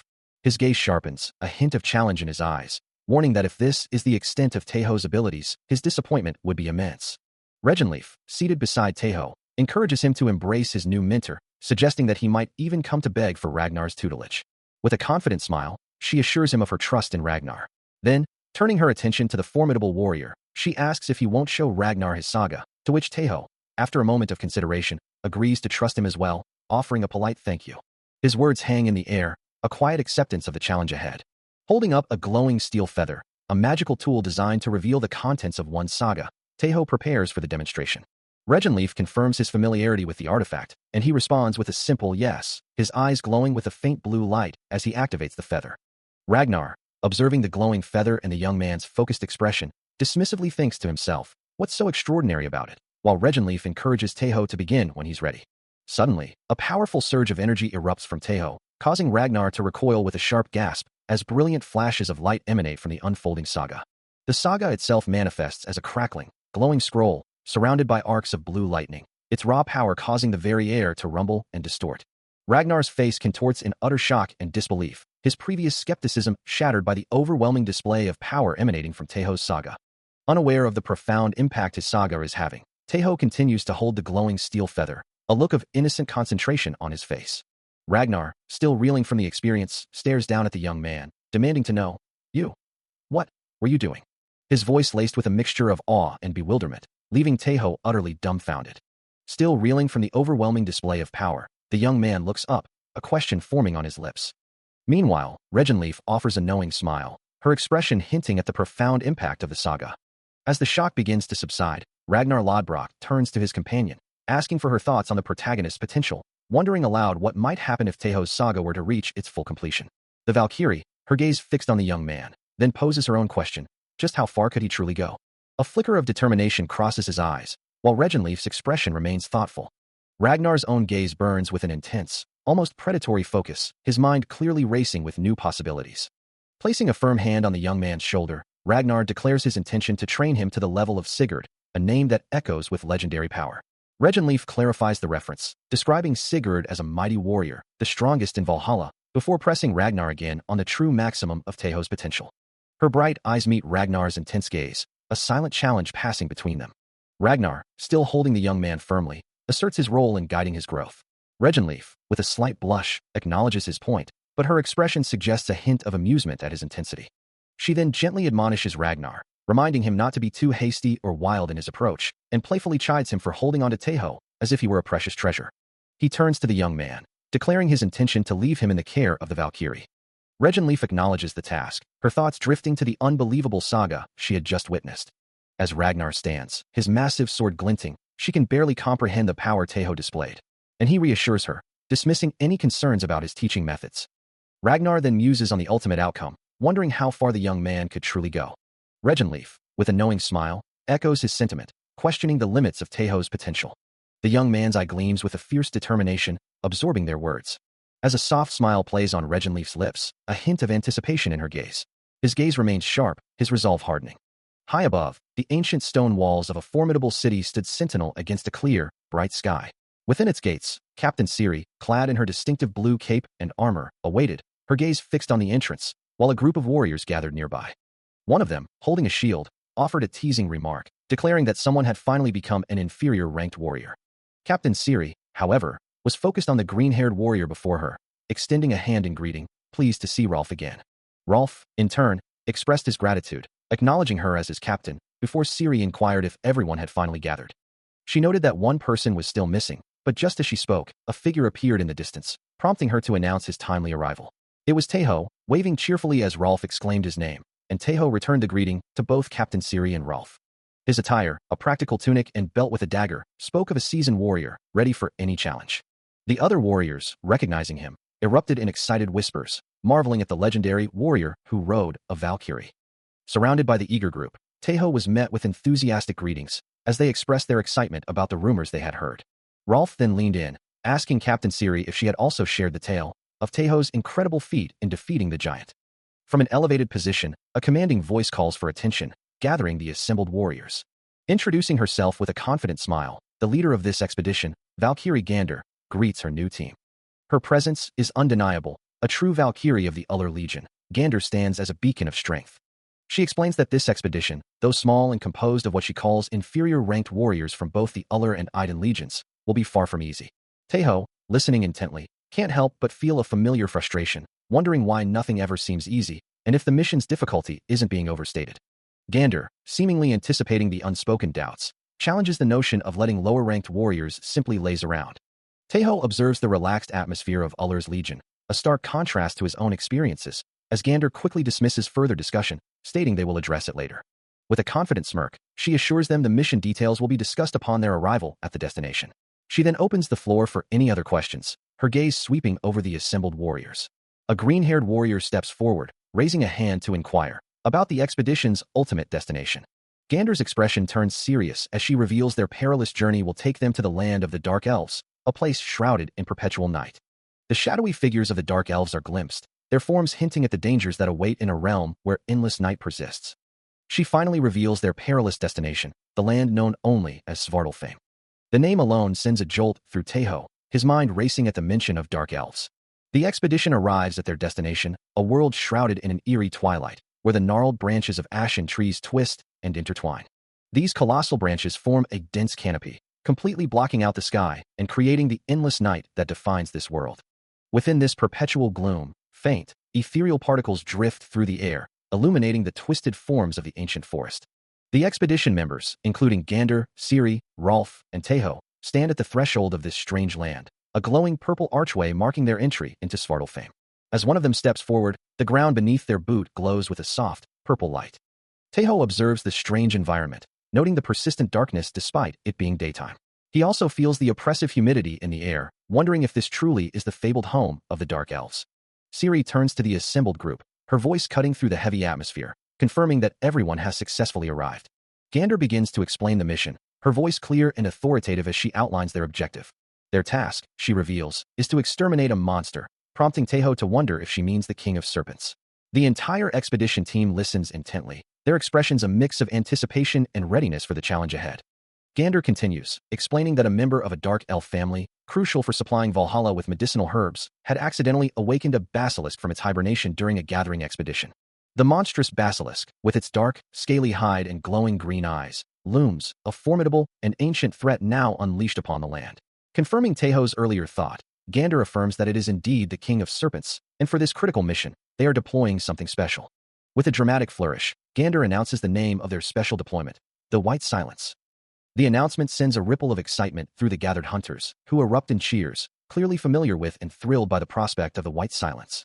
Amidst the clamor, Teho's eyes gleam with an almost childlike wonder, a surge of pure joy washing over him at the thought of finally getting to ride them. However, his excitement quickly gives way to a more cautious reflection, as he wonders what new challenges this deployment will bring. Turning to Siri, he asks for clarification on the White Silence, to which she responds with an enthusiastic smile, assuring him it's something truly amazing that he'll love. As if on cue, the majestic White Silence wolves are revealed, their pristine white fur and glowing blue eyes a striking contrast against the dark, ancient forest, ready for their deployment. The White Silence wolves are revealed in their full glory, their imposing forms filling the space, prompting an exclamation of awe at their sheer size and reality. One of the magnificent creatures stands tall, its pristine white fur and piercing blue eyes a sight to behold, while Teho's own eyes reflect the wonder of the moment. He gazes up at them, a sense of awe washing over him, thinking how incredibly cool they look. The sheer power and grace of the beasts are palpable, leaving him breathless as he takes in their dynamic presence. A massive paw, tipped with sharp claws, lands softly on the ground, demonstrating their silent strength and agility. Soon, a whole pack of the White Silence wolves moves with incredible speed, their riders barely visible as they blur through the environment, a formidable force in motion. They are incredibly swift, yet their movements are almost entirely soundless, a testament to their unique nature, and Teho observes this with growing excitement.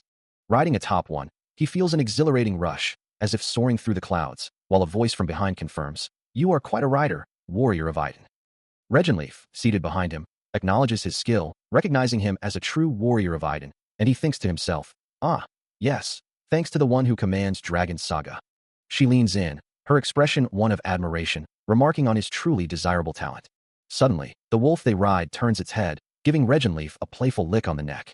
Teho, caught off guard by the wolf's affectionate gesture, blushes deeply, letting out an embarrassed laugh. As they continued their swift journey, Regenleaf confirmed her understanding of the situation regarding the family in question, her voice clear above the thrumming speed of the White Silence wolf.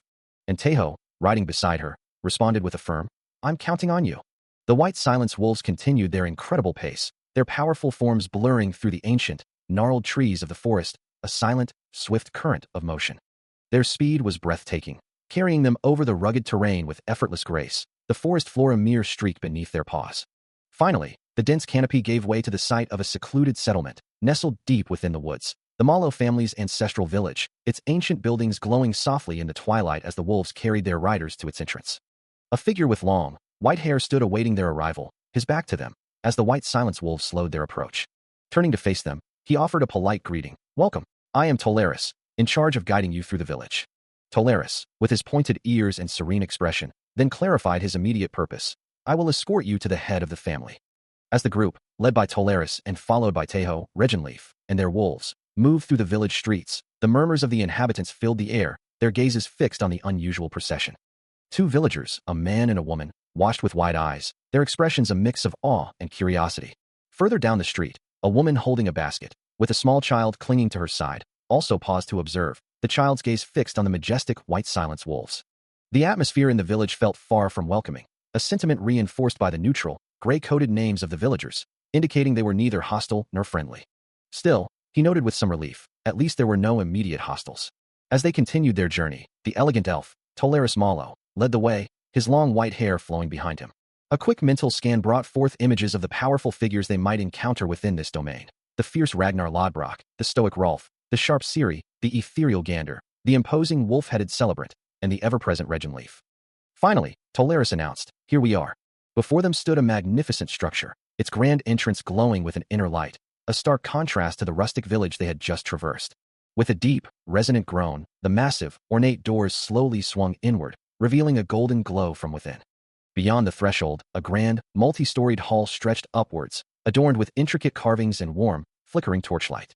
Tolaris turned, a polite smile gracing his features, and gestured deeper into the estate, inviting them to follow. His hand rested gently on the doorframe as he formally requested, "Please come in."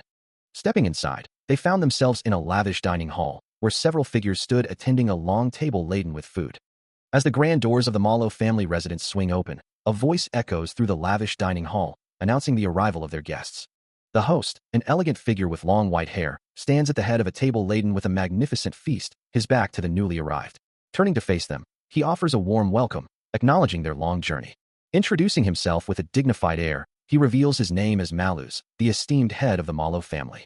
Among the other guests, a jovial dwarf-like figure chuckles to himself, already enjoying the festive atmosphere. An attendant pours wine for a green-haired guest, who eagerly accepts, declaring it the perfect way to quench his thirst before the meal. Malus raises his goblet high, inviting everyone to partake in the drinks. Among the revelers, a blue-haired man and a green-haired woman observe the scene, a subtle sparkle of interest in their eyes. The blue-haired man, with a feather earring, considers the offer, deciding that just one drink should be fine. The green-haired guest and his companion enthusiastically raise their cups, shouting cheers as the celebration truly begins. The hall erupts in joyous shouts and laughter, as the blue-eyed man and green-haired woman find themselves caught up in the lively atmosphere. With a contented smile, the black-haired man takes a sip from his ornate cup, fully immersed in the Malo family's hospitality. His eyes widened in disbelief as the festive atmosphere shattered around him, a goblet of wine tumbling from his grasp. A guttural cry of alarm tore through the hall, as Bjorn, cloaked and ready, reacted to the sudden intrusion. Above them, figures crashed through the ceiling, drawing the horrified gazes of Rolf and other revelers. The entire feast hall erupted into pandemonium, as the unexpected assault turned celebration into chaos. Amidst the falling debris and panicked screams, he instinctively reached out, trying to salvage what he could from the wreckage of the table. The invasion was brutal and swift, as one unfortunate attendee was struck down, their blood splattering across the floor. His face contorted in horror, Teho cried out, recognizing a familiar face amidst the chaos. Captain Ciri, her expression hardening, braced herself for the fight, a silent resolve settling over her features. With a desperate shout, she urged everyone to flee, her voice cutting through the din of battle. Malus, his face pale with terror, frantically commanded his guards to seal the main gate, hoping to stem the tide of invaders. As the hall descended further into chaos, Teho and others sprinted through the wreckage, desperate to escape the onslaught. But amidst the terror, a fierce resolve ignited within him, his eyes glowing with an intense blue light as his power began to awaken. As the invasion continued, guests and guards scattered in a desperate scramble, their footsteps echoing through the grand hall. From the balcony above, a group of elven archers took aim, their leader's voice cutting through the din, commanding them to fire. Below, the remaining defenders desperately raised their shields, the first volley of arrows striking with jarring impacts. Each arrow hit with a burst of blue magical energy, threatening to shatter the defenses. But then, a figure with eyes glowing and intense blue suddenly descended from above, leaping into the fray with incredible speed. He plummeted towards the archers, a dark blur against the ornate hall. Two of the elven archers on the balcony turned, their faces frozen in disbelief at the sudden intrusion. Before they could react, he delivered a powerful kick, sending one of the archers sprawling backward with a resounding impact. Meanwhile, in a separate dining hall, Malus stood amidst the wreckage of the feast, the opulent table now a chaotic mess of overturned dishes and scattered food. His face was a mask of deep concern, sweat beading on his brow as he clenched his jaw in silent apprehension. Gripping a white cloth tightly, the dark elf Malus, a follower of Utgard Loki, muttered to himself, questioning how such an invasion could have possibly occurred. His distress deepened as a chilling thought crossed his mind, wondering if someone had finally figured out their secret. A figure in dark, flowing robes moves with incredible speed, a soft thud echoing as they land. As another cloaked individual leaps down from above, their descent catching the attention of several armored guards below, who look up in surprise. Among them, the wolf-headed celebrant lets out a guttural growl, his face contorted in a snarl of fury. Meanwhile, Ciri, her blue hair flowing behind her, moves with practiced grace, her body coiled for action. She quickly brings a small vial to her lips, consuming its contents in a swift motion. With renewed vigor, she urges her white wolf companions to pass through the ornate gate, their glowing blue eyes fixed on the path ahead as the guards shout, "Quickly!" The pursuing guards, now fully aware of the escape, yell in frustration, one of them shouting, "Them escape," as an arrow flies past. A bald, muscular guard clenches his jaw, his face a mask of intense anger, the failure of the pursuit clearly infuriating him. More guards rush forward, their heavy footsteps thudding on the stone, a white-haired figure among them, all determined to prevent the escape. But just as a volley of arrows rains down, Taeho appears, a brilliant blue aura flaring around him, deflecting the projectiles with effortless grace. The arrows scatter harmlessly, leaving the pursuers stunned, as a voice cries out in disbelief, "T-H-O." He gazes at his arm, where intricate blue runes are now etched into his skin. The newly formed runes on his forearm begin to pulse with a soft, ethereal glow. Regenleaf carefully finishes the last stroke with her brush, a faint shimmer lingering in the air.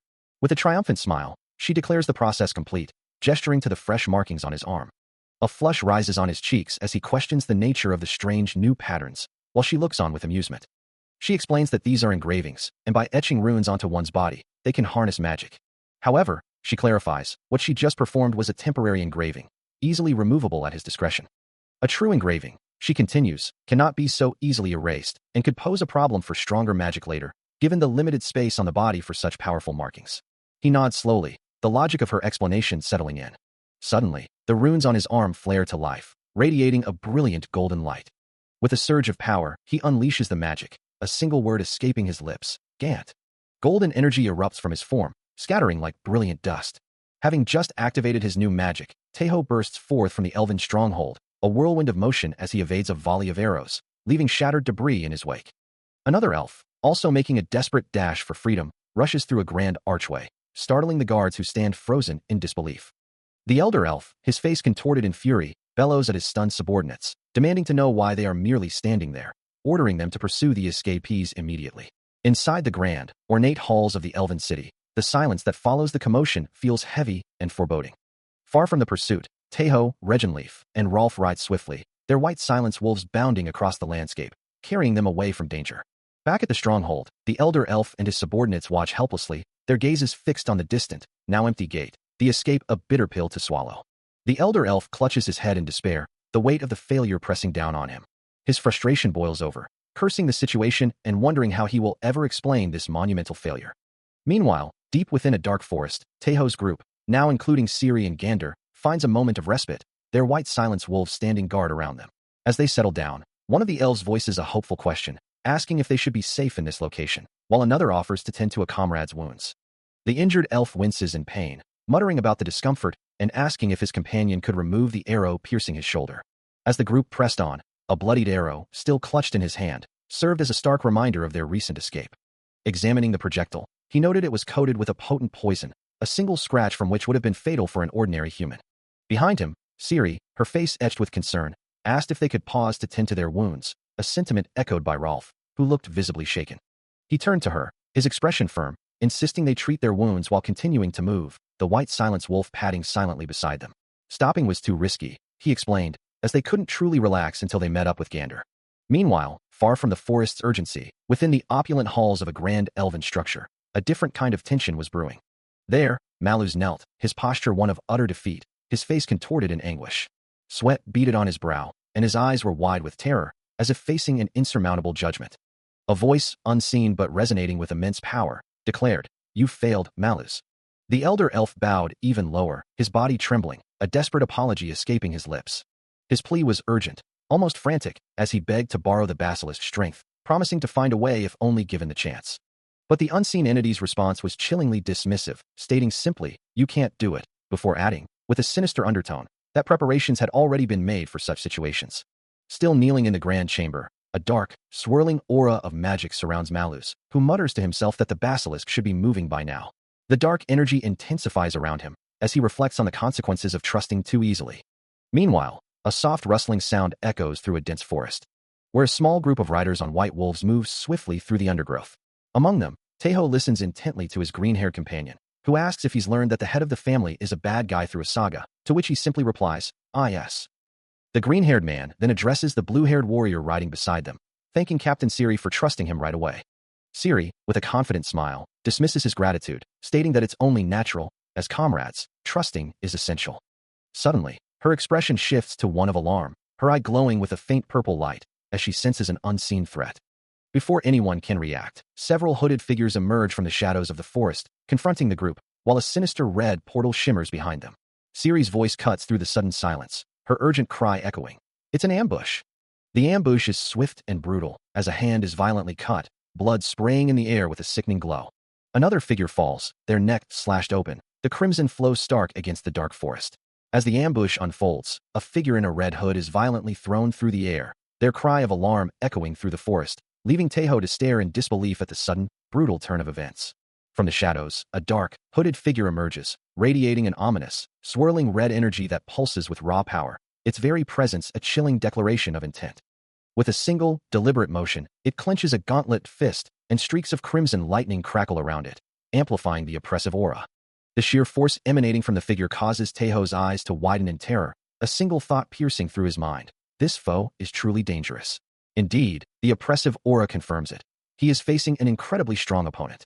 This formidable adversary reveals himself to be none other than Boss Marcus, the Regenerator. Marcus wastes no time, launching a devastating assault against the remaining figures, his red energy slashes tearing through their defenses with terrifying speed. His voice booms with chilling finality, declaring his intent to utterly destroy them. The hooded figures, some glowing with faint blue energy, are no match for his power, collapsing under the relentless onslaught. Marcus continues his merciless attack, his crimson slashes carving through the air and his opponents with brutal efficiency. Another powerful blow lands, sealing the fate of yet another unfortunate combatant. When the dust settles, Marcus stands alone, a silent, menacing victor, over the scattered, defeated forms of his numerous foes. A pair of onlookers recoil in horror, barely able to comprehend the speed with which their companions were dispatched, exclaiming that 3 of them fell in an instant. Meanwhile, within the swirling darkness, a grotesque mass of flesh and bone pulses with vibrant green energy, rapidly reforming. From the depths of that regenerating power, Marcus emerges, his form completely healed, a faint green aura still clinging to his dark cloak. His presence alone is enough to send a shiver down the spine of anyone nearby, as the realization dawns that they face the Regenerator himself. Taeho, Ciri, and Rolf watch in stunned silence, the name Regenerator echoing with a chilling weight. Snapping out of his shock, Taeho urgently commands his companions to mount the White Silence Wolves, knowing escape is their only option. One of the majestic White Silence Wolves snarls, its blue eyes glowing with fierce loyalty, as Taeho shouts for everyone to get away from Marcus.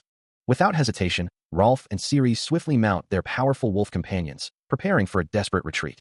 Unconcerned by their attempts to flee, Marcus raises a hand, and a malevolent red energy begins to swirl around him, crackling with destructive power. His entire form becomes enveloped in the crimson glow, a clear sign of the devastating attack he is about to unleash. Before Marcus's attack can fully manifest, a massive basilisk suddenly lunges from the shadows, its glowing green eyes fixed on Taeho, interrupting their escape. The monstrous serpent coils around him, its powerful body attempting to crush him amidst the chaos. As the basilisk's massive green tentacle erupted from the ground, it coiled around Taeho and his White Silence Wolf mount with terrifying speed, eliciting a cry of alarm. The serpentine limb tightened its grip, its scaled head looming as Taeho struggled, a frustrated TSK, escaping his lips. With a violent heave, the basilisk flung him through the air, sending him plummeting towards the forest floor. He hit the ground with a jarring impact, the force of the fall echoing through the dense undergrowth. Meanwhile, Marcus watched the scene unfold, his glowing yellow eyes betraying no emotion as he prepared his own devastating attack.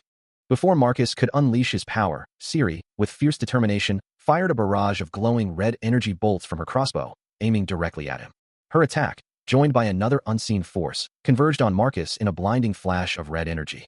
A powerful purple blast then tore through his defenses, shredding his dark cloak and sending fragments of energy scattering.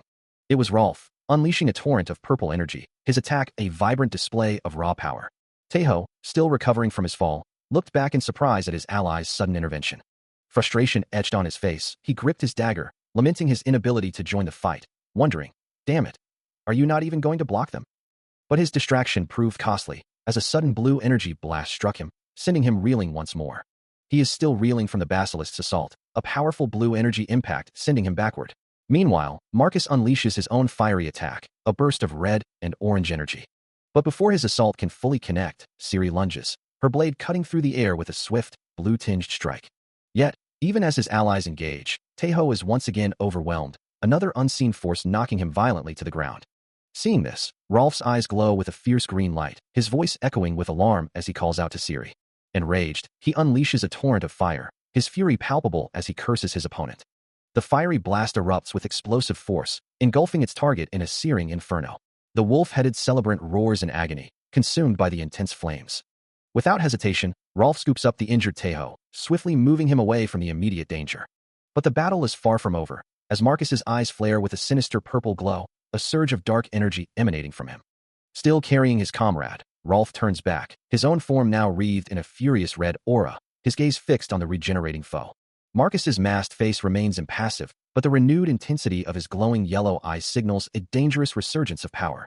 Taeho, now clad in a dark, flowing outfit with a white cape, launches himself into the fray, a powerful blue aura radiating from him as he aims a devastating kick at his monstrous foe, his attack manifesting as a sharp, glowing blue energy blade cutting through the air with immense speed. The blade connects with explosive force, sending a shockwave of brilliant blue energy across the battlefield, while Rolf and Ciri watch the sudden, overwhelming assault.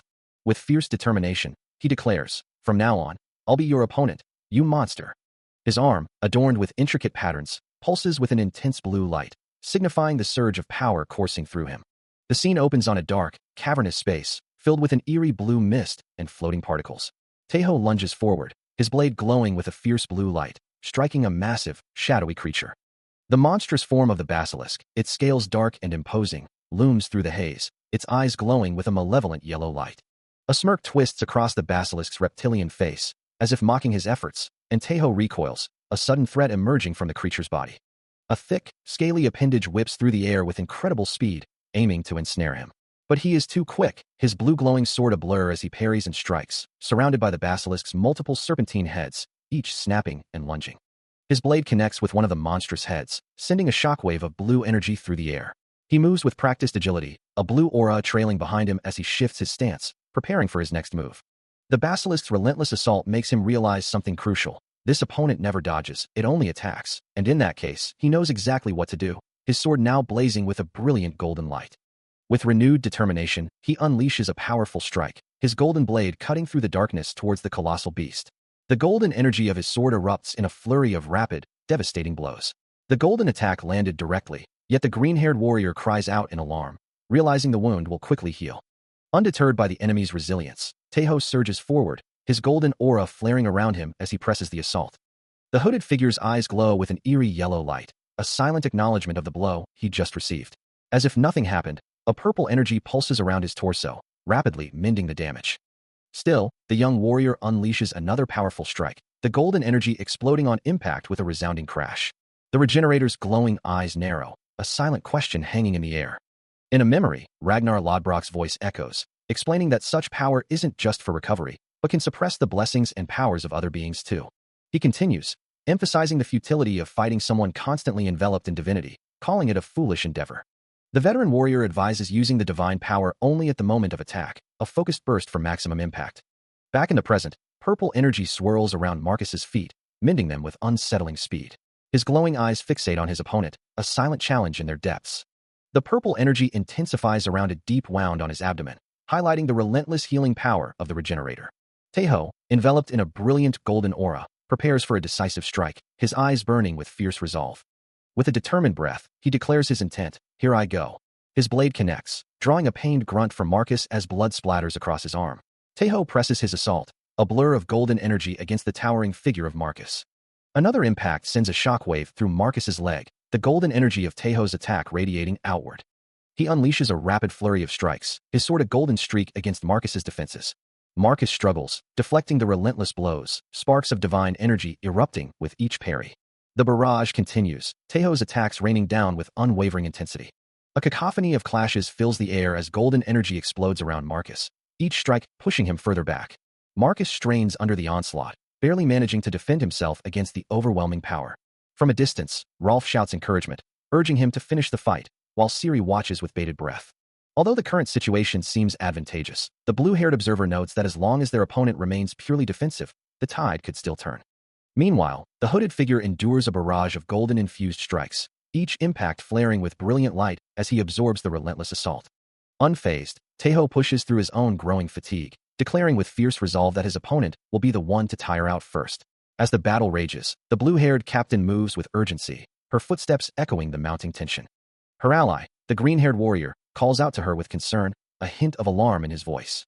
Despite the relentless assault, the hooded regenerator lets out a chilling, triumphant laugh, his resilience seemingly unbroken. The protagonist's face contorts with strain, sweat beading on his brow as he pushes past his limits. With a surge of renewed power, he unleashes a swift, blue-hued attack, the blade cutting through the air with a powerful hum. He follows through with an aerial assault, his glowing blue blade striking the regenerator with devastating force. The impact sends the hooded figure reeling, his body pushed back by the sheer power of the blow. A close-up reveals the force of the strike reverberating through his armored leg, the metallic clang echoing the intensity of the battle. Landing with a determined expression, the protagonist prepares for his next move, the fight far from over. Taeho lunges forward, his eyes burning with fierce resolve as he closes the distance. But Marcus, anticipating the move, raises his massive, jagged weapon, preparing a devastating counterattack. A chilling declaration echoes through the air, proclaiming his intent to end the battle with this single, decisive blow. He unleashes a sweeping attack, his weapon leaving trails of crackling yellow energy in its wake. The attack manifests as a monstrous, snake-like entity, its fangs snapping mere inches from Taeho as he twists to avoid the deadly strike. The sheer force of the near miss leaves him wide-eyed and sweating, a gasp of shock escaping his lips. Unyielding, Marcus presses his advantage, bringing down his curved blade, now glowing with an ominous blue light. Yet, Taeho meets the strike head-on, a burst of his own blue energy erupting to deflect the blow. The unexpected counterattack leaves Marcus reeling, a grimace of pain twisting his features as a dark purple mark appears on his cheek.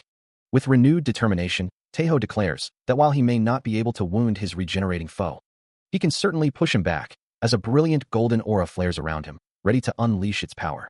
The golden energy surges forward, striking Marcus and sending him hurtling backward with immense force. The golden energy of the attack continued to batter Marcus, sending him recoiling from the sheer force of the impact. His leg was forced back, a blade glinting near the ground, as the relentless assault pushed him further. Marcus's hooded face was obscured by the force, his entire form reeling from the sustained assault.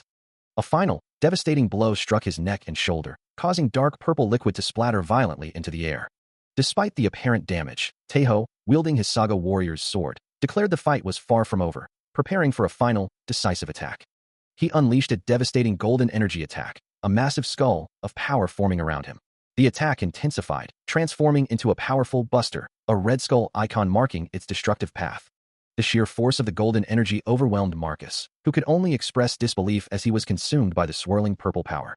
Far away, Malus received the shocking news. Regenerator Marcus was dead, a fact that sent him reeling in despair. In a state of utter disbelief, he screamed, ordering an immediate halt to the excavation.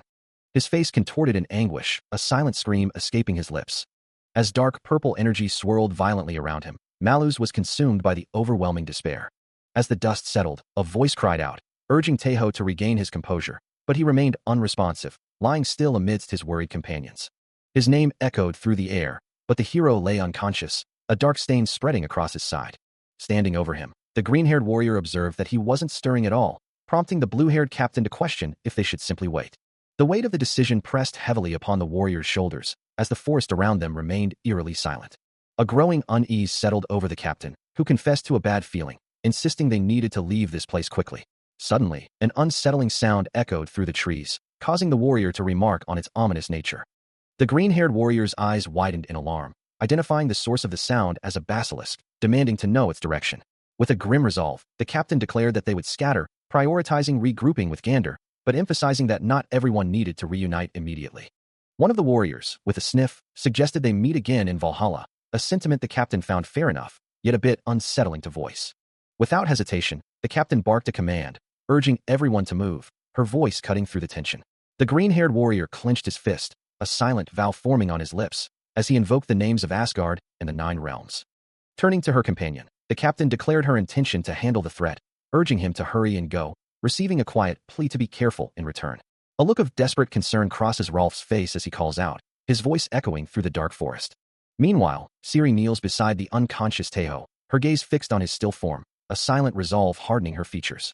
As Taeho remains unresponsive, a soft, ethereal pink glow begins to emanate from her, swirling with nascent power. The radiant energy intensifies, enveloping her in a vibrant, protective aura as she prepares for battle. Her transformation culminates in a dazzling display of light and magic, her form now radiating with the full might of her awakened abilities. With a fierce howl, a majestic white silence wolf materializes, its blue eyes glowing intensely as it joins the fray. The loyal creature positions itself protectively over the unconscious Taeho, a silent guardian against any approaching threat. Then, with surprising speed, the white silence wolf darts away into the depths of the dark forest, its mission seemingly complete. Suddenly, the ground trembles as a massive, dark dragon-like creature emerges from the shadows, its scales etched with glowing green lines. Its reptilian head fills the view, piercing green eyes glowing with an ancient, predatory intelligence. A voice calls out, pulling Taeho from his daze, urging him to snap out of it, his name echoing in the dark. As his glowing blue eyes slowly focus, he questions his own reality. The blue energy crackles around him, a silent testament to his current state. He finds himself face to face with Siri, her expression a mix of concern and urgency. As Rolf exclaims her title in surprise, Siri quickly shushes him, demanding silence and stillness. She reveals their dire situation, whispering that they are completely surrounded by the enemy. Taeho, still glowing with power, understands the gravity of her words, knowing that any movement would weaken their stealth and trigger an unavoidable battle. His gaze filled with remorse, he believes his presence is putting his captain in danger. Siri, however, challenges his self-blame, asking why he hasn't considered leaving with Rolf and the others. Her expression softens as she looks at him, acknowledging the special power he possesses. Siri, her blue aura shimmering, continues to speak with a knowing smile, explaining that losing him would be a significant blow to Valhalla itself. Yet, beyond the strategic implications, she admits a personal enjoyment in fighting by his side, so much so that she doesn't want him to fall into the warrior's eternal rest. Her words leave him visibly flustered, his eyes wide with surprise and a faint blush creeping across his cheeks. As he processes her unexpected sincerity, a memory flashes through his mind, a moment from his past where he was surrounded by trusted companions, a silent affirmation that he is indeed someone who is trusted. This profound sense of loyalty solidifies his resolve, a fierce determination burning within him as he vows never to betray that trust. His eyes now glowing with a vibrant blue light, he looks up at her, his voice firm as he offers a heartfelt, "Thank you, Captain Siri." Siri, still holding him by the collar, teases him about his slow awakening, admitting that things became dangerous because he didn't wake up as quickly as she'd hoped, and that she tried all sorts of methods to rouse him. With a determined expression, her blue aura flaring, she gives the command to advance, placing her full trust in him as she says, "Now, let's move. I'm counting on you, Taeho." His eyes still glowing with power, he meets her gaze with unwavering resolve, ready to answer her call. Suddenly, a powerful whoosh echoes through the forest as a creature's tail whips past, signaling a rapid surge forward. The white silence wolf, its eyes glowing blue and ethereal flame-like markings dancing across its fur, charges through the dark woods, carrying him swiftly into the fray. As they race forward, his eyes still burning with blue energy, he shouts back with fierce confidence, "Leave it to me, Captain Siri." The white silence wolf lets out a low growl, its blue eyes burning with fierce intensity. The cavern ahead is a labyrinth of shadows, but within its depths, countless pairs of glowing green eyes pierce the darkness, revealing the sheer scale of the ambush. He realizes they are completely surrounded, the creatures emerging from every crevice of the dark, winding tunnel. With a surge of speed, the wolf charges forward, its powerful legs blurring as it carries him deeper into the enemy's lair. From the cavern walls, grotesque snake-like heads burst forth, their scales dark and their fangs dripping with venom. One of the monstrous heads lunges, its maw wide open, revealing rows of razor-sharp teeth and a glowing green gaze. But he is ready, his blade already a streak of brilliant blue light, cutting through the air with decisive force. The serpentine creatures recoil, their attacks deflected by his swift, powerful strikes. His face set in grim determination, he presses the assault, his movements a blur of focused power. A vertical slash cleaves through the air, impacting one of the monstrous heads with explosive blue energy. Without missing a beat, he follows with a sweeping horizontal slash, tearing through multiple enemies in a single, fluid motion. As the cavern echoed with the force of his previous attack, Taeho unleashed a devastating, dicing slash, the blue energy tearing through the surrounding rock and debris. But his eyes, glowing with an intense blue light, widened in alarm, a chilling realization dawning upon him. A truly massive creature was about to appear. From the cavern's depths, a colossal basilisk began to tear its way out, its ancient, scaly form outlined by an eerie green glow. Its monstrous maw opened wide, revealing rows of razor-sharp fangs and a single, piercing blue eye that seemed to bore into his very soul. As the ground beneath them erupted, he and the white silence wolf narrowly dodged an attack, realizing the creature possessed a paralyzing glare. With his own eyes glowing a fierce blue, he urgently warned his companion, "Don't meet its eyes." Undaunted, he launched himself into the air, his glowing sword ready to strike the colossal beast. The basilisk's eye, however, pulsed with an ominous green light, its paralyzing power gathering for another devastating attack. Moving with impossible speed, he and the wolf became a blur of motion, leaving trails of purple energy as they evaded the creature's deadly gaze. The white silence wolf, its fur now wreathed in blue, flame-like energy, charged forward with fierce determination. Together, they vaulted over a pile of defeated smaller basilisks, their momentum unbroken as they pressed deeper into the cavern. Behind them, a burst of potent purple energy erupted, a testament to the basilisk's relentless pursuit. From the depths of the cavern, a colossal form emerges, the massive basilisk revealing its full, intimidating presence. Meanwhile, Taeho's arm, marked with a distinctive blue tattoo, tenses with anticipation, ready for the next move. His eyes, along with those of the white silence wolf, ignite with a fierce blue glow as they prepare to unleash a coordinated assault. Enveloped in a shimmering blue aura, they charge forward with incredible speed, a blur of motion against the cavern walls. The white silence wolf's paw slams down, delivering a powerful blue energy impact. The basilisk, momentarily stunned, quickly recovers, its green eyes glowing ominously as it prepares a venomous counterattack. With a guttural roar, it unleashes a torrent of corrosive green gas, forcing Taeho to react swiftly. Undaunted, Taeho activates a new power, his hand erupting with a brilliant, golden-yellow energy. A fierce cry escapes him as he channels this potent force, ready to unleash its full might. Now both Taeho and White Silence are engulfed in a vibrant yellow aura, charging with renewed ferocity, leaving streaks of light in their wake. The White Silence wolf, radiating golden energy, dashes forward with incredible speed, its form a golden blur. With a final, decisive move, White Silence's paw strikes again, this time with a concentrated burst of blue energy. The ground shatters with a resounding impact, debris erupting from the force of the combined blue energy strike. As the colossal basilisk recoils from the blow, Taeho and White Silence surge forward, enveloped in a brilliant blue aura, ready to press their advantage. He channels his power, a surge of blue energy flowing through his arm, as the saga charge of warrior begins to manifest. His sword arcs through the air, moving with the speed and force of a gathering storm. With a guttural cry, he extends his hand, pouring all his might into the attack. But the basilisk's eye flares with an ominous green light, as it unleashes its own formidable god's power. In response, Taeho's face hardens with resolve, and a new, potent yellow energy erupts around him, pushing back against the monster's might. The basilisk recoils once more, its head snapping back as the yellow energy impacts it with surprising force. Now fully empowered, Taeho stands bathed in a golden glow, his sword radiating the same intense yellow energy. He extends his hand once more, gathering the vibrant yellow energy into a concentrated point. With fierce determination etched on his face, he prepares to unleash the saga warrior's sword. A blinding orb of yellow energy forms, rapidly transforming into a piercing lance, which he hurls with incredible force towards the basilisk. As the dust settled from the intense confrontation, a wolf-like creature, its form shimmering with a vibrant purple aura, moved with an ethereal grace. Meanwhile, the protagonist, still wreathed in a dynamic blue energy, drove forward with unwavering resolve, his movements a blur of power. Elsewhere, another warrior, her body radiating a soft purple glow, collapsed to the ground, the strain of battle evident in her posture. Finally finding a moment of respite, the protagonist leaned heavily, admitting he could barely stand, while his companion, kneeling nearby, suggested they rest for a bit. Sweat beaded on his brow, his eyes wide with exhaustion, yet still scanning their surroundings. Suddenly, a glint of light caught his attention, revealing a metallic hilt embedded in the earth, its intricate design hinting at a forgotten past. Unbeknownst to them, deep within the shadows, a monstrous maw opened, revealing a glowing, jewel-like object clutched within its depths. His eyes, now glowing with a faint blue light, widened in surprise as he questioned the nature of his discovery.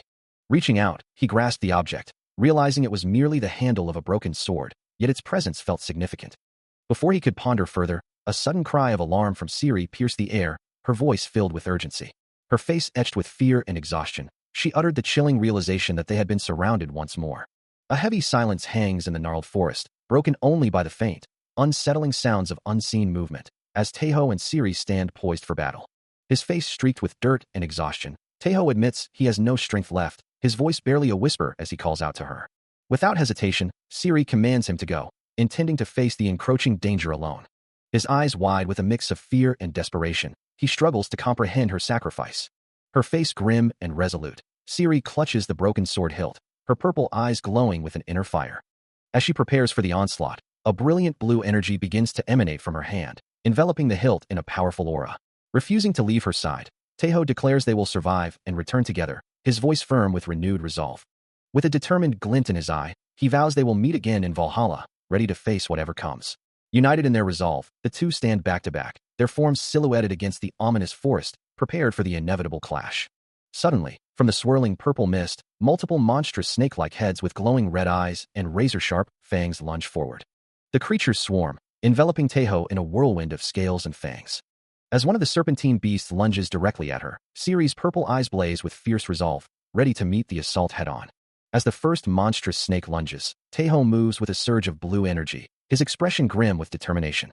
He and Ciri stand back-to-back, surrounded by a swirling mass of serpentine creatures, the broken hilt in her hand glowing with a vibrant blue light, ready to meet the onslaught.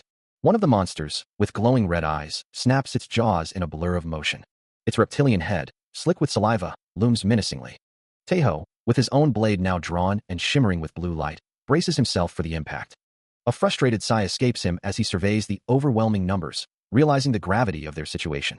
He mutters to Ciri that there are far more than they initially thought. The two stand resolute, their cloaks billowing around them as they prepare for the inevitable clash. Another creature, with glowing purple eyes, snaps its powerful jaws, its scales shimmering in the dim light. A third monster, its eyes burning green, joins the attack, its form a blur of aggression. The ground trembles as one of the colossal creatures moves with terrifying speed. Taeho and Ciri are now completely encircled, a sea of glowing eyes and snapping jaws closing in around them. Surrounded by the glowing purple eyes of monstrous reptilian creatures, Taeho and Ciri find themselves in a desperate situation, realizing there are 5 of them closing in from all sides. With no visible escape route, Ciri acknowledges the grim reality of their entrapment. Yet, Taeho stands firm, his gaze unwavering as he prepares for the inevitable confrontation. Turning to him, Ciri asks if he still possesses the strength to fight, to which he can only offer a silent, pained response. He reveals his critical limitation, explaining that he can no longer draw upon the god's power, and the saga itself can only be used once or twice more. Despite the overwhelming odds and his dwindling resources, a fierce determination ignites within him, refusing to surrender. With a sudden burst of speed, he unleashes a swift sword strike, a blur of blue energy cutting through the air. Following through with his momentum, he delivers a powerful kick, the impact sending shockwaves through the cavern. As blue energy crackles around him and his blade, he declares his unwavering resolve, ready to face the impossible if escape is not an option. Gripping his glowing sword with both hands, he commits to fighting with every fiber of his being. Watching his fierce resolve, Ciri lets out a small, approving chuckle, acknowledging him as a true warrior of Valhalla. He screams a name, his eyes burning with resolve, while another warrior, her own gaze alight with purple energy, echoes his cry, both invoking a powerful force. Facing down 2 colossal reptilian beasts, their scales dark and menacing, Taeho stands his ground, a lone figure against overwhelming odds, as one of the monsters lets out a guttural roar. Suddenly, a surge of blue energy heralds the arrival of reinforcements, as a group of allies, including Gander, Rolf, Ciri, and Aiden, rush forward, their forms blurring with speed, ready to join the desperate fight. The monstrous creature turns its glowing eyes towards the new threat, as the allies close in, their presence acknowledged with a shout of Taeho, Captain Ciri, from one of their number, confirming their coordinated assault. Without hesitation, Taeho launches himself into the air, his sword glowing with a fierce light, ready to strike. Meanwhile, Rolf, his face contorted in a battle cry, announces their timely intervention, shouting, "We've come to help." Taeho descends with incredible force, a brilliant blue aura exploding around him as he channels his power into a devastating aerial strike.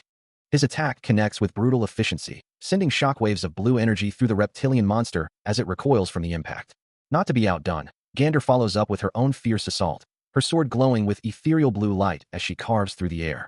Her electric blue eye ablaze with fury, she screams a declaration of intent, vowing to tear her enemies apart. Her face contorted in a powerful scream, Gander's white hair flows wildly, crackling with blue energy as she unleashes her full might. After the intense flurry of attacks, Taeho kneels, his glowing sword still clutched in his hand, a moment of respite or exhaustion washing over him.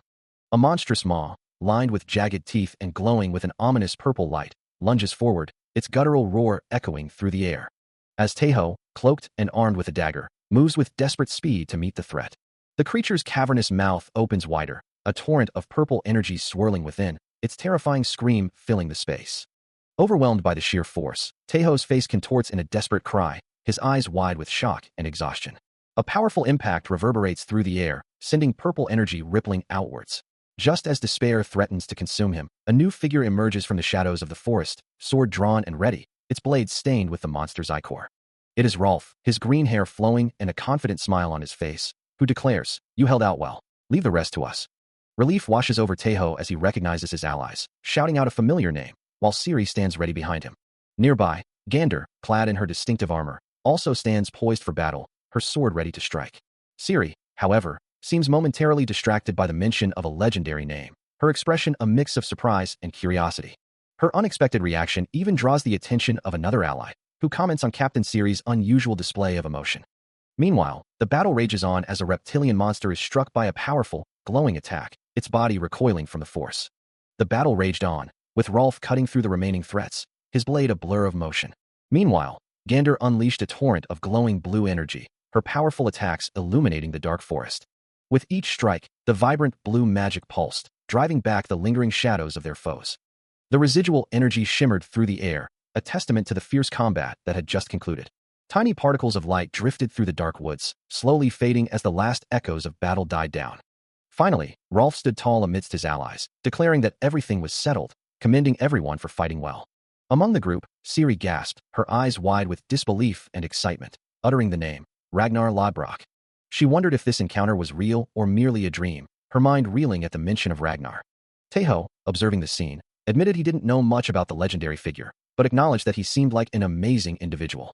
Elsewhere, Gander instructed Malus to handle the situation with Rascarid, while Malus confirmed their intention to investigate the Malo family with the Dark Elf Council. Far away, the hooded figure of Marcus observed, his glowing yellow eyes piercing the darkness, realizing that his own appearance meant the giants were now involved. Back with the group, Gander turned to Taeho, acknowledging him as the Taeho of Iden, and emphasizing the significance of his feat in defeating the Regenerator. As the dust settled from the recent confrontation, Gander addressed Taeho, promising to inform Uller of his deeds and ensure he would be rewarded later, to which he humbly offered his thanks. Her gaze sharp and assessing, Gander acknowledged his prowess, declaring him a truly desirable talent. Meanwhile, the weight of the recent battle and the implications of his growing power seemed to settle heavily upon Taeho, beads of sweat forming on his brow as he processed the events. From a hidden vantage point, Marcus observed the scene, noting the intense gazes of jealousy directed at the young warrior, and a sinister thought began to form in his mind. Back with the group, Gander, surrounded by a faint purple aura, commanded them to return, her decision firm. Later, Siri carefully examined a golden sword fragment, her expression thoughtful as she pondered its origins, a faint hum escaping her lips. Taeho, sitting opposite her, admitted he couldn't quite tell anything significant about it, as it was too damaged to reveal much. Siri, however, reassured him that it was fine, convinced it was no ordinary item, hinting at the many traces of the Great War still left in the world. She mused aloud, questioning if these were indeed traces of the Great War, explaining that while the current front line of Ragnarok was at a stalemate, there had been intense and great battles before, leaving traces all over the world, and that sword fragment might also be one of them. A fierce battle rages in a distant memory, a warrior clad in armor clashing against a monstrous, dark-scaled beast, the scene illuminated by the fiery glow of conflict, revealing a crucial detail. This is but a part of a legendary weapon. This fragment, he realizes, was once used by a warrior of that time, and a deep intuition tells him it holds significant power, a feeling he can't ignore. For now, he decides, he will simply store the mysterious artifact safely away. Meanwhile, Siri, her eyes bright with purpose, suggests they head to Iden. She emphasizes the urgency of their situation, insisting they must report their recent expedition. Soon after, the pair finds themselves overlooking a bustling port city, its docks teeming with people and ships, a vibrant hub of activity. The sounds of the sea fill the air, the rhythmic splash of waves against hulls, and the creak of rigging accompanying their journey. A small boat, carrying the two companions, is tossed by the powerful waves of the open sea. The vessel groans under the strain, its wooden frame protesting with a continuous creaking sound. As they navigate the choppy waters, the persistent creaking of the boat continues, a constant reminder of their precarious journey. Eventually, the turbulent sea gives way to calmer river waters, the boat now gliding peacefully through a serene landscape, though the faint creaking persists. Their journey concludes as they reach a dark, arched entrance, and he announces their arrival. The boat's paddle gently cut through the calm, clear water, marking the final leg of their journey. Soon, the rhythmic sound of footsteps echoed on a stone floor, confirming their arrival at the mysterious arched entrance. As they walked through the passage, Siri turned to Taeho, asking if he was ready for what awaited them. She then reminded him that the goddess had a special gift prepared just for him this time. Hearing of a gift from the goddess, Taeho's eyes widened, and he felt a surge of excited anticipation. Siri, equally intrigued, expressed her own excitement, wondering if he would share the gift with her. He assured her he would, promising to return shortly. As if on cue, a golden orb, intricately detailed like a leaf, floated into his outstretched hand. Standing within a radiant golden magic circle, Taeho gazed down at the mysterious orb, its light reflecting in his eyes. A soft, ethereal voice echoed through the space, calling to her warrior, Taeho, to come closer. The goddess Iden, radiant in her white and gold attire, appeared before him, her presence filling the chamber with divine light. Taeho looked up at her, as she acknowledged his great merit. Iden, with a gentle gesture, acknowledges that without him, the giant's malicious plan would not have been thwarted so early. He, looking up at her with a bright smile, attributes all their recent victories to her divine blessing. The goddess, her gaze soft, expresses her genuine relief at his safe return. She then playfully inquires about his recent battles, specifically mentioning a comrade he rode alongside. Continuing her teasing, Aiden describes this comrade as a beautiful female warrior, causing Taeho to fluster. He quickly denies her implication, his face reddening in embarrassment. Aiden, amused by his reaction, declares that a successful expedition warrants a reward. With a radiant glow emanating from her hand, she prepares to bestow her gifts. Presenting two distinct choices, she invites him to select one. The first option, a heavenly horse's wing garment, promises the wearer the ability to transform into a flying horse. The second, an unner pouch, offers convenient storage by shrinking items, which then return to their original size when retrieved. Overwhelmed by the incredible quality of both options, he laments her cruelty for making him choose. Taeho is deep in thought, his brow furrowed as he considers the two powerful gifts, while Aiden watches him with a slight smile. She reassures him, suggesting he not worry too much about the choice, and promises that if he achieves something great again, she will give him the other item. His expression brightens, realizing the immense value of either option, and he decides to think positively, understanding that whatever he chooses, it will be a jackpot. With a determined gesture, he reaches out, making his selection as Aiden prompts him to choose. The ethereal glow of Aiden's presence fades into a quiet, starry night, marking a transition. Later, in a grand hall before a towering winged statue, Taeho presents a small, ornate pouch to a red-haired woman. She looks surprised, remarking that his choice was unexpected, as she had assumed he would prefer the heavenly horse's wing garment. But he explains that while powerful, the garment would require a teammate to wear it. He further clarifies his reasoning, stating that in online games, expanding one's inventory always comes first, and the woman chuckles, admitting she doesn't quite understand his logic. The setting changes again, to a serene lake where Taeho and the red-haired woman are now in a small boat, and she informs him that starting today, he will have lessons with his new teacher, asking if he already knows who it is. He confirms with a simple yeah.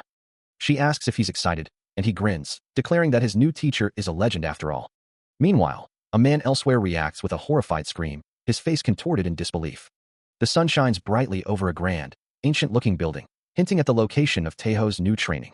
A man with striking black hair streaked with white, and eyes that glow with a faint yellow light, rests casually against a rock in a rugged, forested landscape, a small, white, chicken-like creature perched nearby. He looks up, a slight smirk playing on his lips, and comments on the day's weather, finding it utterly disgusting. In a sun-drenched training ground, a seasoned warrior stands over a younger man seated on the earth, the air thick with anticipation. The warrior, Rolf, kneels slightly, his gaze direct, as he begins to question the progress of his charge. His words cut through the air, asking, "How far did you go with Haida?" The younger man, Taeho, flushes crimson, his eyes wide with shock and embarrassment, uttering a choked, "W what?" Rolf, seeing his reaction, clarifies with a smirk, "I meant how far you've progressed with your lessons." He then teases Taeho, remarking, "Look at you, your head's filled with dirty thoughts." Taeho, still reeling, can only retort, "Look who's talking," as Rolf rises, dismissing the awkward moment with a casual, "Well, whatever. Anyhow." He then explains that Haida instructed him to teach about divinity, but they would postpone the advanced concepts and start from the basics. Gesturing with his sword, Rolf specifies, "Stuff like increasing the duration of your power." With a knowing look, Rolf concludes, "You'll have to figure things out yourself." Got it. Taeho's eyes, now glowing with a fierce blue light, reflect a newfound determination, ready to face the challenges ahead. As the training continues, he looks on in surprise, his mentor, Rolf, standing ready with a challenging grin, urging him to bring it on. A sharp clang echoes through the air, signaling the start of their intense spar. Two blades meet with explosive force, sending a shower of sparks across the sky. He pushes forward with his own attack, his movements a blur of focused energy. Still, Rolf's grin widens, challenging him to unleash every saga he possesses. As their blades continue to clash, Rolf reminds him that sagas are their foundation, not to be abandoned just because he's gained a god's power. The pressure mounts, forcing him to his knees, a vibrant blue aura erupting around him as he struggles to contain his surging power. With a guttural cry, he unleashes a torrent of energy, his eyes glowing with fierce determination. The blue energy surges outward, creating a powerful impact that ripples through the air. He clenches his fists, channeling the raw power, his entire being enveloped in the brilliant blue glow. A final, resounding crash echoes, marking the climax of his struggle. Utterly spent, he collapses onto the ground, his body lying still amidst the dust, the blue glow finally fading. Still reeling from their spar, Rolf looks down at the young warrior, pondering the disparity in their experiences, before offering him two immediate goals. First, he explains, Taeho needs an offensive saga, because for an inferior-ranked warrior, he possesses an unusual number of sagas. However, most of them are support types, useful in any situation, but leaving him without a decisive finishing move. The idea of a finishing move sparks a realization in Taeho, as he connects it to the concept of an ultimate skill. Rolf then challenges him to review his sagas, confirming that all of them are indeed incomplete. He explains that the notion of a saga being a fixed ability, only usable in one way, is a common mistake among inferior-ranked warriors. Instead, he reminds the young warrior, a saga is a story, one that gets passed down and keeps changing. This means his own sagas may contain hidden applications he isn't even aware of yet. With a stern expression, Rolf urges him to think carefully about everything he's just said. He then shifts to the second goal, instructing Taeho on the basics of divinity training, emphasizing the need to maintain it constantly, while eating, sleeping, and even going to the bathroom. Taking in the challenging advice, Taeho turns and walks away, leaving Rolf to watch him go.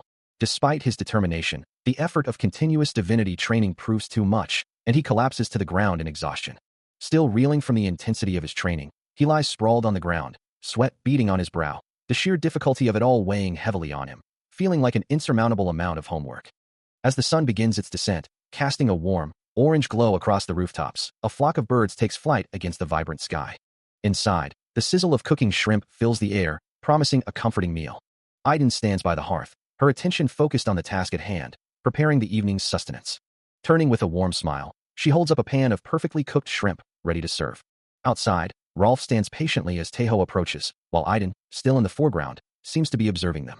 Noticing the young man's eager demeanor, Rolf remarks on his pleasant expression, then asks if he has something to show him. With a wide, confident grin, Taeho affirms that he does. Concentrating intently, Taeho extends his hand, and a vibrant blue aura of magical energy begins to swirl and crackle around it, as he prepares to summon his weapon. With a flourish, he reveals the summoned blade, a gleaming weapon he proudly calls Runfang, explaining that this is the saga warrior's sword he typically calls forth. Rolf watches, his expression thoughtful, as Taeho prepares to reveal his progress, wondering what new trick the young man has learned. With a confident smirk, Taeho grips the broken hilt, a faint blue glow emanating from his eyes as he channels his power. Suddenly, a brilliant golden light erupts from the hilt, coalescing into a magnificent blade, the legendary saga warrior's sword. The golden energy radiates outwards, illuminating the surroundings as Taeho proudly holds his newly summoned weapon aloft. The blade itself shimmers with an ethereal glow, a testament to its divine power, now known as the brilliantly shining heavenly Runfang. Its intricate hilt, adorned with golden filigree and a central gem, feels perfectly balanced in his grasp, radiating immense magical energy. He explains to Rolf that by holding the broken hilt, he can now summon an upgraded version of the weapon, a significant leap in his combat capabilities. Rolf, his eyes wide with understanding, realizes the potential, suggesting that this new ability could serve as a powerful finishing move. He muses internally about Taeho's unconventional approach, wondering if his unique way of thinking stems from being from another world. Their conversation is abruptly interrupted by a new arrival, a Valkyrie with fiery red hair, calling out to Taeho with urgency. She delivers the news with a frantic expression, explaining that Raskrid has requested immediate support and wants him to come at once. The urgency of her message is underscored by the scroll she holds, its ancient script hinting at a grave situation unfolding. He looks up at the Valkyrie, a question in his voice, wondering if Raskrid had specifically requested his presence, while she explains that Raskrid simply thought it would be beneficial for him to witness the sight firsthand. A sudden realization dawns on him, his eyes widening as he considers this a prime opportunity, perhaps even to discover more fragments of that broken sword. The Valkyrie, however, misinterprets his intense focus, her cheeks puffing out in a slight pout. She questions his overexcitement, asking if he was truly that eager to see Raskrid. He quickly denies it, waving his hands in protest. Then, eager to escape the awkwardness, asks if he can depart immediately. A small, amused chuckle escapes him, while the Valkyrie continues to pout, clearly still misunderstanding his intentions. His companion, observing the scene, lets out a hearty laugh, wondering aloud about the strange atmosphere between them. The Valkyrie simply thinks to herself, "What an idiot." Suddenly, the scene shifts dramatically, plunging into a dark, star-dusted expanse woven with intricate, glowing spiderwebs. A faint cracking sound echoes, as subtle fractures appear within the ethereal web. The cracking intensifies, and a shadowy, clawed hand with sharp, purple-tipped digits emerges from the darkness, gripping the web. A powerful impact reverberates through the space, revealing a cloaked figure standing on the web, facing a massive, moth-like creature with glowing purple eyes. He stands cloaked in shadow, his glowing yellow eyes fixed on the ethereal moth-like creature before him, as a voice confirms that the giant of strength is on the move. The creature, its delicate antennae twitching, responds with a soft, almost imperceptible sound. It floats gracefully in the dark, purple-hued dimension, its large, patterned wings shimmering with an otherworldly glow. With a knowing smile, the creature addresses him, "Lord of Alt," it says, its purple eyes glowing with an intense light. The hooded figure confirms, yes, I'm observing it myself. Lord Avalt continues, revealing the full scope of the movement. The followers of the Giant of Strength, Herad, are moving towards Svartalfheim. A low chuckle escapes the hooded figure, his arms slightly raised as he declares, this is exciting. He anticipates the unfolding events. I can't wait to see what fun things will happen. The scene shifts abruptly, revealing the ominous title, Svartalfheim. Within the depths of a dense forest, a powerfully built warrior with a fierce mustache stands ready. He introduces himself. I'm Torstein, an inferior-ranked warrior from Odin's Legion, and is met with a respectful greeting. Nice to meet you. I've heard of your fame. Surrounded by other warriors, Torstein offers his guidance. I'll guide you to the... He announces the preparation of 30 black horses, urging everyone to mount up and move quickly. Through the dense, dark forest, the rhythmic thud of hooves echoes as the hooded figures ride deeper into the unknown. The group maintaining a steady, determined pace, their forms barely visible amidst the gnarled trees. A strange sense of unease permeates the air, as if the very forest itself holds a secret. Riding a mundane horse feels almost awkward to him now, though he doesn't particularly miss the raw power of his past abilities. A companion remarks with a laugh that he is truly becoming a warrior of Valhalla. Another, Siri, adds with a slight frown that he had to give up his vacation to be here. Torstein, looking back at the group, urges them to speed up, announcing they are nearing the excavation site. As they arrive, a mysterious, ethereal glow emanates from the ground, illuminating the gathered figures.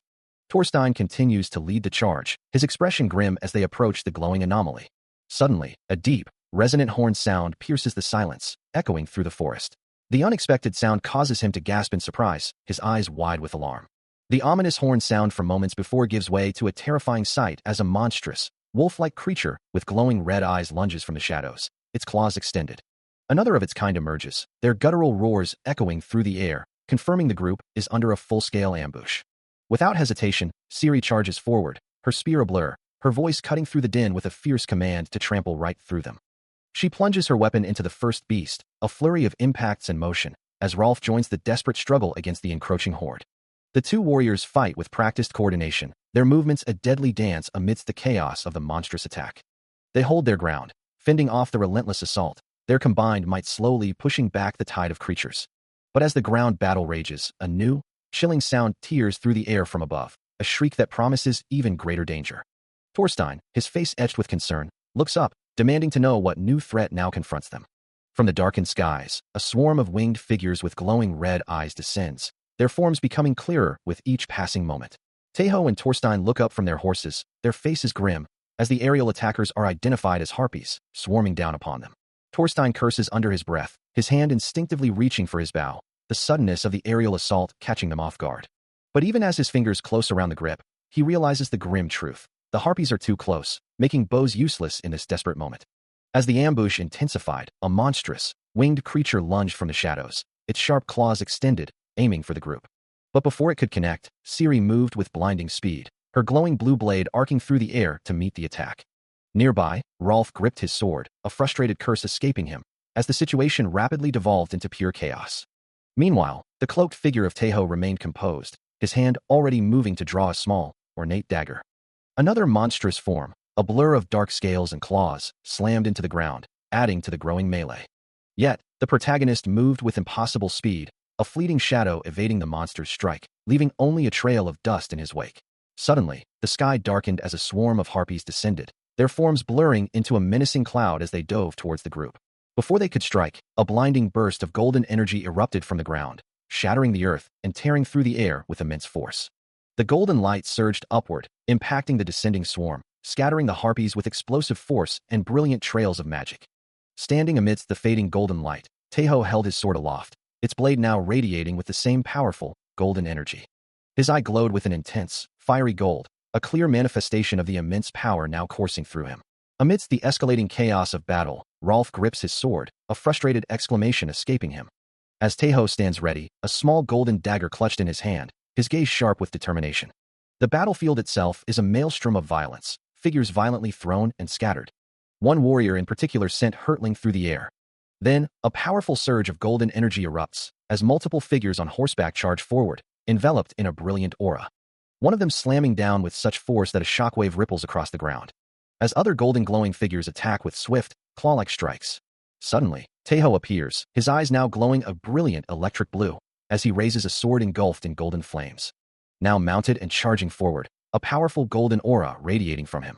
Another figure is violently thrown downwards, impacting the ground with a burst of golden energy. As Rolf and Ciri watch, their faces reflecting shock and renewed determination, enveloped in the same radiant golden light. A thunderous clang echoes across the battlefield, as two warriors brace themselves against an unseen force, their eyes wide with alarm. Amidst the chaos, Taeho stands, a sword clutched in his hand, a blush creeping onto his cheeks as he finds himself the unexpected center of attention among a group of rugged men. His mind races, a question forming on his lips, wondering if this sudden surge of power and attention is truly for Aiden. Suddenly, the ground trembles with a rapid, thudding rhythm, as something massive moves with incredible speed. The blur of motion continues, a powerful force tearing through the landscape. As the dust settles, Rolf stands beside him, his green eyes fixed forward, declaring their unwavering loyalty, while Taeho, now radiating a golden aura and with his eyes glowing blue, prepares for the coming fight. He looks on, a mix of awe and understanding dawning on his face, realizing the true scope of the power he now wields. Before them stretches a vast, desolate landscape, a stark reminder of the great war that once ravaged this land. The ground is scarred, and countless figures clash in the distance, their battle illuminated by an ominous orange glow. With a powerful roar, he charges forward on horseback, leading a cavalry of warriors into the fray, his golden aura blazing a path through the chaos. Elsewhere on the battlefield, a new force emerges, Saga, the witch, her purple eyes glowing with fierce determination as she draws her bow, her arrows never missing their mark. With a powerful release, her magical arrows rain down upon the enemy, a dazzling display of purple energy striking true. A monstrous creature, glowing with a malevolent pink aura, lets out a guttural roar, its shadowy form surrounded by other grotesque figures. Responding to the threat, Ciri, her vibrant blue hair streaming behind her, urges her comrades forward, her voice cutting through the din of battle. With her command, the warriors surge ahead, a determined wave of fighters crashing into the enemy lines. Amidst the chaos, Taeho moves with incredible speed, a blur of motion across the chaotic battlefield. His hand grips a glowing sword, radiating a fierce orange light, ready for the fray. Then, with a swift motion, he aims a crossbow, a faint sound accompanying his precise movement. A powerful thunderbolt attack erupts from his weapon, a surge of raw energy. The blue energy explodes outwards, tearing through the enemy ranks with destructive force. Following the initial blast, multiple beams of brilliant blue light rain down from above, striking targets with devastating precision. A satisfied smile spreads across his face as he surveys the destruction, his allies looking on in awe, clearly impressed by his power. His crossbow crackles with blue energy as he declares their intent to break through the enemy's center in one decisive push. The blue energy attacks continue to decimate the enemy, numbers flashing across the scene, indicating immense damage dealt to the monstrous foes. He continues to unleash devastating blue energy, tearing through the monstrous ranks, each strike registering immense power and impact. Above the fray, a radiant figure descends, her glowing wings illuminating the chaotic battlefield as she surveys the scene. Meanwhile, the warrior on his mount charges forward, his steed's hooves pounding the ground with fierce determination. The winged warrior joins the fray, her blade cutting through the air with blinding speed and brilliant light.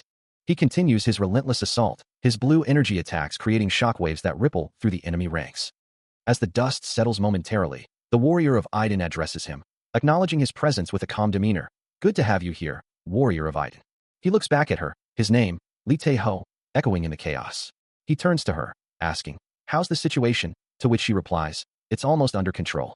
Her gaze sweeps across the horizon, her expression thoughtful as she adds, "We're still evenly matched for now." Standing beside him, she observes the enemy's tactics, noting, "It seems they have something like our steel rain as well." Suddenly, a new wave of foes emerges from the distance, prompting him to shout, "Here comes more," and the warrior with the mustache to command, "Spread out now." The new adversaries waste no time, launching a barrage of dark, jagged projectiles imbued with sinister purple energy. The air fills with the ominous purple glow as more of the dark projectiles hurtle towards the heroes. The ground trembles violently as massive chunks of rock rain down from the sky, tearing through the already ravaged battlefield. More ominous formations descend, accompanied by a chilling, dark energy, signaling the arrival of something far more sinister. From within the swirling darkness, several larger, more formidable gnolls emerge, their red eyes glowing with malevolent intent. One of the monstrous figures bellows, announcing that more gnolls are incoming, and each wave is stronger than the last.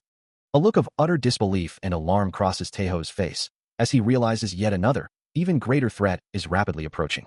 The dark, red-tinged energy continues to surge and coalesce, building into a formidable magical force. Amidst the swirling power, an especially colossal gnoll appears, its armored form radiating an oppressive aura. With a deafening boom, the attack is unleashed. Another powerful impact reverberates across the landscape, as the magical assault continues its devastating trajectory. The air crackles with vibrant purple energy, swirling ominously as the attack intensifies. Torstein can only stare in stunned disbelief, uttering a bewildered question as the overwhelming power of the assault washes over him. The colossal object continues its fiery descent, its sheer size prompting a cry of disbelief. As it hurtles towards the ground, Gander watches with a grim expression, her gaze fixed on the impending impact. A gasp escapes her lips as she realizes another one of those giant things has fallen. Her eyes widen in alarm, knowing that the impact site is precisely where the village of the Dark Elves once stood. The ground shatters from the immense force, sending debris flying and leaving behind a deep, glowing red crater. Amidst the rubble, Taeho lies barely conscious, muttering that he almost died from the shockwave. Hovering above him, Gander urgently calls his name, commanding him to head immediately to the Dark Elf village. Her voice firm with conviction, she insists that he is the only one she can trust and send right now. Now on his feet, Taeho acknowledges the grim reality, confirming that the giant thing fell in the Dark Elf village as well, and Gander implores him to handle the situation. He understands the gravity of the task, stating he will ride a horse there right away. Gander, however, cuts him off, telling him there's no time for such a journey, and to take this instead. With a sudden movement, she places a hand on his shoulder, a sense of urgent purpose passing between them. With a final, grave instruction, Gander places an item into his hands, urging him to entrust it only to someone truly reliable. A wide smile spreads across her face as she thanks Taeho for his trust, making a playful gesture. But a flicker of unease crosses Taeho's face, the item feeling strangely wrong in his grasp, its size not quite matching his expectations. Suddenly, a powerful rush of wind erupts, as massive white wings beat the air, propelling them forward with incredible speed. The world blurs around them, a streak of light cutting through the sky as they accelerate even further. Carried by the swift creature, he gazes down at the landscape rushing past, the Dark Elf village now visible in the distance. His eyes widen in recognition, and he shouts to his companion, "I see the village. Captain Siri, full speed ahead." As they draw closer, a monstrous, snarling face emerges from the chaos below, its presence radiating raw power. The source of the destruction reveals itself as a colossal, fiery giant, its immense form causing the very ground to crumble beneath its weight. Its body glows with an internal inferno, cracks of molten energy pulsing across its rocky skin. Siri, now in her human form and armed with a spear, observes the behemoth, noting that it is definitely smaller than the giant they encountered at Black Fortress. Despite its size, she senses a far more profound evil deed emanating from it, a unique growth system inherent to giants that signifies a deeper, more sinister power. The rune growth system of the Valhalla warriors dictates that the more enemies they slay, and the more infamous they become, the stronger these giants grow, their power escalating with every victory. A monstrous roar of madness erupts from the fiery behemoth, its form wreathed in scorching flames. The sheer force of its presence radiates pure madness, overwhelming the warriors below as a fiery explosion engulfs them. From its gaping maw, a blinding, concentrated burst of fiery energy erupts, a devastating wave of destruction. The warriors caught in its wake cry out in agony, their forms struggling against the overwhelming force. One of them, battered and bruised, manages a desperate cry, pleading for the onslaught to end. But the fiery giant's power continues to consume all in its path, leaving only destruction in its wake. Suddenly, from the ravaged ground of the Dark Elf village, a new, colossal presence begins to emerge, its form shrouded in an eerie green mist. High above, the winged observer cries out, realizing the true scale of the unfolding disaster. Over there, the giant is coming out. The plant-like giant rises, its towering form casting a menacing shadow over the terrified figures below, its green energy pulsating ominously. Its intricate, organic structure glows with an internal light, a silent testament to its destructive power. The newly emerged plant-like giant, with its distinctive attire, causes Taeho to wonder about its true nature. As the colossal entity prepares a devastating attack, its form crackling with vibrant green energy. A mage, he wonders, witnessing the raw power gathering within its core. With a thunderous roar, the giant unleashes a massive wave of emerald force, sending shockwaves across the devastated landscape. Siri and Gander are caught directly in the blast, their screams echoing as they are thrown backward by the sheer concussive power. Witnessing his allies in peril, Taeho makes a swift decision, declaring his intent to draw the giant's attention away from them. Even as Taeho prepares, Siri, with her powerful wings beating furiously, dashes towards the colossal plant creature, a blur of motion against the chaotic backdrop. Not to be outdone, Taeho charges forward with a fierce battle cry, his determination burning bright as he closes in on the monstrous foe. He unleashes a swift, concentrated burst of azure energy, aimed directly at the giant's imposing form. The powerful blue strike connects with the giant's arm, causing a visible impact and a ripple of force across its bark-like skin. The azure energy continues to press against the colossal limb, its force momentarily halting the giant's movements. As Taeho's sword, glowing with the same brilliant blue, makes contact. A shimmering yellow barrier erupts around the giant, deflecting the full force of his attack. His eyes widen in surprise, realizing the formidable foe possesses an unexpected barrier. The plant-like giant hums with raw power, green hexagonal energy shimmering around its massive form. As Taeho watches, his expression tightening with grim concern. The giant's single green eye glows with malevolent intent. A vibrant green aura flaring around its head as it prepares its next move. Siri, riding atop Gander, bravely flies forward, hoping to divert its attention, believing she has succeeded, but the giant's focus remains unwavering. Instead, its massive hand begins to glow, coalescing a sphere of potent yellow energy. With terrifying speed, the giant unleashes a torrent of green energy, a devastating blast erupting from its palm. Taeho, still mounted on Gander, cries out in alarm as the attack bears down on them. The green energy blast slams into the ground with immense force, sending debris flying and tearing through the landscape. Siri and Gander are caught in the devastating impact, the nearby village crumbling under the sheer power of the attack. The destruction is widespread, and Siri realizes with dread that at this rate, the entire village will be utterly destroyed. Amidst the rubble, Taeho cradles an injured Siri, his face etched with concern, knowing that a prolonged battle against such power is not in their favor. His face etched with a desperate resolve, Taeho stares up at the towering plant-like giant, its single green eye glowing ominously, knowing he must find a way to overcome this impossible foe. As the giant's clawed hand manifests a pulsating, luminous orb of green energy, he pushes himself to think, to strategize, to figure out how to beat this monstrous entity.